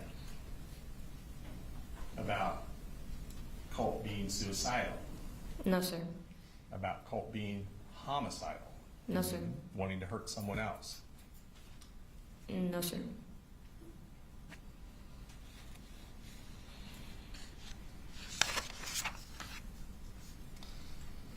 Do you remember having conversations with your dad where he said he was worried about Colt? Yes, sir. Were you ever nervous around Colt? Yes, sir.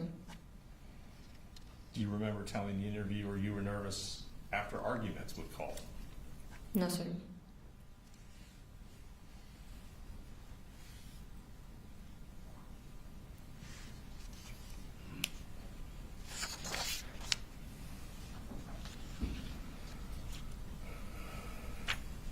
Do you remember telling the interviewer that your dad wanted to get Colt on medication? Yes, sir.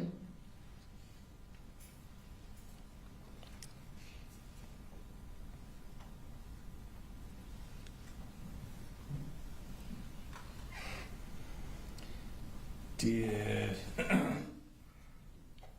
do you remember telling the interviewer that Colt would talk to you about looking up these people he looked up to?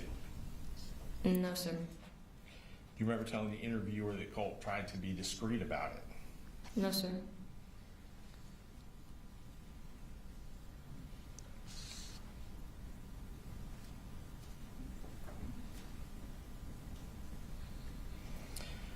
Do you remember telling the interviewer when she asked you about the shooting on the 4th that you could kind of see it coming? Yes, sir. And you told her that you could see it coming because when he left on the bus, you saw the open book bag. Yes, Is that sir. right? You saw the poster board sticking 1.5 feet, 2 feet out of it. Right? Yes, sir. He had had a weird attitude that morning. Yes, sir. And then after he left, you told the interviewer that you went into his room, right? I don't remember, sir.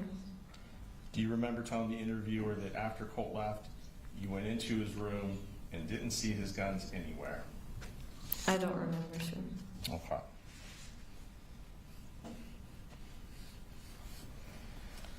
You testified earlier that you're living with foster parents now. Yes, And sir. I don't want you to tell me any information about them or where or anything like that, okay? Yes, sir. All right. You said the state asked you to compare your home life now to your home life then, right? Yes, sir. You said that your home life now is more loving. Yes, sir. You said it's more stable. Yes, sir. You said it's more family oriented. Yes, sir. You're in therapy or counseling now. Yes, sir. You said that you're not in contact at all with your old family. Yes, sir.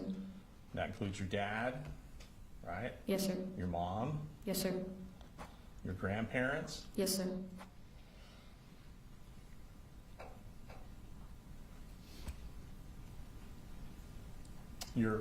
And don't tell me where, you're currently in school. Yes, sir. Is that right? Yes, sir. And don't tell me what it is, but isn't it true that the last name you have in school is not Gray? And Judge, I'm gonna object to that. I don't know why that's relevant. It's going to go to bias. All right, I'll overrule the objection. Can we approach? Yes.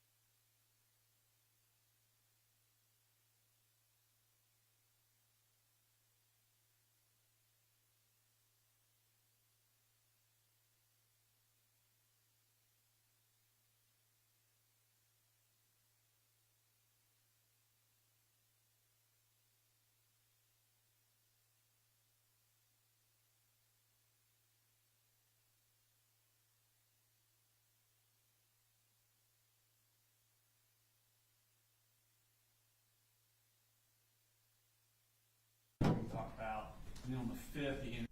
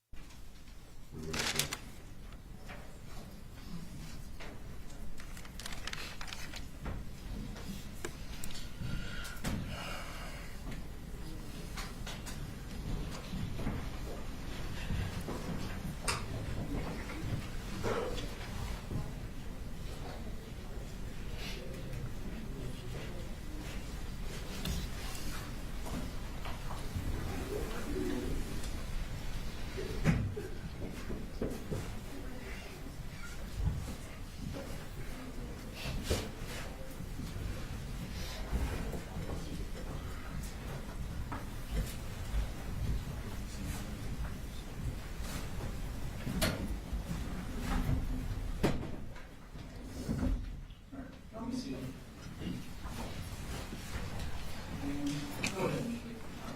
Thank you, Judge. All right, I'm almost done.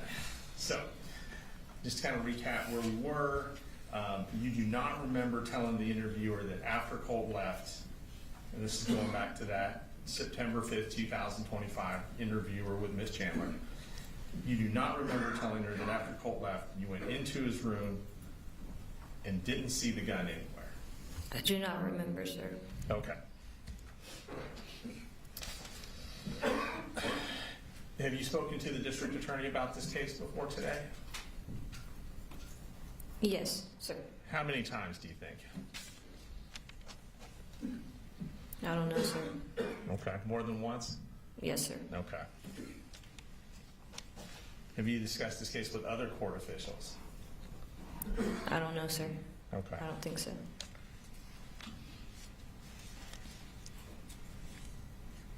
When was the first time you told someone that your dad had asked him to cover for you? I don't remember, sir. Okay.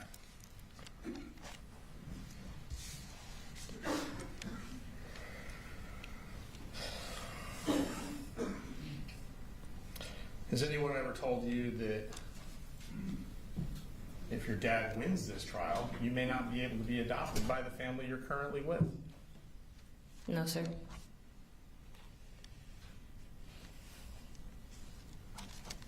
Do you hope to stay with the family you're currently with? I don't know, sir.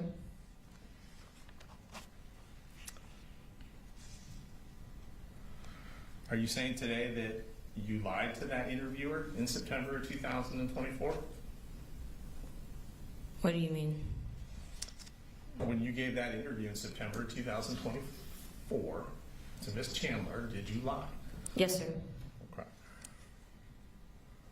And when was the first time you told someone that you lied? I don't remember, sir. Okay. All right. So you're currently in a situation where you have a more stable family life. Yes, sir. It's more loving. Yes, sir. It's more family oriented, I think you discovered. You Yes, sir. described it. Yes, sir. Less drama, Yes, sir. less chaos, Yes, sir. and you'd like to stay with the family you're currently with. Yes, sir. And you've broken off all contact with your old family. Yes, sir. And you certainly don't want to go through life known as the sister of the school shooter, Yes, sir. or the sister who knew that he had taken his gun to school and didn't tell anyone. And again, I'm gonna object to that.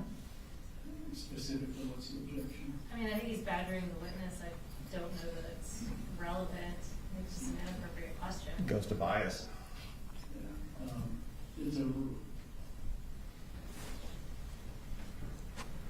And staying in your current situation,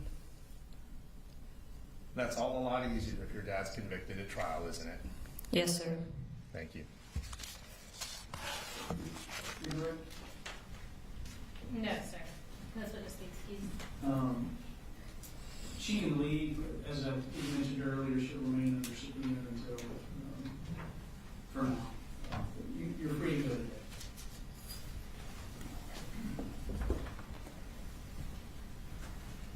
State, can you call us next? State calls Jason Smith to the stand.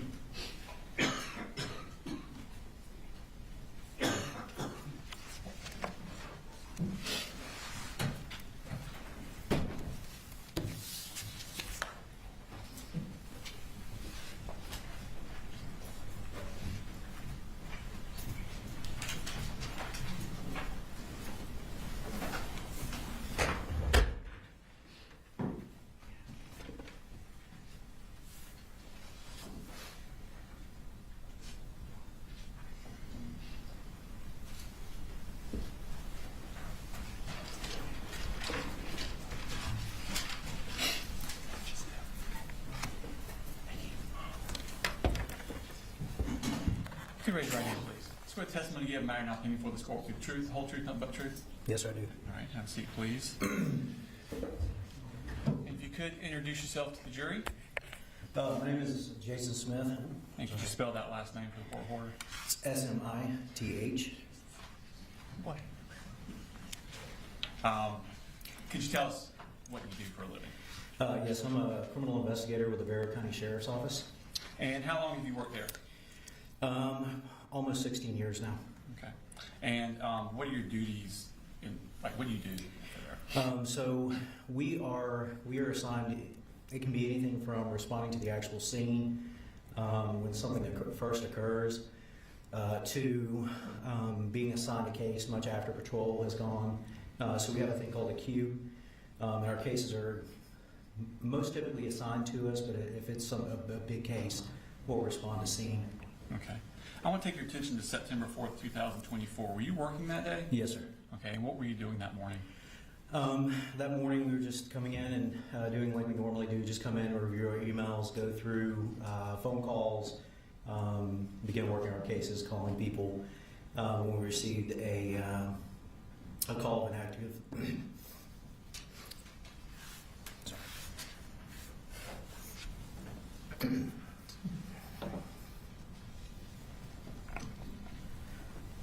I'm sorry, 1 second. Okay, take time.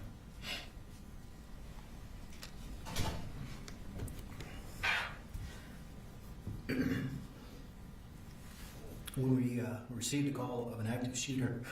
Tell me about how that call came in. What was the mechanism of that? So that actually came through on the radio.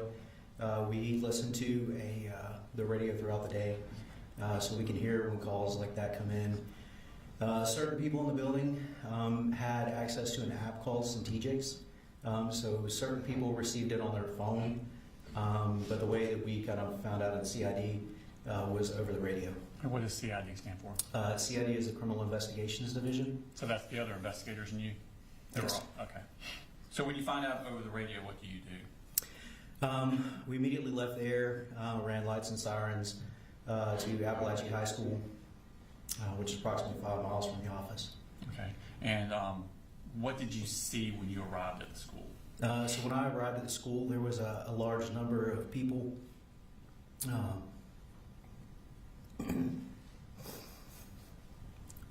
Sorry.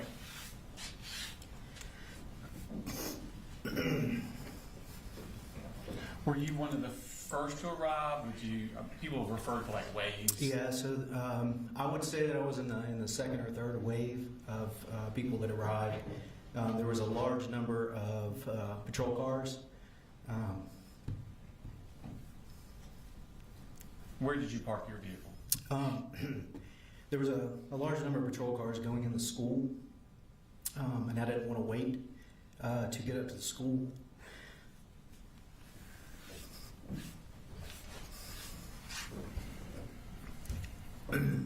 So I parked down by the softball field. Okay. And how did you enter the school? I entered the school near the attendance office. I ran through the kind of the atrium there where the flagpole is out front. I was going to show you this map. I'll probably just pull up the main map. Yes, sir.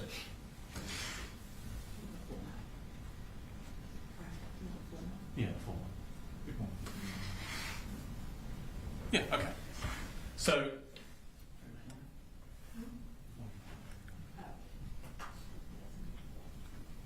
I'm going to get you a pointer real quick. Okay.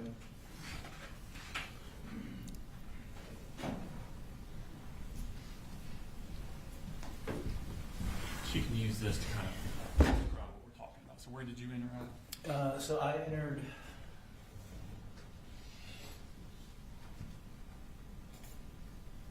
Maybe the attendance office is somewhere in this area, so I would have entered right around here. Okay.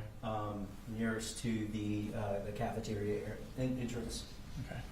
When you arrived, did you understand whether or not the school had been secured yet, or was it still in the process of being secured, or what did you know about that aspect of it? The last thing that I heard over the radio was that they had one suspect in custody and was unsure if there was a second shooter. Okay, so y'all were still actively trying to secure the school? Yes.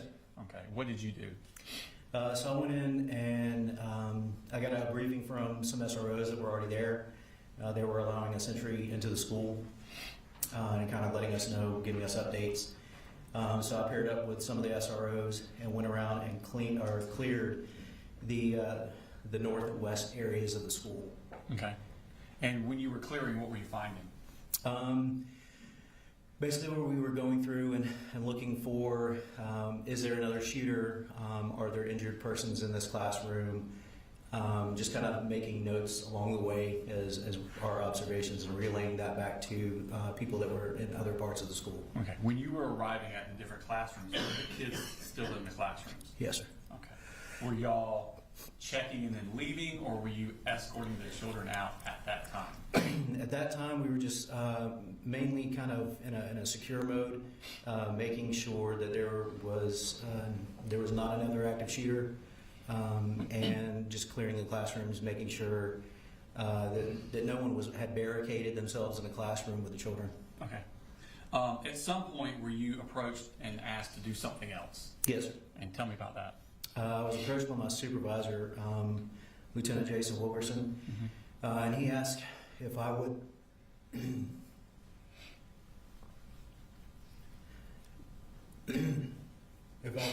conduct an interview with the suspect that was in custody. Okay. And where was he located at on that map? The suspect was located on back on this referred to as J Hall, which is in this area right here. And I believe the classroom was 2.139, and this is the area that we conducted the interview in. Okay. How was he dressed when you saw him? I believe he had on a white shirt, a pair of khaki pants, one shoe, and he had blonde hair. Okay. And where did you do this interview with him? We did this in a nearby classroom, the classroom that was closest to him. Okay. When you spoke with him, did he give you his address? He did. Okay. Did you relay that to other people? I did. Okay. And did you notice at that time any scarring on his arm? Not at that time, no, sir. Okay. After interviewing the suspect, where did you do that time? After interviewing the suspect, I went to the command center, which had been set up in the media center of Apalachee High School. Okay. And did you tell the people there what had been told to you by the suspect? Yes, sir. I spoke with the GBI, the sheriff's office, and the FBI. Okay. What did you do at that point? At that point, I left the area. I went back to the area of J Hall, which is on the back portion of the school. And I went through and I conducted a walkthrough of the crime scene with Special Agent Daniela Stewart of the GBI. Okay. And what did you do after that? After that, I went to a nearby classroom and reviewed video surveillance footage of the shooting itself. Okay. So after talking to the suspect, walking through the crime scene, and then reviewing the video footage of the crime, what did you do at that point? At that point, I left, came here to the Barrow County Courthouse and secured 4 warrants for the arrest of Colt Gray. Okay. And what were those warrants for? Felony murder. Okay. Did you do a follow-up interview with Colt Gray later? Yes, sir. And where was that interview located at? That was done at our Criminal Investigations Division at 233 East Broad Street. Okay. Is he now in different clothing than when you saw him before? Yes, sir. And what is he wearing now? Now he is wearing a gray and white striped jumpsuit, which would be indicative of someone who had been booked into a county jail. Okay. At this point, had y'all gotten hold of a cell phone that belonged to him? Yes, sir. Okay. And by y'all, I mean law enforcement? Yes, correct. Did you ask him for the passcode for that cell phone? I did. And did he provide it to you? Yes, sir, he did. Okay. And did you provide that information to other investigators? Yes, sir, I did. Okay. At this point, did you notice anything about his physical wellness? I guess that's the way to put it. During this interview, I noticed that he had, I believe it was 4 horizontal lacerations that had healed on his left arm. Okay. Did he say where he got these from or where it came from? Yes. I'm gonna show you Smart State Exhibit 184. He didn't give an answer. That's fine. The answer would be hearsay. So it's sustained it. Actually, you can recognize what that is.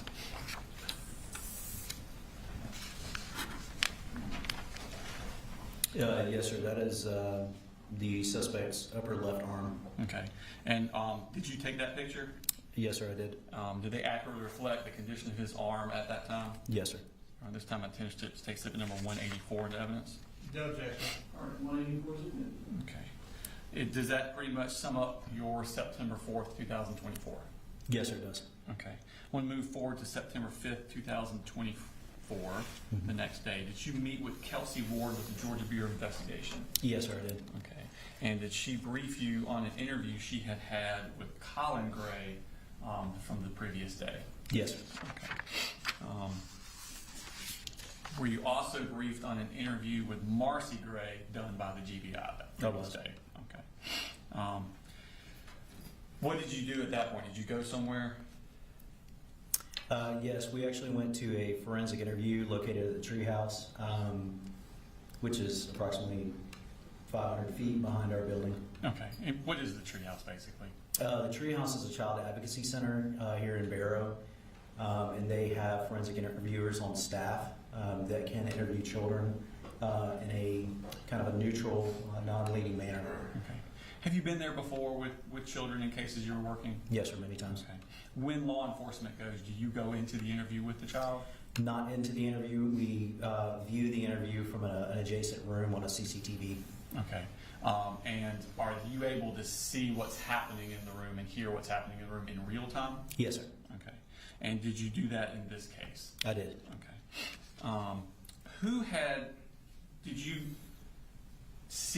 Did you talk with Jenny Gray before she went in there, or did you introduce yourself to her at all, or were you just kind of in the background? No, I would have gone straight in and spoken with the staff at the treehouse. Okay. Do you know who it was that brought Jenny Gray to the treehouse? Yes, sir. And who was that? That was Colin Gray. Okay. Did you interact with Colin Gray at all at the treehouse? I did after Jenny's forensic interview, yes. Okay. And what happened in that interaction with him? I asked Colin Gray if he would accompany me back to the Criminal Investigations Division to conduct a follow-up interview. And did he agree to do that? He did. Okay. And was that voluntary? It was. Okay. Where was this interview? Where did it take place? So it took place in an interview room within the Criminal Investigations Division. It's an audio and video recorded environment, and it has soundproof walls. And then there's a couple of chairs and a desk. Okay. And who was in the interview with you, with him? Myself and Colin Gray. Was there anyone else in there? Not inside that room. There were other individuals that were viewing the interview from another room at CID on a closed circuit television. So kind of like the same concept as at the treehouse? Yes, sir. Okay. And did he agree to speak with you? He did. Okay. And did he do that voluntarily? Yes, sir. Did you give him any hope of benefit for speaking with you? No, sir. Did you give him any sort of fear of injury if he did not? No, sir. Okay. In your honor, at this time, I would play the interview, but like I said earlier, the interview was 2.5 hours long, and probably better if we played it through instead of playing some today and some tomorrow. All right. So, ladies and gentlemen, we're not going to start a 2.5 hour interview right now. For continuity's sake, it may benefit you to hear it all in one piece rather than mark today and mark tomorrow. So we're going to go ahead and recess for the day, enjoy an early evening, continue to refrain from doing any research about the case, looking up anything about it, stay off social media, stay away from the news. Have a good evening, see you in the morning as usual. Thank you.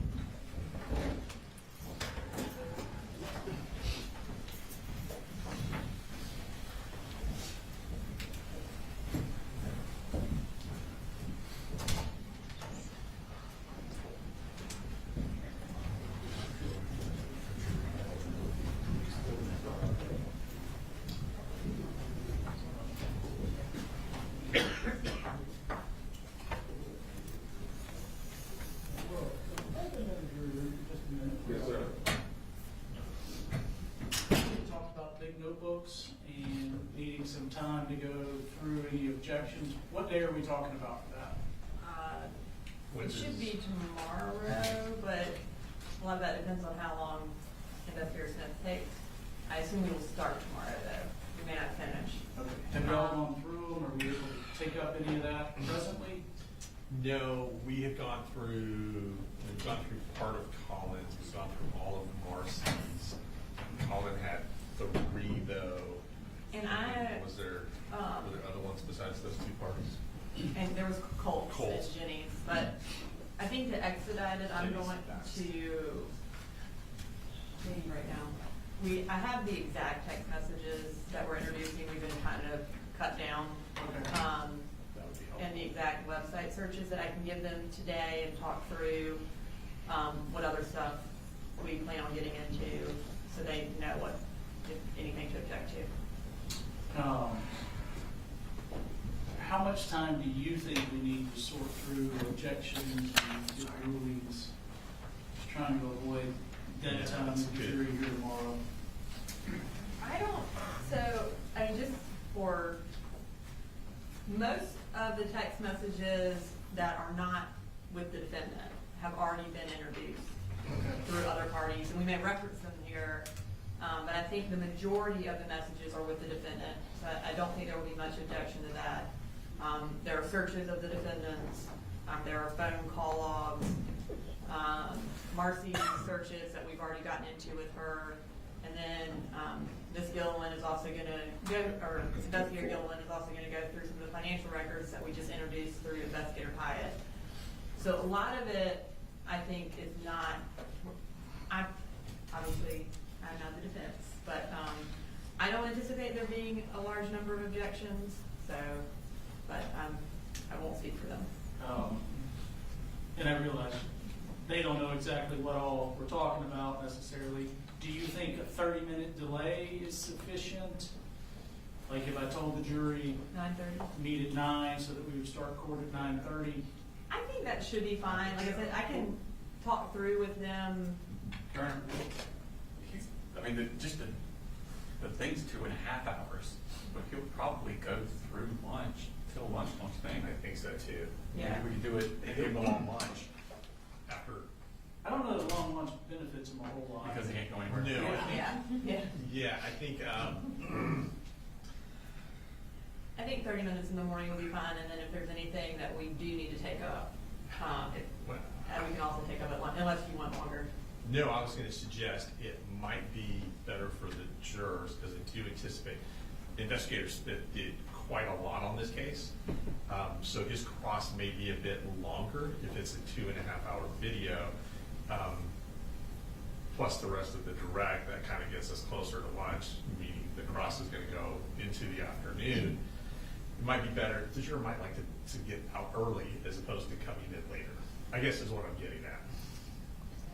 Now, it depends on how much stuff they're going to give us.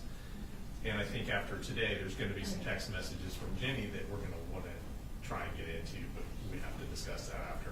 Here's what we'll do. I'm gonna go ahead and tell the jury, instead of meeting at 8:30, meet at 9. So y'all are meeting 30 minutes later. We're gonna start court at 9:30 is the plan as far as the jurors go. So have them meet at 9. We'll meet at 9 o'clock, understanding the jurors will probably be here at 9:30. Y'all can spend a little time this afternoon, maybe get through some of it. Right. And then we'll just go from there. But that'll at least give us some lead time to work through it. Maybe all of it, maybe not. But, okay? So, have them meet at 9, Brooks. Yes, sir. Can y'all make charges tomorrow? No, I'm gonna get it tonight. Okay. Unless they have a ton of stuff and keep us here all night. Okay. It sounds like they don't, but who knows after today? All right. Anything else for us to do for officially? I realize y'all have to talk and look at things. No, Okay. No, All sir. right. We'll adjourn. We'll start at 9, working through any objections. Start the trial at 9:30.